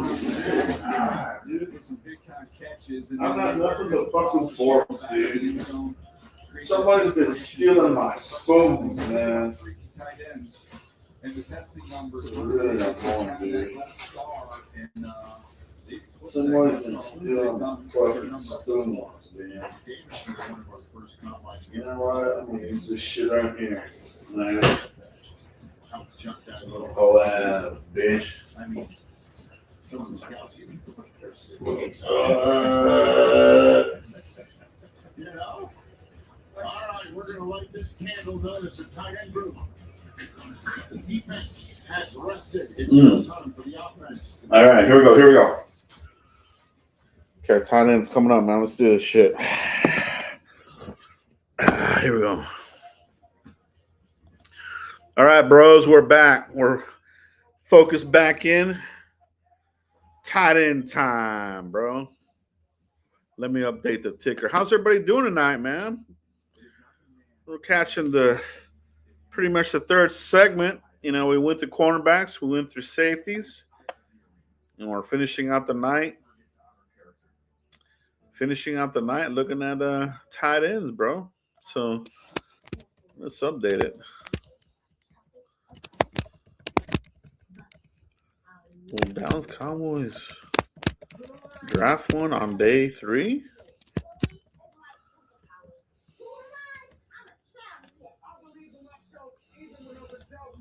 Let's see what we got here, man. Scouting Combine, day 2, tight ends. Well, Dallas Cowboys draft one on day 3. We're talking 4th, 5th, 7th round, something like that. All right.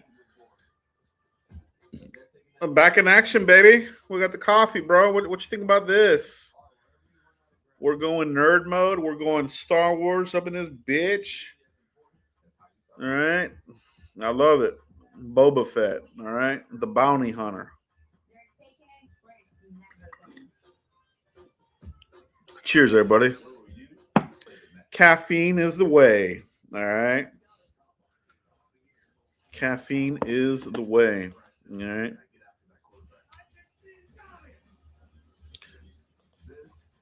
Hey, Earl Jones, good to see you. Thank you for joining the chat, bro. What's good, Joe? Who you liking at safety? Lot of safeties, bro. Lot of good safeties.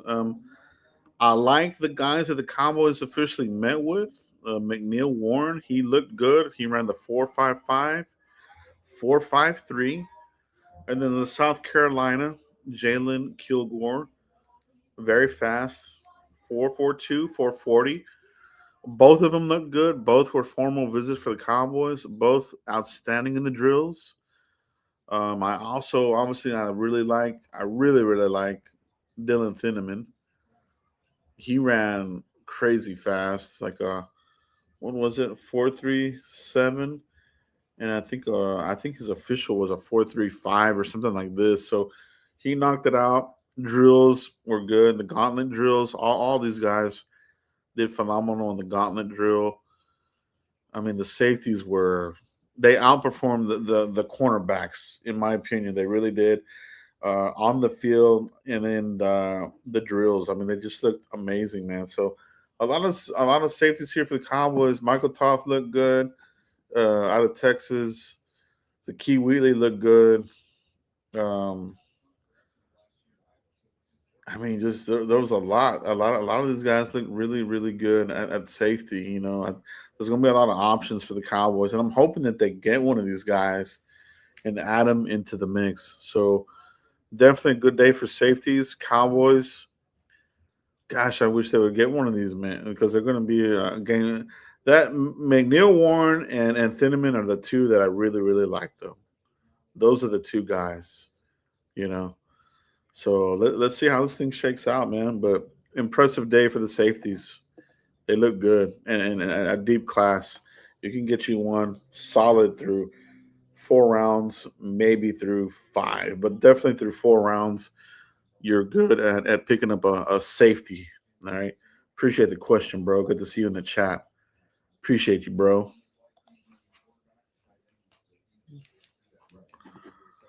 Cheers to everybody, man. Caffeine. Tight ends. Eli Stars, Mackey Award winner. 6'3" and 3/4. 239. 45. That vert's crazy. 45 and a half. Jeez, man. That broad jump, 11 and 3. So, a very explosive player there. Eli Stowers, tight end out of Vanderbilt. That was Diego Pavia's escape hatch. Look really good, dude.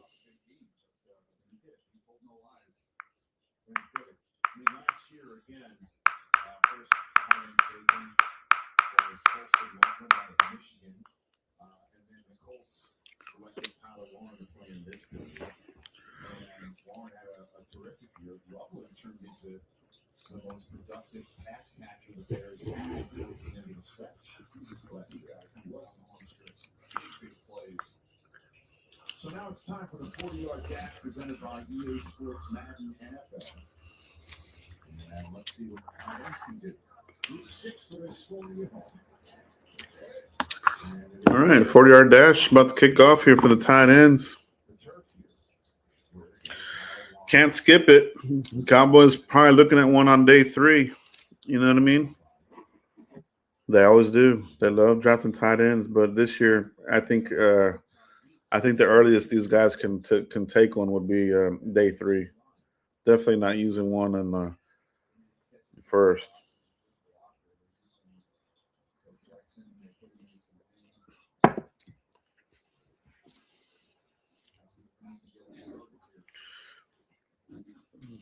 Gillenborg. That name. I like to say that name right there. It kind of sounds like cyborg. He's running here in about four more. John Michael Gillenborg. All right, sounds like cyborg. So fucking crazy fucking name. Josh Cuevas. Josh Cuevas. All right. See what he does, man. Out of Alabama, the Crimson Tide. 4.68, bro. Not bad for tight end, man. You know what I mean?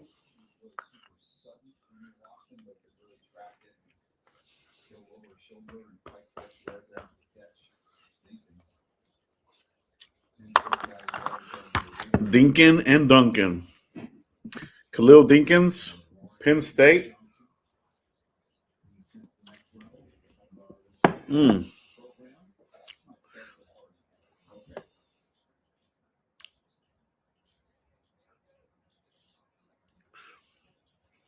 Mm-hmm. Dinkin and Duncan. 4.73.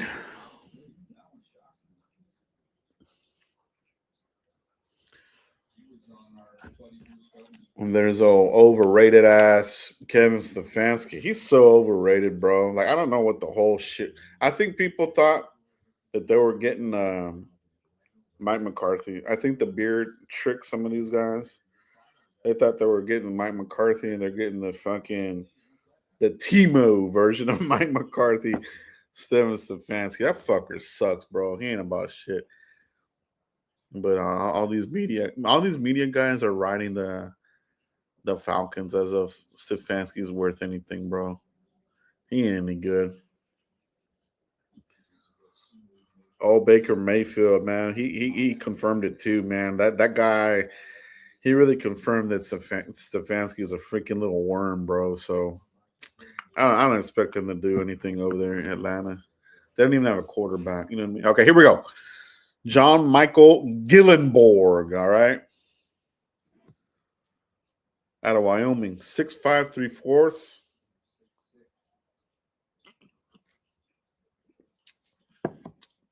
Okay, this is a guy Cowboys could take a look at on day 3. John Michael Gillenborg, all right? Remember the name? 4.60 on the run there. That's pretty good. For a damn tight end, that's really good right there. 4.60. Matthew Hibner, expect to see this guy at Dallas Day for the Cowboys. Matthew Hibner, another tight end. Kind of below their metrics, though. 6'4" and 1/4. Not really the size that they really like, but he'll be there probably for Dallas Day out of SMU. Matthew Hibner. All right.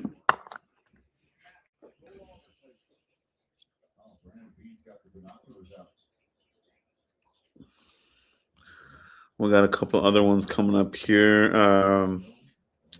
Marlon Klein, Tanner Koziol will be another one here at a University of Houston that I like as a day 3 tight end. Has the measurables the Cowboys like. I want to see what he does today. But right now we're looking at Matthew Hibner. All right.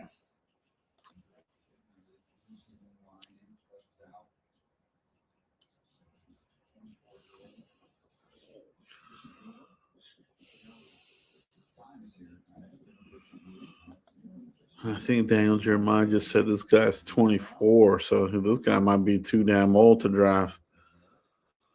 If I heard him right. That's old as fuck, dude.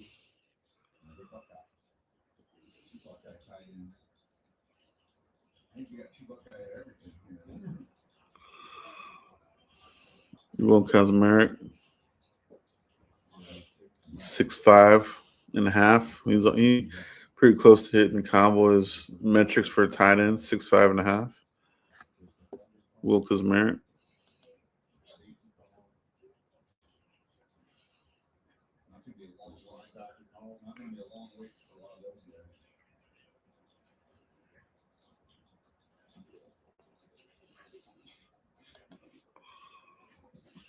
$4.75.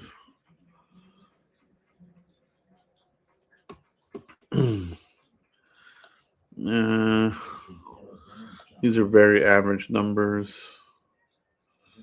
Matt Patricia, he's on Ozempic, bro. Look at him. Guy got real skinny all of a sudden, dude. I remember when they used to call him Matt Patricia.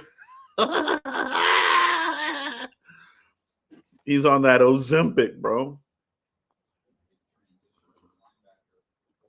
All these guys are going to turn into zombies in the next couple of fucking years on that shit, bro.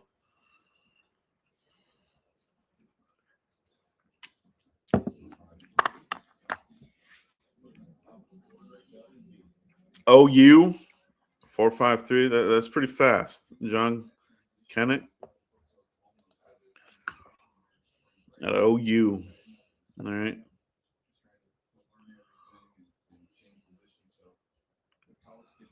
Where's he at?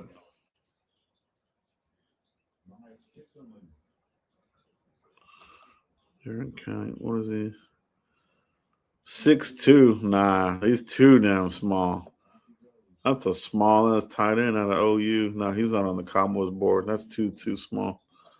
Nah, you can take him off the board, bro. That's why he ran that fast. He's little. Look at this guy. He ran a 4.91. Holy shit. Some of the defensive tackles, the big men, ran faster than that dude. That's not good. Yeah, that's not good at all. All right. It's hilarious, dude. I crack myself up at the shit that I say. So, okay, look at this guy right here. Marlon Klein, right? 6'6", 248. Wide tight end. This is a prototypical Cowboys type of dude. 4'6".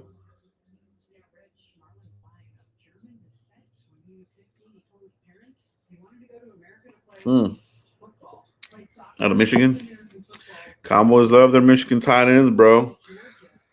This guy's probably better than Schoonmaker, though. Schoonmaker got grossly overdrafted. Okay, here we go. Tanner Koziel out of Houston, 6'6.5".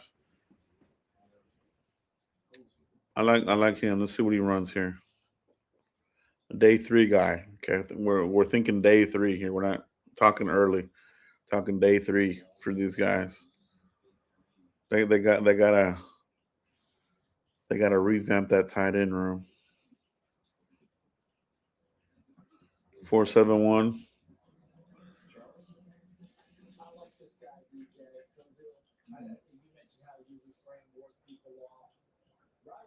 Jake Ferguson was overlooked because of speed coming out of Wisconsin, but all he did was get open and catch the ball. What's he doing in the NFL now? Get open and catch Kevin Kozo. I liked him. 471, pretty good, man. For 6'6", kind of dudes. Not bad. Not bad at all. All right. So that was a good run there by him.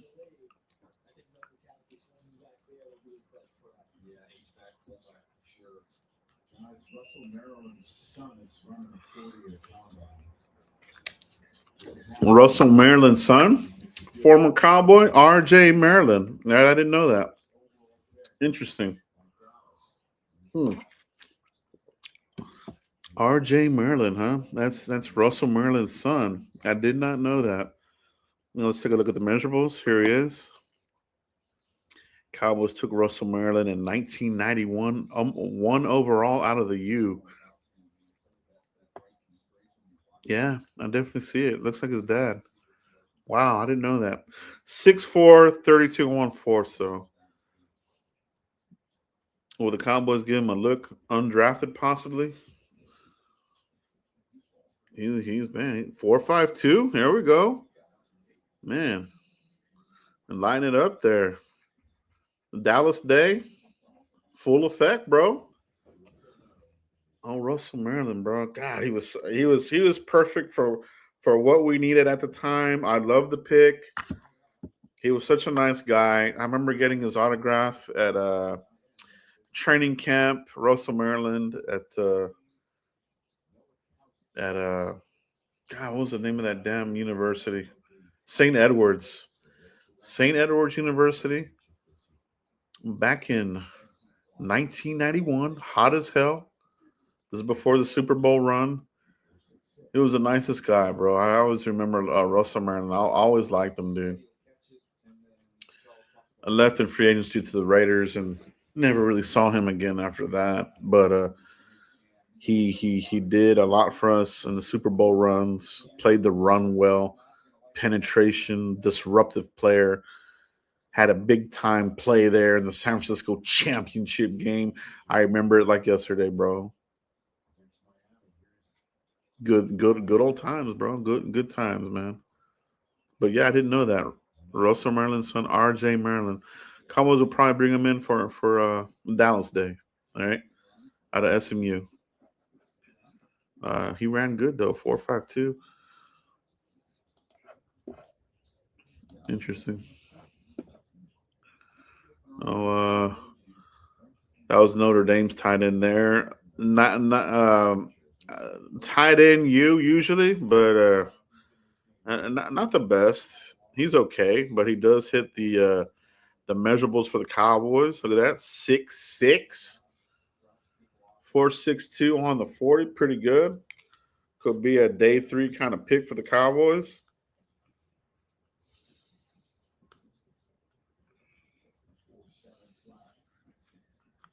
Yeah, that's to me, he's someone who's going to make his money with what he does at the line of scrimmage in the run game, and then you're hoping him give you some physicality after the catch. Set some drop. All right, here come the heavy hitters. Kenyon Sadiq, 6'3" and 1/8, 241 out of Oregon. The weapon of weapons, Dante Moore's escape hatch. All right. Dante Moore returned to Oregon.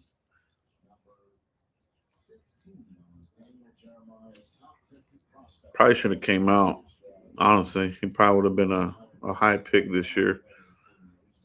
And next year, I don't know. There he goes. This guy's flying, bro. 440. Wow. Kenyon Sadiq. Anybody want him in the first round? Wow, bro. This guy flew by, bro. Okay. The escape hatch for Dante Moore. Tearing it up, bro. 440 on the 40. Amazing, bro. Absolutely amazing. Kenyon Sadiq. You can see why he's being discussed in the first round. Cowboys, though, I don't think they would take him. 6'3", 31 and 1.5 arms, kind of short arms. Catch radius is not that big. Big hands, though. You get the ball near his hand, he will catch it. Good player. Now, for the Cowboys, would they take him? Probably not, man. Probably not. Explosiveness. Look at this. 43 and a half, 11 and 1 inch on the broad. That shows explosiveness. Those are great numbers right there, man. And then to top it off, that 440 on the 40, Kenyon Sadiq. Yeah, definitely a first round kind of talent, and probably the only one. All right. I don't think you have like a. I don't think you have it like last year. We had Ty Warren, Loveland kind of came out of nowhere and was a first round pick. Even went before Warren, if you guys remember, to the Bears. Ended up being a really good pick for Caleb Williams and the Bears. But everybody had been talking about Warren, and they had forgotten about Dre. All right, remember that shit? And they forgot about all Loveland. And he ended up looking good. So did Warren. Warren was a huge weapon for Daniel Jones and the Colts. And I expect him to have another good year. Okay, let's see what Eli Stowers does here out of Vanderbilt. This is Diego Pavia's escape hatch. Let's see what this fool runs. Out of Vandy. 4.51. That's pretty good, bro. That's pretty damn good too, dude. But didn't beat Kenyon Sadiq, but still, shit, that's a good fucking number, dude. You know? That's a good number, man. Mm-hmm. Pretty good.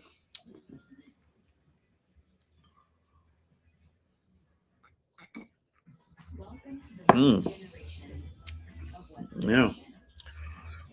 So that was the first run of the 40s on the tight ends. Pretty interesting. The air is electric, the vibe so inviting. Seek new adventure, find the new places. Embrace the unknown with the friendliest faces. Oklahoma City's alive and wants you to know that now's the time to get out and go. All right. Listen up. Today we face our toughest opponent. How's everybody doing tonight, man? How are you thinking about?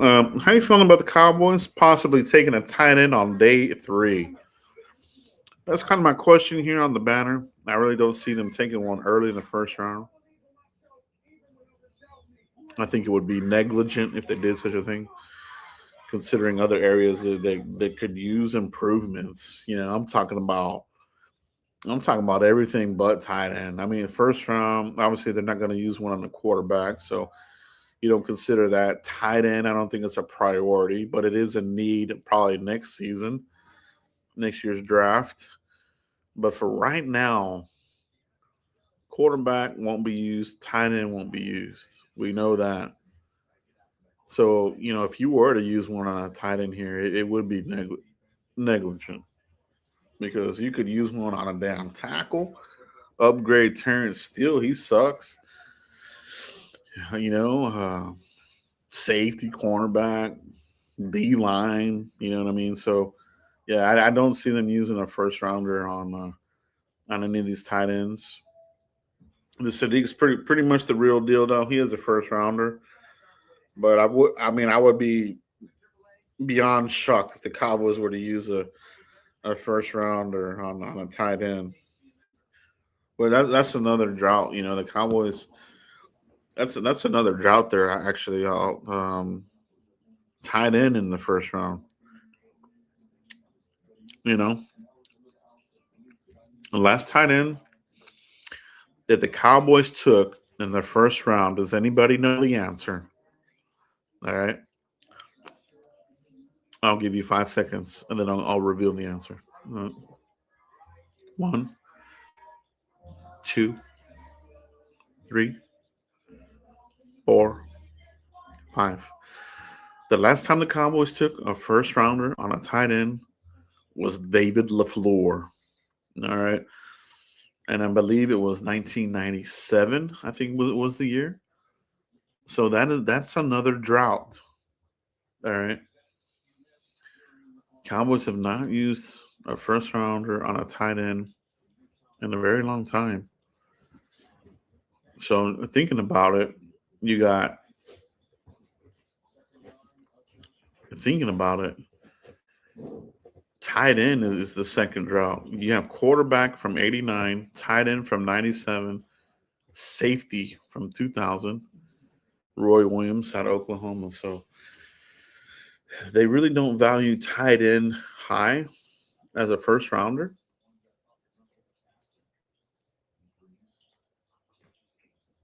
Okay, Jack Injuries out of Texas, 463. He improved his number.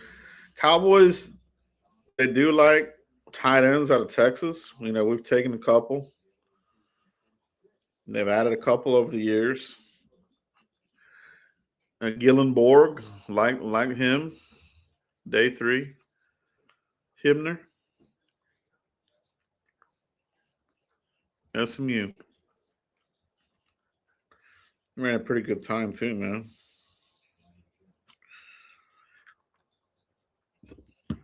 He ran a good time.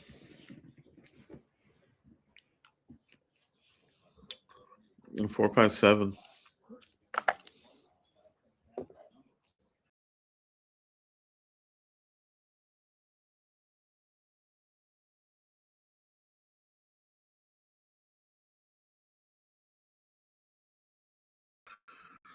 Sorry about that, guys. Fell off for a second. Had a disconnection here with the damn internet.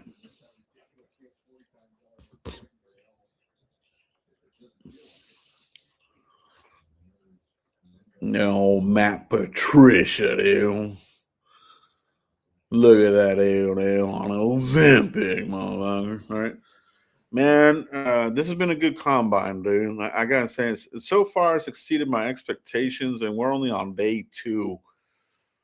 Tomorrow is gonna be another good day. I won't be going live tomorrow. I got a lot of things I gotta take care of. Hoping to at least catch the first hour of the combine, hopefully. And I'll probably catch some there in the evening. And probably have to watch it on the replay Saturday night. So I might do Saturday night antics. Might hop on Saturday night live antics probably, and then do a little bit of a follow up on day 3 of the combine.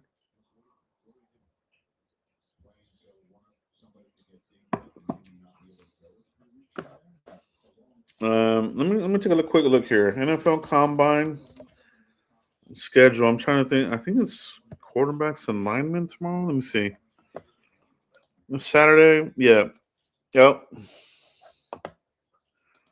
Well, no, I had it. I had it with it. It was Saturday. We get quarterbacks, wide receivers, and running backs. Damn, tomorrow's gonna be a fun day.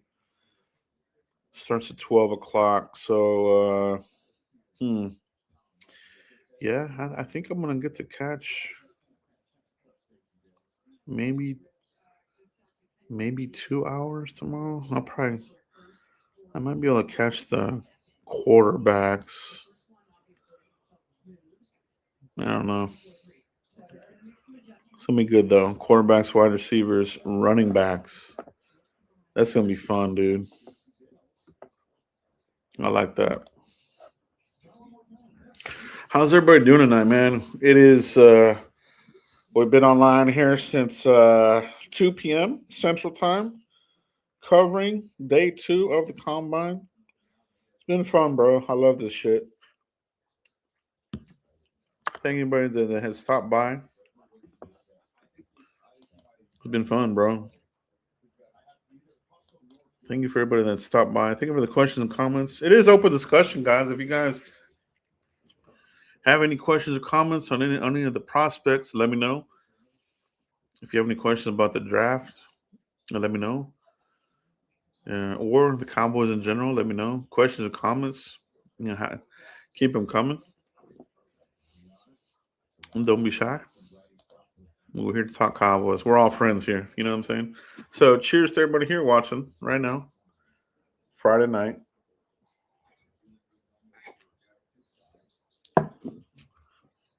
If you're here right now, you're hardcore Cowboys fan.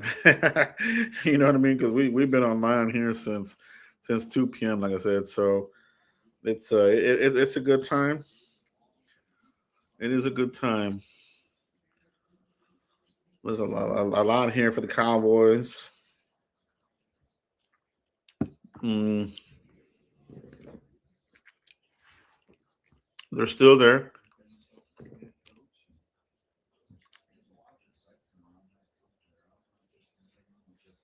I'm surprised they haven't showed Mike McCarthy and the Steelers. I want to see I want to see them over there. Oh, Mike McCarthy. Good for him. You know. They've been showing it a couple of coaches, couple of GMs that last 2 days, but they haven't shown old McCarthy yet. The one with Aaron Glenn is the one that still cracks me up, man. They caught that full, totally passed out. And I think somebody told him, bro, because he opened his eyes real quick. Like, oh, shit, I got caught sleeping on the job after having how many games did the Jets win, dude? They had a terrible season. Cracks me up, dude. I couldn't believe I had seen that. I was like, damn, dude. That wasn't a good look, man. Oh, Tyler Biadasz cut from Washington. Do you bring him in as a backup? You know? Would you do that? He can probably find himself a starter role somewhere, I'm pretty sure. Tyler Biadasz. Somebody will give him a call. Somebody will sign him. I think that's why Washington, they kind of did him a favor here. They cut him before all of this. They let him go. I don't know why. Probably the injuries. He's not very durable, right? And I think that's part of the reason that they had the season that they had. not they didn't have too much continuity on that O line. Protection kind of broke down for Jaden Daniels. So yeah.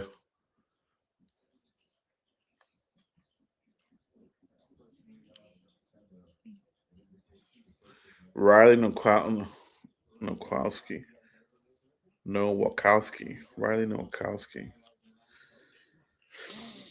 Out of Indiana. Eli Reardon. 6'6". Could be a target for the Cowboys, day 3 or undrafted. I don't have him very high. He's probably one of the rare tight ends for Notre Dame that really didn't stand out. Wasn't really a huge weapon, but still coached up really well. Run block is good, and he can catch the ball. So he's good in a backup capacity. Maybe you can develop him a little bit, but he's not like Michael Mayer or like any of these other tight ends that have come out of Notre Dame here in recent years. Probably one of the weaker runs to come out. So right now, it feels like Notre Dame has transitioned from tight end U to running back U because they're starting to really churn out a lot of running backs. This upcoming season for Notre Dame, they have another running back that is going to really show out. I liked what he did, and he's going to be given the opportunity to really shine. All right, so I'm looking forward to the season of my Fighting Irish.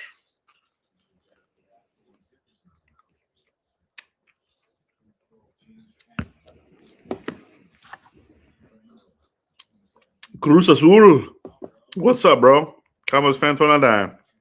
Yeah, bro. What's going on, man? Good to see you in the chat. Cowboys fan till you die. I love it, bro. Good. Very good. Appreciate you, bro. We love to see it. Kenyon Sadiq about to run his second 40. Let's see what this guy runs. Can he beat his 440? Can he go sub 440? Let's see. Oh. No, he confirmed it, though. Another 440. That was close, though, man. I thought he was going to hit it. I thought he was going to go 439. But 440. Kenyon Sadiq. That's still fast as hell, bro. For a tight end, that's crazy. But he is 6'3". We're not talking 6'6" or whatever, but that's good. 440. That's pretty much a rocked up wide receiver. 440. Good job by him. He's another guy that's solidifying his draft stock, Kenyon Sadiq. So good job by him, man. Well prepared. You like to see that. And it's a good thing.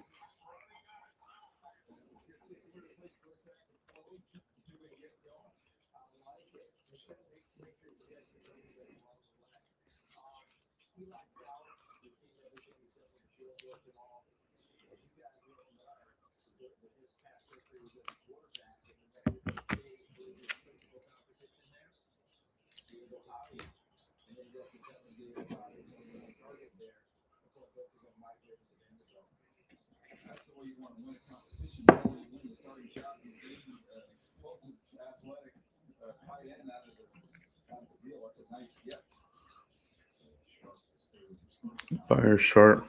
Here comes Eli Stowers. See what he does here. Him and Sadiq kind of look similar, man. They look like brothers or cousins or some shit. I think it's their hairstyle. See what they got. See what he runs here. Can he go sub 4.5? Come on, man. Beat your time. 4.55. Still pretty good. Eli Stowers. Tight ends, 40s, they're done. All right, so now it's on to the field drills. Let's see who has the hands. Let's see who's a body catcher. Let's check it out. All right, so let's see.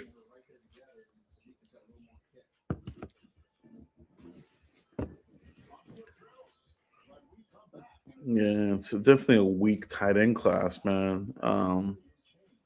Gosh, just don't have much in this tight end class this year. It's very very weak. That's what I'm saying. A lot of these guys are day three dudes. Kenyon Sadiq, day one, obviously first rounder. Stowers, he might sneak into the first. Like if we have another repeat of last year where you had Warren, you had Loveland, but I don't see it this year. But you never know, man. The draft is a funny thing. You know, there's always a surprise somewhere. There's always a guy who free falls. There's always a couple of people that come out of nowhere and they get drafted high. It's a really very unpredictable kind of thing. That's why the mock drafts they're always wrong. And they're usually not even close. So it's all good fun exercises though. That's what I do at my channel, man. It's always about scenarios. You know, it's always about what ifs. My mock drafts are always about a what if they do this, what if they do this, what if it falls this way. This is how it might look. You know what I mean? It's a fun exercise, and you gotta look at the mock drafts like this. You can't look at it as far as like this is the gospel. This is what it is, and be mad about it and fucking complain like a little bitch. You know, some people act as if these mock drafts are the real deal and they're out here acting like they're little bitches on the period. You know what I mean? You know what I mean? Like there are people like that. Like it's like, dude, chill out. You know what I'm saying? Like this is just a mock. Do you know what a mock means? Like it's not the real thing. And I always say it, dude. I always say this is just a scenario, and it's still you always got the little bitch in the comments, you know, on the period. You know, just being a little bitch, you know, they want to complain just to complain. You know what I'm saying? But for me, it's fun, bro. I love doing the mock drafts. I love doing the crazy scenarios. You know what I mean? Like what if Jeremiah Love was there and you took him? Then how would that shape the rest of you at the first round? Who would you then take at 20? Like that kind of stuff is fun to me. You know what I mean? So I like looking at stuff like that. Um, or like I said, like what if you took a cornerback here early?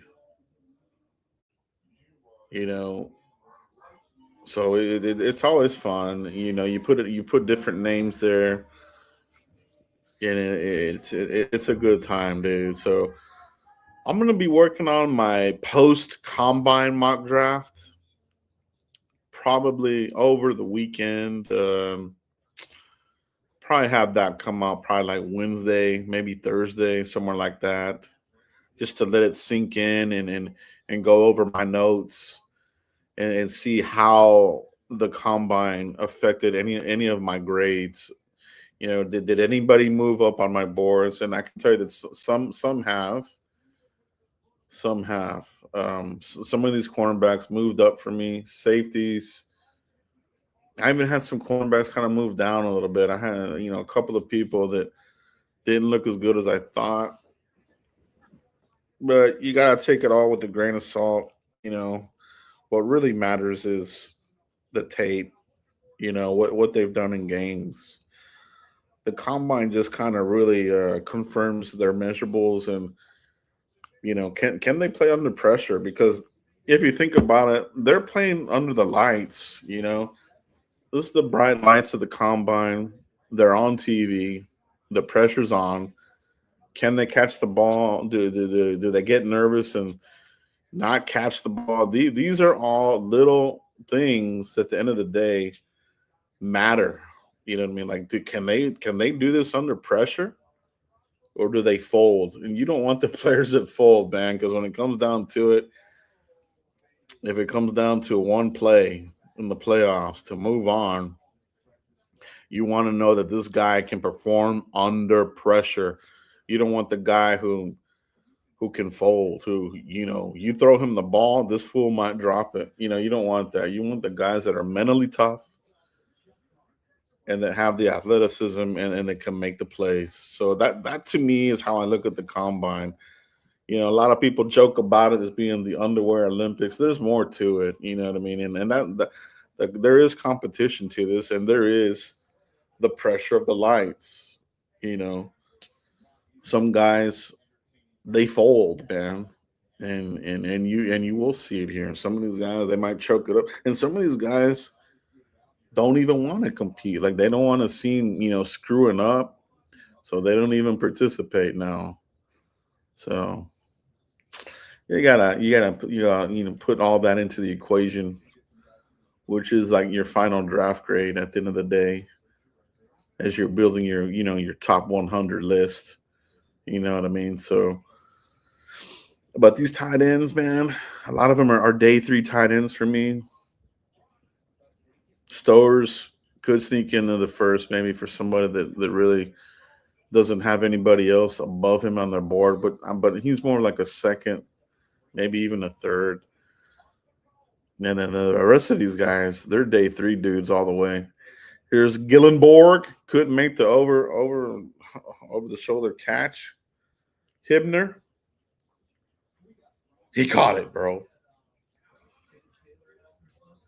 Justin Jolly, here we go. This guy, he caught it, bro, but he didn't participate in the 40. Why not? Guys, Merritt, he caught it, bro. Jaren Kanek, this guy was shorter. I think he was like a 6'2" dude. Yeah, he caught it. Kitzelman, oh, didn't catch it. Bumbling the ball. Max Clare, see what this guy does here.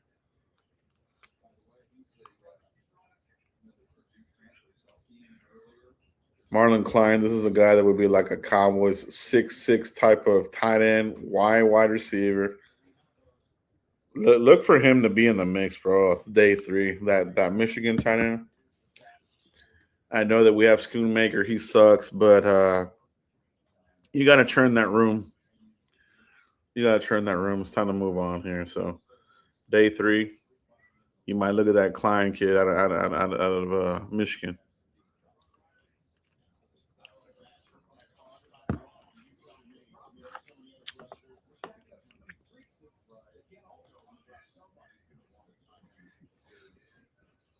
That's Combos for Live. What's up, Melvin? Appreciate you, bro. He looked good, bro. My full assessment, solid combine. He looked good, bro. Like I was wondering what he was. He's a guy, like I said, I think I'm gonna bump him up on my board because they might get another look at him for Dallas Day. There wasn't a formal interview with him, but I know they met with Bud Parker at the Senior Bowl. That's what I'm saying. Sometimes there's an overlap where they don't need to do a double interview. You know what I'm saying? So for some of these guys that they met with at the Senior Bowl, but not formally at the Combine, I wouldn't worry about it. You still have the 30 visits. So some of these guys might pop up on the 30 visit. Bud Parker, to me, it looked good, bro. I like his speed. He looked good. His hands were good. He caught everything. He looked good in the gauntlet drill. That's what you want to see. His hips, he looked smooth on the back pedal. He looked good in the W drill, the back pedal. His hand, he looked good to me, man. I liked him, dude. So I think you give him a really good grade here at the Combine. He looked good, bro. Good job by him. Appreciate the question, bro. Thank you for stopping by. Yeah, man, we've been online since 2 p.m. Taking breaks here and there. Appreciate everybody that's been hopping on and off here and checking out. We're talking football, we're talking Cowboys, we're talking Combine, baby. Kenyon Sadiq, though, clearly the first rounder of the class, maybe the only one. He'll be a weapon for somebody. Now the question will be who and how high. You know what I mean? So we've seen some of these tight ends go high here recently. Last year we did. So could Kenyon Sadiq be a replacement for Kelsey? You know what I mean? And supposedly he's deciding if he wants to retire or not. If he does, Kenyon Sadiq could slide right in there and hit the ground running with Patrick Mahomes. You know, I mean, you get a good weapon for them right out the gate. So we'll see. You have to grade. He's a pass catcher, right? Tight ends are pass catchers for the most part. So you look at Kenyon Sadiq. Where do you have him graded between the other pass catchers, which includes wide receivers, right? So that's where you look at it. So, is Kenyon Sadiq a better prospect, a better pass catcher than a Carnell Tate, than Jordan Tyson, uh, Makai Lemon? These types of dudes who are kind of like wide receivers being talked about as potential first rounders. I would say that he might be better than some of these. You mean Jordan Tyson with the injuries? Not a fan of that. So he might go above some of these receivers.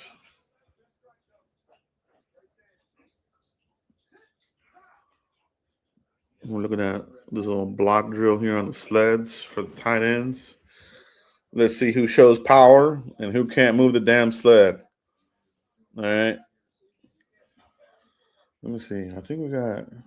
Is our coach out there? Is that who's running this drill? Trying to see who that is.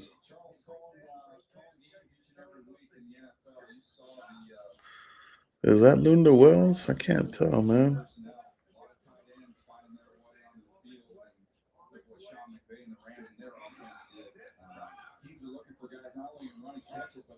Oh, yeah, that's the Tennessee guy. Doesn't have enough power, dude.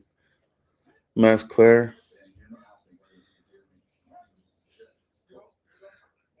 Oh, not bad.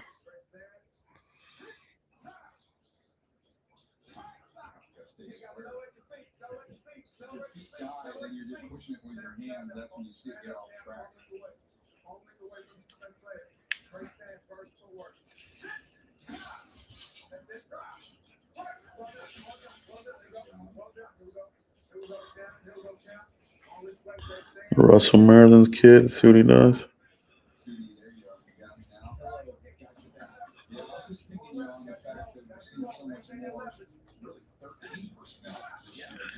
Yeah, that Lunda Wells there, right? Lunda Wells. He's running this drill. Looks like.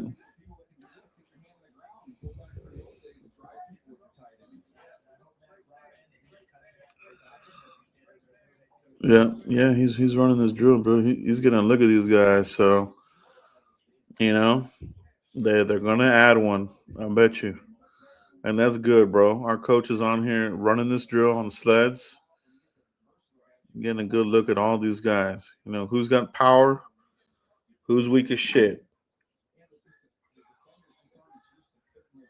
Mm, that LSU guy, power. I like that. That's what you want to see. Run blocker right there for sure. Sharp power, dude. Had no issue moving that sled there. I like that, dude. That was good.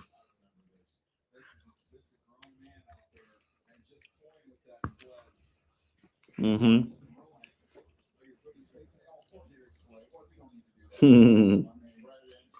That's a good drill. I like that one, dude. A lot of those guys didn't do that drill too good, though. I gotta say, Sharp looked like the best one there out of LSU. Everybody else kind of they struggled there or got a little bit off balance. So again, a lot of these guys, day three tight ends. All right. But that's a hell of a drill there. Ran by Lunda Wells. Got a good look. He's still on the sideline.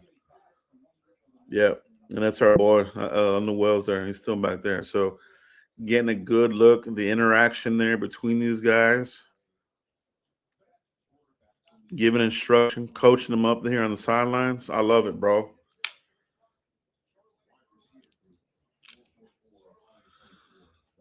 Gonna have good intel,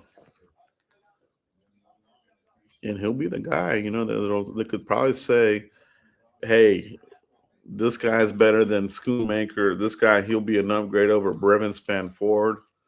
So it's good. It's good to see him out here. Dallin Bentley on the gauntlet. He looked pretty good. A&M tight end. He looked good. Look good there. Josh Cuevas out of Alabama. Good. Good hands. Khalil Dinkins on the gauntlet.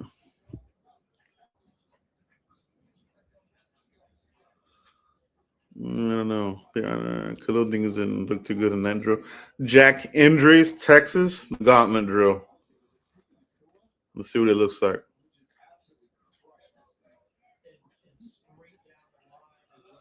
Catching with his hands, no body catching. I like that. Jack Indries nailed that. Gillenborg. Here we go. Come on.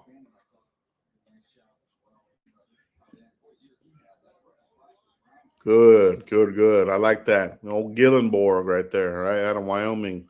Day 3 pick, bro. He looked good there in that drill.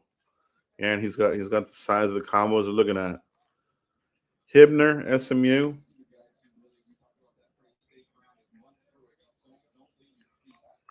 Justin Jolly.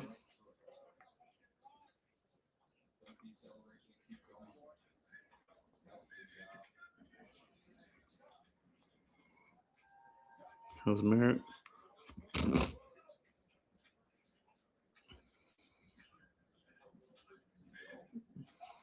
Oh, didn't catch that last one. Jaron Canick. This is the 6'2", 4'5'3" type of tight end. Pretty good on that drill there. This Tennessee guy, he's having a bad combine, dude. He didn't show any power in that sled drill. Dropped the pass there. Max Clare.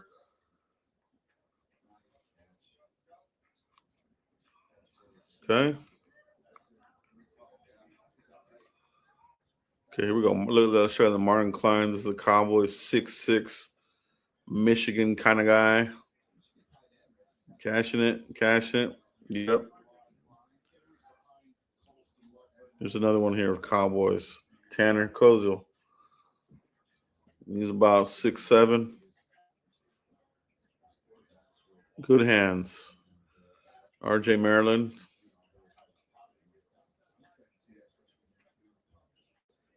Ooh, man. Ooh, they threw him some fastballs. He caught every one of them. RJ Maryland looked good in that drill. Okay.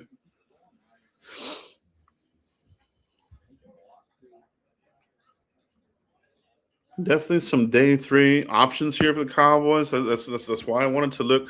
I didn't want to dismiss these guys because we're in business. Having Linda Wells there on the floor further confirms that. We're in business to upgrade the tight end position, probably day 3. All right. Linda Wells out there running some of these drills. I like that. And you see who looks good out here, and a lot of these guys are day 3 kind of dudes. Bauer Sharp, LSU. Solid. All right. He's done good here. All right. I need to go back and look at more film on Bauer Sharp. He had a good combine. Power with the sled. Looks good running. Solid gauntlet. Got to go back and take a look at Bauer Sharp. Okay. LSU. I love it, bro. This is fun. This is good shit, man.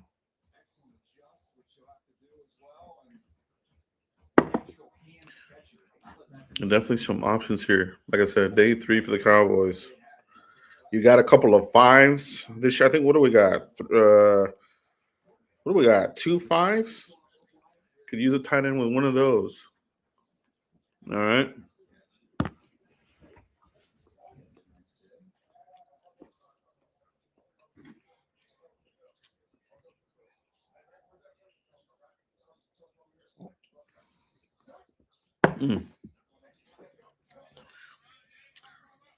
A&M tight end.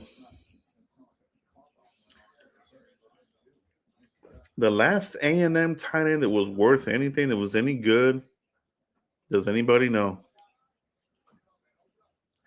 I'll give you 5 seconds to answer the question. Who was the last Texas A&M tight end that was any good? I'll give you 5 seconds to answer. 1, 2, 3, 4, 5. The answer? Martellus Bennett. All right. A&M not very good at putting out tight ends into the league. Last one that was legitimately good was Martellus Bennett, bro. And we're talking many, many years ago. Many years ago, bro.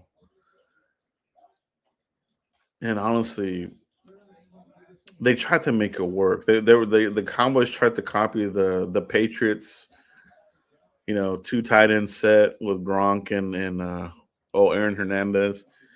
So they had Witten, and they got out and got Martellus Bennett, right? And it didn't work, bro. Martellus ended up really excelling after he left the Cowboys, which is really what he needed, bro. He needed to come out under the shadow of Witten and really just do his own thing. But he was a solid tight end. I think he even got a Super Bowl ring with the Patriots, if I remember correctly. So, yeah, Martellus Bennett, good tight end, good shit talker. But the last Texas A&M tight end that was worth anything. They really put out a bunch of other guys that they really haven't done anything. So, when you look at A&M tight ends versus Texas tight ends, I want to say that the Texas tight ends kind of eke it out, with some tight ends that are doing stuff in a complementary type of, backup tight ends, things like that. A&M tight ends they don't really project well to the NFL. Tanner Cozio, let's see what he does here. He looked good in that first run. Let's see what he does here. Second run.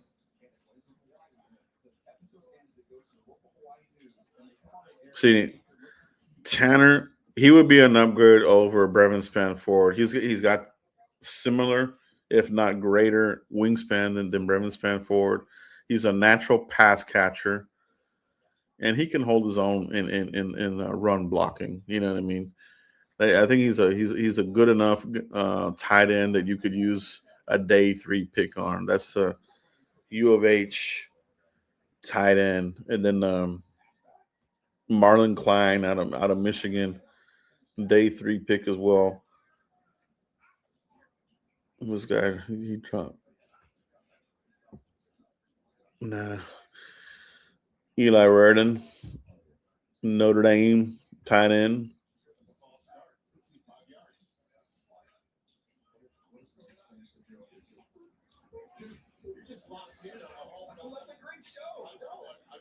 Pretty good. Not bad there.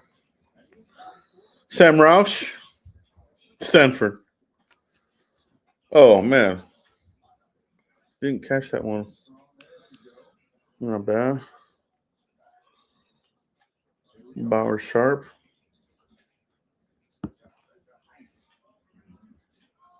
That Bauer Sharp looking good. That Bauer Sharp having a solid combine, bro. Gonna have to go back and look at that Bauer Sharp film, bro. He looked good in that damn sled drill. That's where I saw the power, man.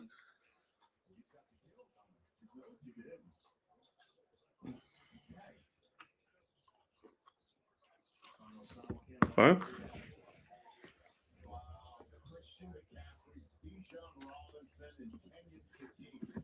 But look at this. The simulcam. Kenyon Sadiq, Bijan Robinson, and C-Mac. These guys are getting faster and faster every year, bro. Kenyon Sadiq beat Bijan Robinson and C-Mac on the simulcam. That's wild, bro. These guys are getting more athletic, a lot faster every year. R.J. Maryland, he's an intriguing one for me. They'll look at him at Dallas Day, Russell. I mean, he might be undrafted. He might be a late round kind of guy, but somebody that's you could bring to camp. You know what I mean? So he ran that combine drill really good. About not much on in the first round, second round.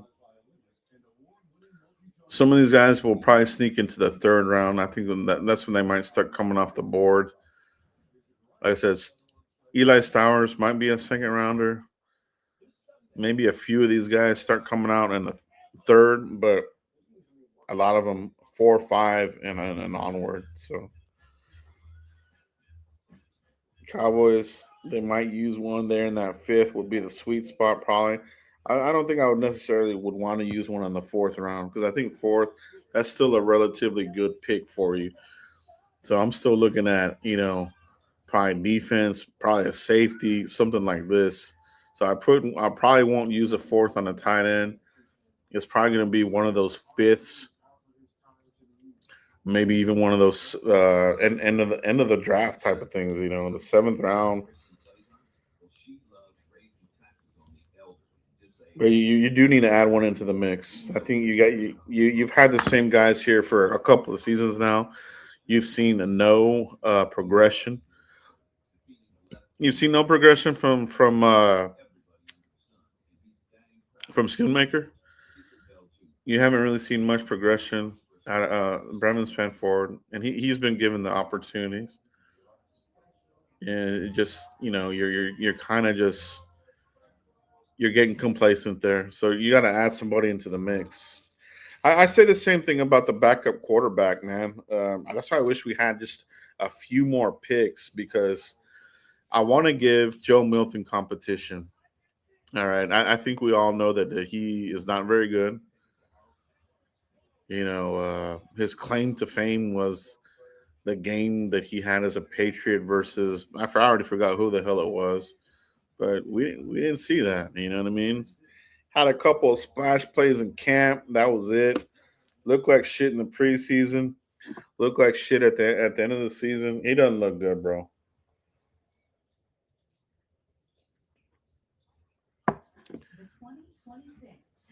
You're not hearing anything about him, trying to improve his game. These guys that play the quarterback position, the ones that really want to improve, you always hear them. Oh, they're practicing with one of these quarterback guru type of dudes, right? I haven't heard anything about that. Not to say that he's not, but I would like to hear that. I would like to hear that Joe Milton's working out with uh, the hell's that one quarterback guru that a lot of these guys go to? What's his name, bro? You know what I'm talking about? Quarterback guru. The hell is his name? So that's a guy that a lot of these guys go to. What the hell's his name, dude?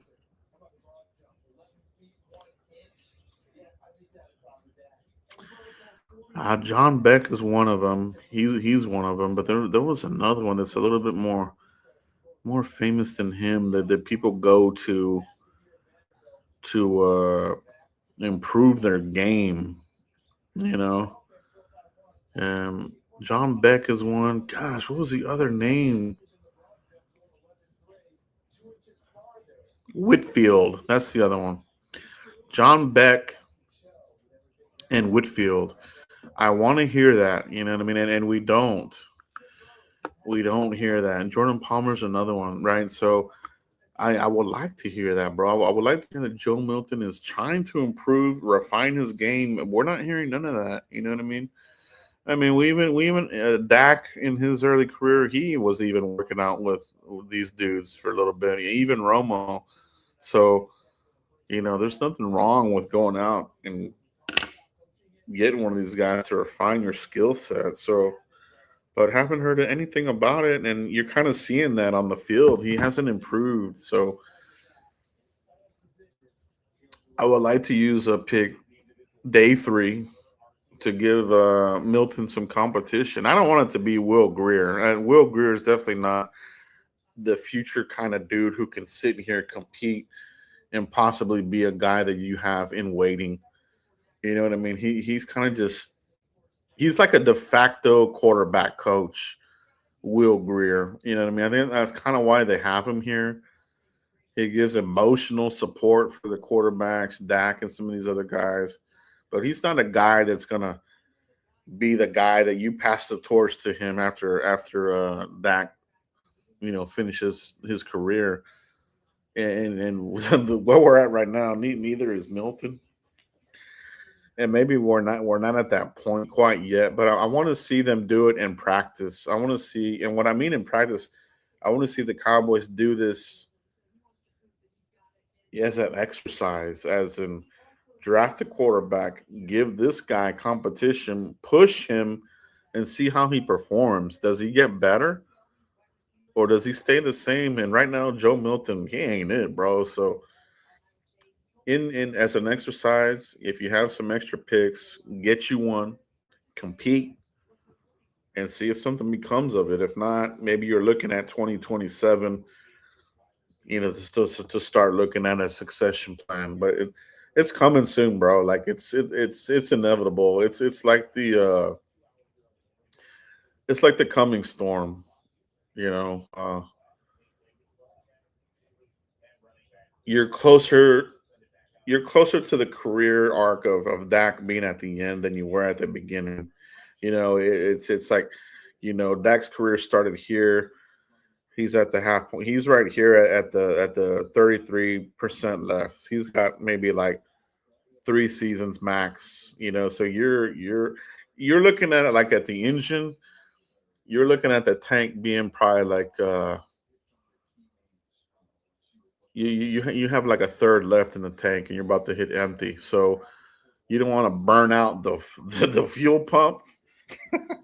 So you got to refuel. You know what I mean? And that's where the Cowboys need to get in, and get their ass moving, man. So yeah, man, give me some competition, bro. And I'm not talking about competition for Dak. I'm talking about competition for Joe Milton. And then if that quarterback can unseat him, maybe you have something. You know,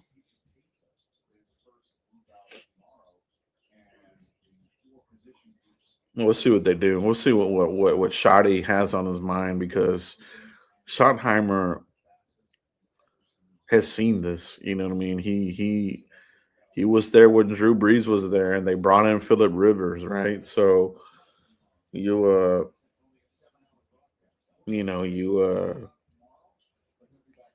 he's seen a lot of these quarterbacks.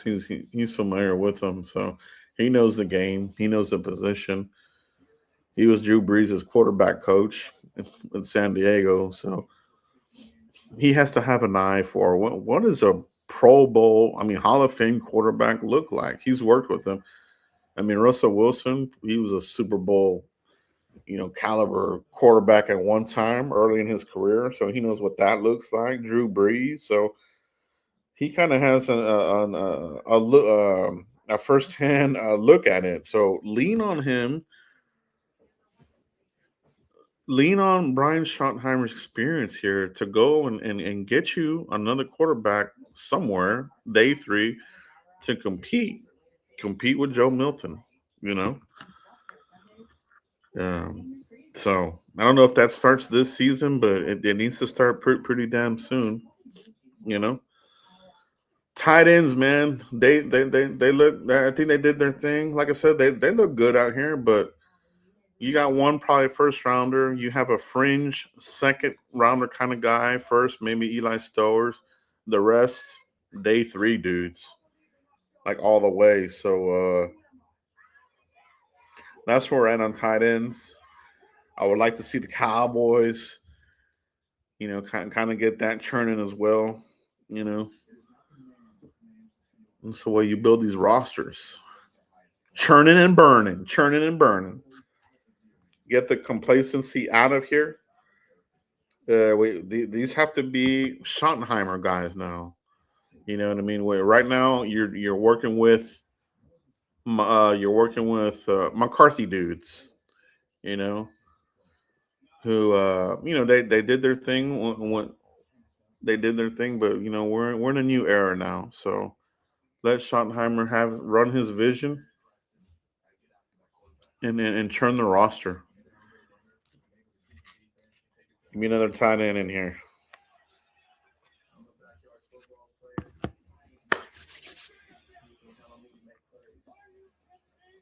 Well, guys, I think we've hit the end of the show.